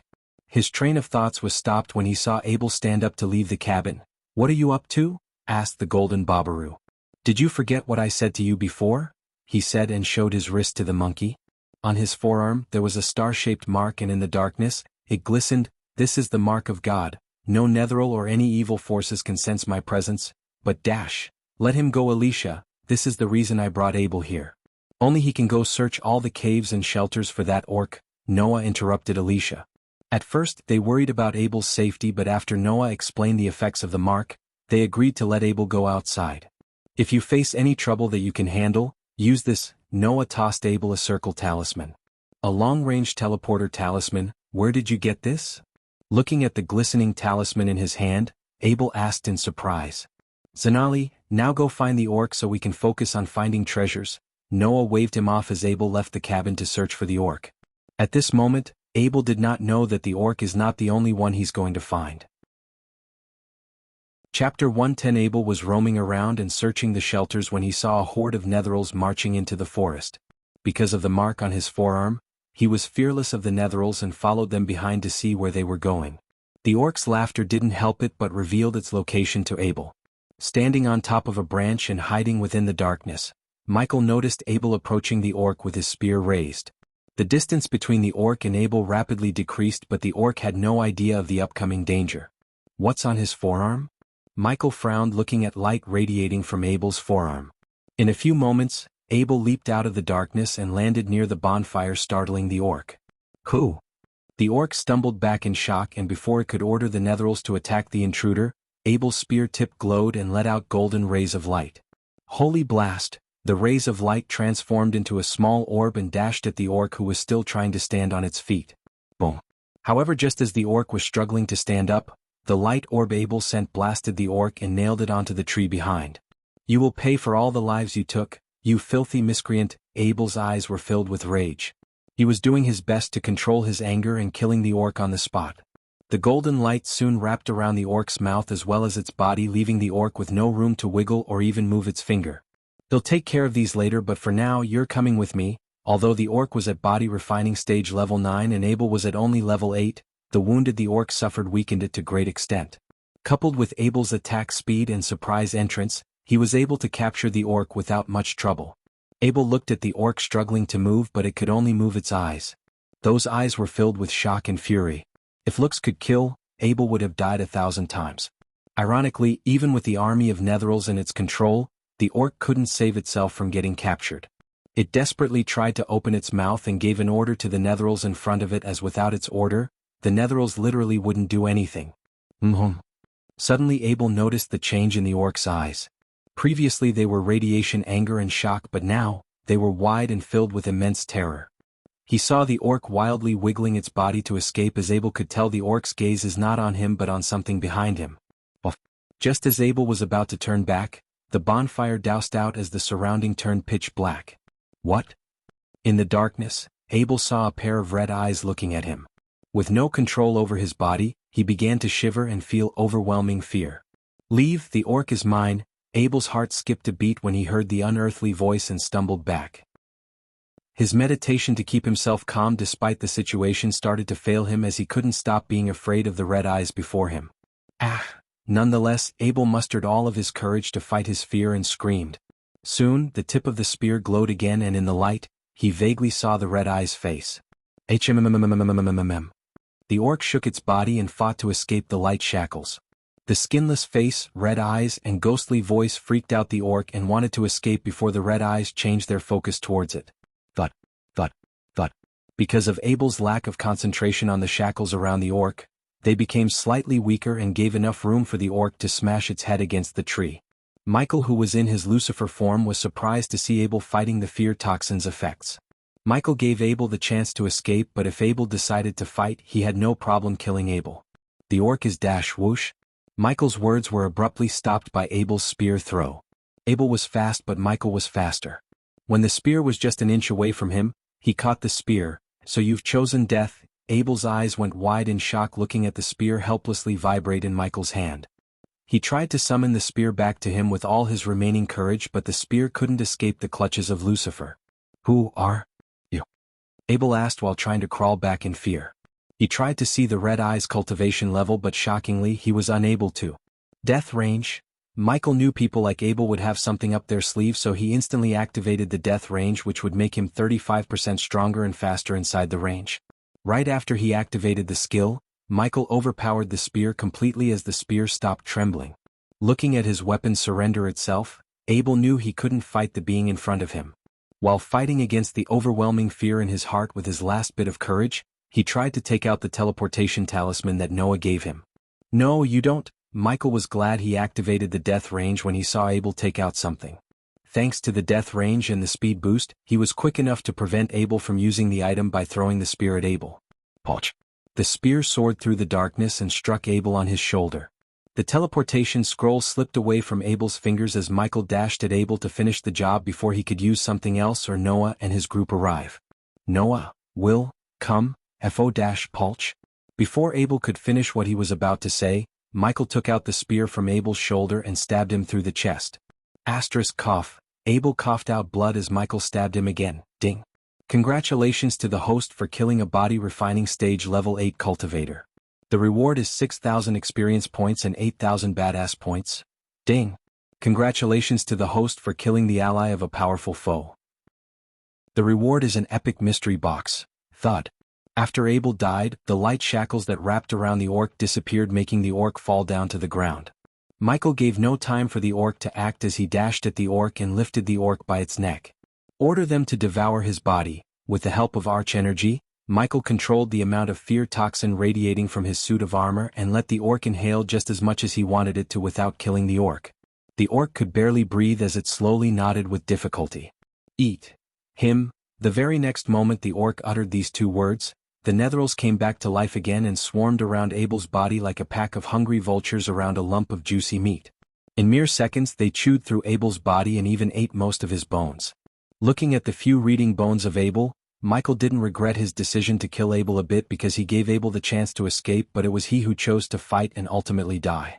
He then turned his gaze back to the orc. You can either die here with him or come with me to live, your choice. Don't kill me. The orc could barely speak these words, and after grinning behind the skull mask, he activated the lightning dash and disappeared from the area, taking the orc with him. Michael didn't stop running until he put a few miles distance from where he killed Abel. He also didn't forget to store Abel's spear in the system store before scanning the spear for any hidden traps. As far as he was concerned, he didn't leave any evidence that could identify him as Abel's killer. Soon, the gates to the Nether Realm would close, and after that, the name Abel would be lost in the time. Michael stopped at a place where he was sure that there's no one around them. He and the orc reached a deserted cabin in the middle of the forest. But Michael threw the orc onto the wall and watched it stand up with difficulty. He stopped using the fear toxin on the orc and let it breathe the fresh air for a change. "What are you?" the orc asked and stood on the corner still shivering in pain. You don't need to know that just yet. He wanted to know more about the orc before revealing his identity.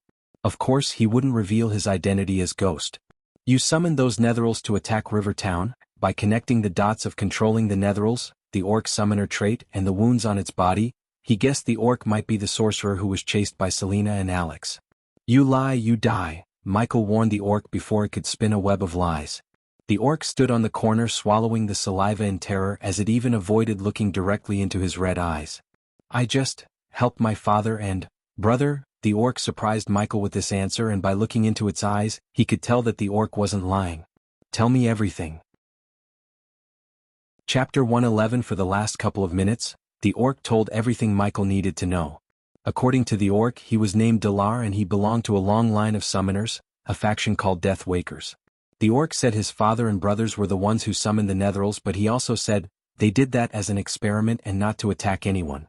Obviously, Michael was not a fool to believe the last part, yet he chose not to cross-question the orc because he didn't bring the orc here to punish him but used the orc to level up quickly.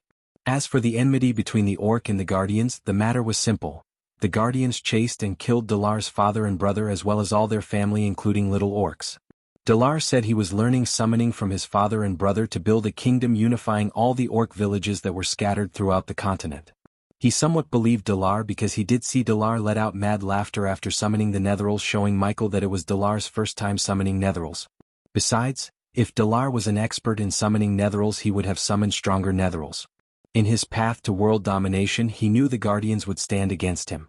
Therefore a fight with the Guardians was inevitable, and if Dalar could help him in the fight, he would let Dalar live to serve him as his subordinate. You can't win the fight against the Guardians, you almost died back there, and he was only a friend of a trainee Guardian. Now tell me, Dalar, do you really think you have the chance against the Guardian Guild?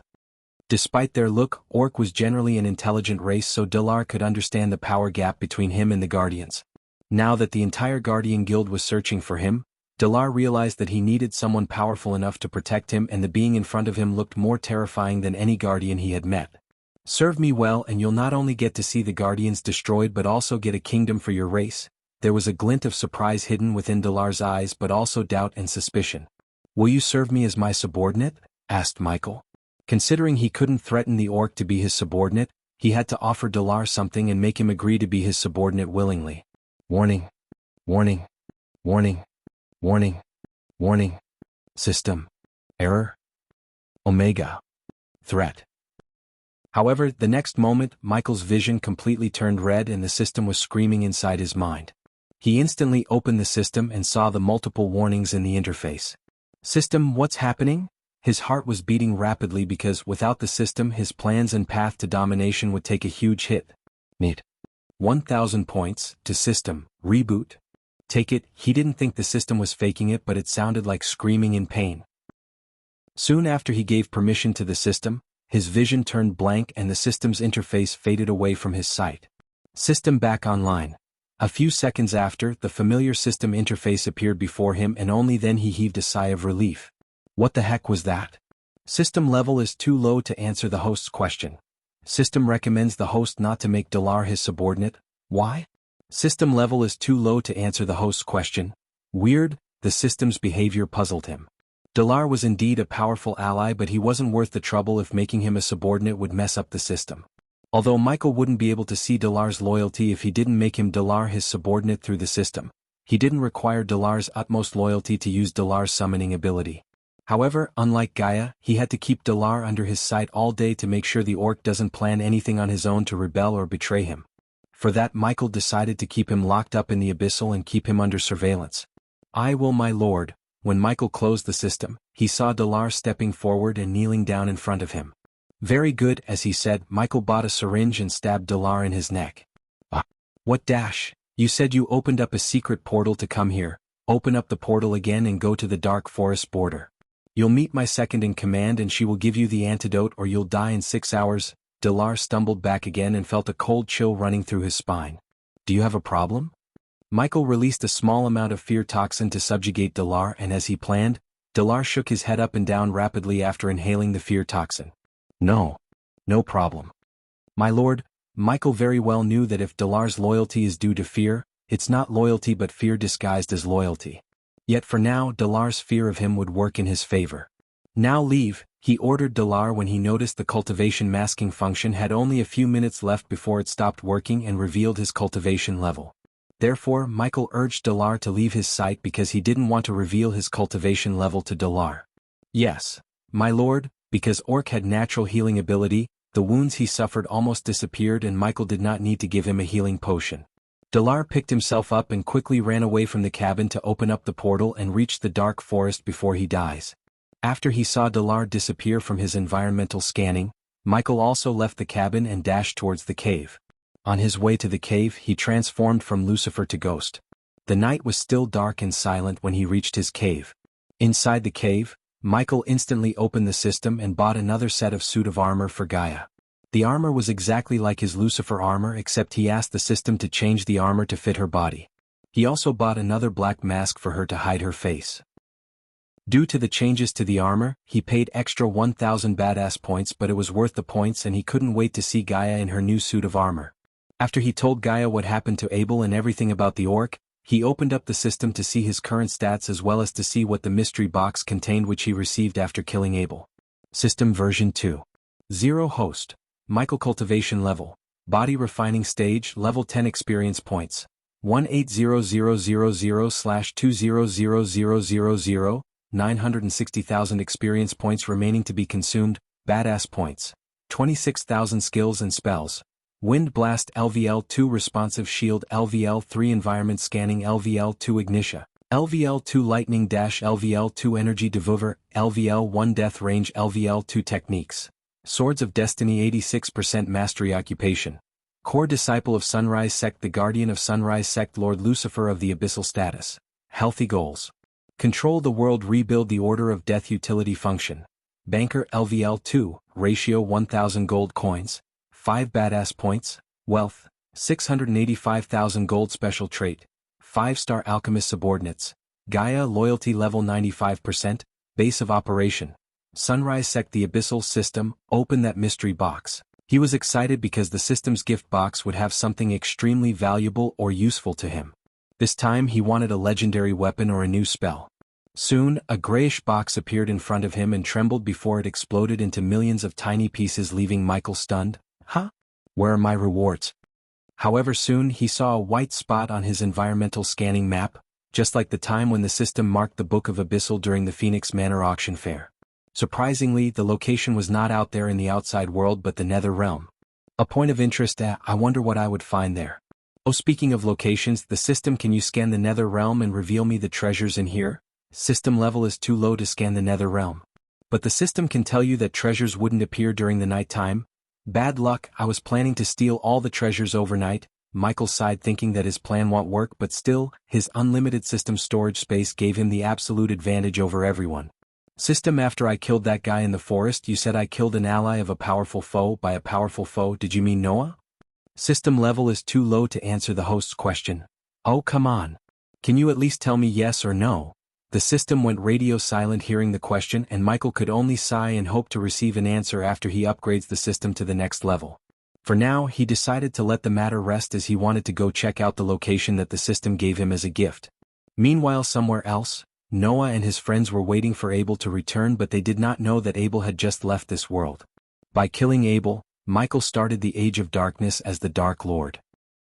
How far would Michael go in the path of darkness to achieve his goals? How many innocents is he going to kill in the process of becoming the ultimate overlord of this world? Chapter 112. Stop it, stop it. That is mine. Maisie shouted out loudly and lashed out of the thick forest into a lush grassland. At the same time, a sound echoed from the front. The sound was coming from a puppy that was injured as it limped while it ran. A group of youngsters was chasing after the puppy and Maisie and Alicia were chasing behind them. However, those youngsters completely ignored Maisie. Instead, a pair of archers turned around and faced Maisie as they knocked their bows and released several arrows towards her and Alicia, all the while maintaining an eye on the puppy. At the same time, a pair of cold steel arrows darted in the air and made a whooshing sound as it soared threateningly towards both girls. Shit. Where did these bloody thieves come from? They'll kill you all. Maisie was enraged. Alicia knew she couldn't control this little girl as she decided to let Maisie deal with these guys. Besides, she was more concerned about Abel and Noah who went to search for him. Tightening her fist, she leaped into the air and she charged towards the pair of archers. Their faces turned serious as they retreated hurriedly. At the same time, they shouted out to their accomplices, "Kill them first before we decide what to do with that." The few of them listened to the instructions and hurriedly turned to Maisie in an utter surprise of his skills. A man held onto a sharp spear as he cast a glance at Maisie and Alicia and spoke out in shock. "What the heck? That kid's a body refining level 8. Let's just kill the kid and her friend and get the real prize." Boom. Boom. Boom. The pair of male archers and Maisie exchanged several blows. Their faces were grave as they spoke out in fear. "Don't underestimate her. She's strong as fuck.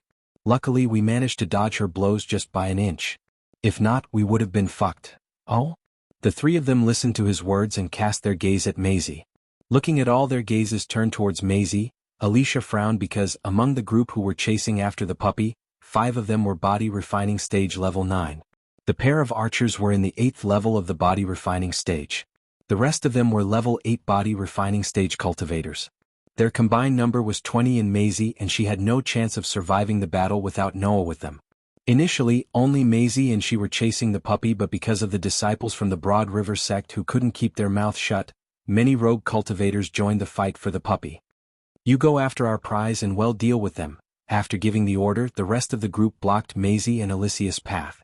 Maisie's face turned red in anger as she kicked the ground and spoke out loud, "I was the one who found it first.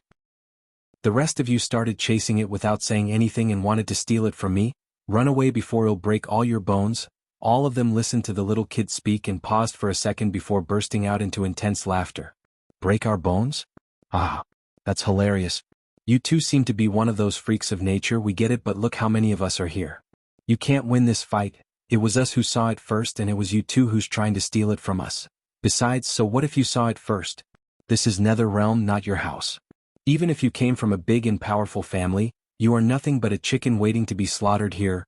Maisie, Alicia tried to stop Maisie before she does something rashly, but the little girl was too cocky. "Fine, we'll do this the hard way then. Do you wish to battle us alone or together? I suggest all of you attack together so that I could go and break your underling's hands before he puts his dirty hands on my pet." The group paused again in shock at her big words. Their mouths were wide open like fools before they burst out in laughter again. "Ah, I didn't hear wrongly, did I? Did this kid ask us to attack them all together?" Kid, please don't assume that just because you've reached the body refining stage at this young age, you are unrivaled in this world. You should have taught that kid to keep her mouth shut, girl. People who think too highly of themselves will always meet their doom sooner rather than later. Clearly your time to die isn't very far away." As they finished speaking, the few of them had mocking looks on their faces as it turned to cold laughter as they began their assault. Maisie's eyes squinted as she laughed coldly as well. "Don't worry, my death date is still very far away. However, for the rest of you, you already have one foot into the realm of the dead." Alicia knew it was too late to back off as she prepared to fight off them and hoped Noah would come to their rescue. At this moment, she missed having Noah's pills and potions to boost their power level. "Ah, what a sharp tongue you have. What an ignorant fool, kill them." "Good." The man and woman duo acknowledged before casting their spells. Their flying swords flew up into the sky and circled around their heads before conjuring a flaming ring that hovered just above them. They both pointed towards Maisie and Alicia in unison. The pair of archers took several steps back in order to gain some distance. They summoned their arch energy to their hands and prepared to fire arrows. Boom. Just as the two sides about to clash, a body came back flying while spurting out blood all over them. The body collided heavily with a boulder some distance away, and the collision force left deep cracks onto the boulder. The sudden appearance of the body caused the ring of fire to disperse. Everyone including Alicia and Maisie stared at the headless body as one of the archers screamed out in horror, "It's Bowen!"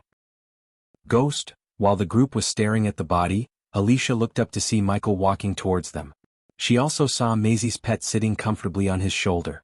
Soon, one by one, everyone turned their gaze away from the body and noticed Michael. The man wielding the spear had an ashen look as he cast a glance towards Michael. His face showed both fear and shock. "Did you kill him?" The pair of them spoke out furiously through gritted teeth as they nocked another arrow. Michael's face was bright as a day because he had found it, a little baby dragon. Yes, the puppy they were chasing was not a puppy but an actual baby dragon. Only Maisie and few others recognized it as a baby dragon, while many others thought of it as a rare magical beast cub. When Michael reached the system-marked location, he saw the baby dragon crying for help from the clutches of Bowen. The next and the last thing Bowen saw was just a flash of light before his head was separated from his shoulders. Michael then gently picked up the dragon and saw the wounds on its body. He immediately gave the baby dragon the healing potion and even gently poured it into its mouth. The baby dragon didn't feel any ill intentions from him, and after he cured its pain and made it feel safe, the baby dragon licked his face and wrapped its tail around his neck. Besides, he bought a piece of meat that the system recommended to him and fed the baby dragon on his way to kill everyone who tried to harm his dragon. Surprisingly, more than the healing potion, it was this piece of meat that made the baby dragon love him so much in an instant. "That's mine." Michael suddenly heard a childish voice and looked down to see a little girl raising her fist. Only then he saw Alicia, and although he didn't show any expression on his face, he was surprised to see Alicia. "Let me guess, another heaven-defying genius friend of Noah?" Michael sighed inside as the archers shouted at him again. "Answer the question, did you kill him?" "Are you stupid?" "Of course I did," Michael mocked the archers. His answer and the way he answered pissed off the entire group as the archers released the arrows. However, even before the arrows could reach him, they saw him disappear from their sight.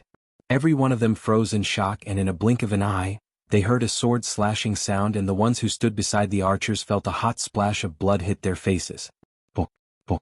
The pair of archers fell to the ground as their heads rolled off their bodies. Ding. Congratulations to the host for killing a body refining stage level 8 cultivator. The reward is 6,000 experience points and 800 badass points. Ding. Congratulations to the host for killing a body refining stage level 8 cultivator. The reward is 6,000 experience points and 800 badass points. The next moment he returned to the place where he stood before killing the archers. "You're dead meat. You dare to kill my Broad River sect brothers. You're finished." The man wielding the spear stopped in his tracks and glared at Michael in rage. "Blood River sect. Holy shit, I'm lucky I was searching for you guys." You're tuning in to the Han Lee's Wuxia Chronicles YouTube channel. We're so grateful for your support, and don't forget to subscribe to join us on this incredible journey through captivating stories. Your generosity through donations truly makes a world of difference, as it's the primary source of revenue that allows me to expand and enhance this channel for you. Thank you from the bottom of my heart for being a part of this adventure.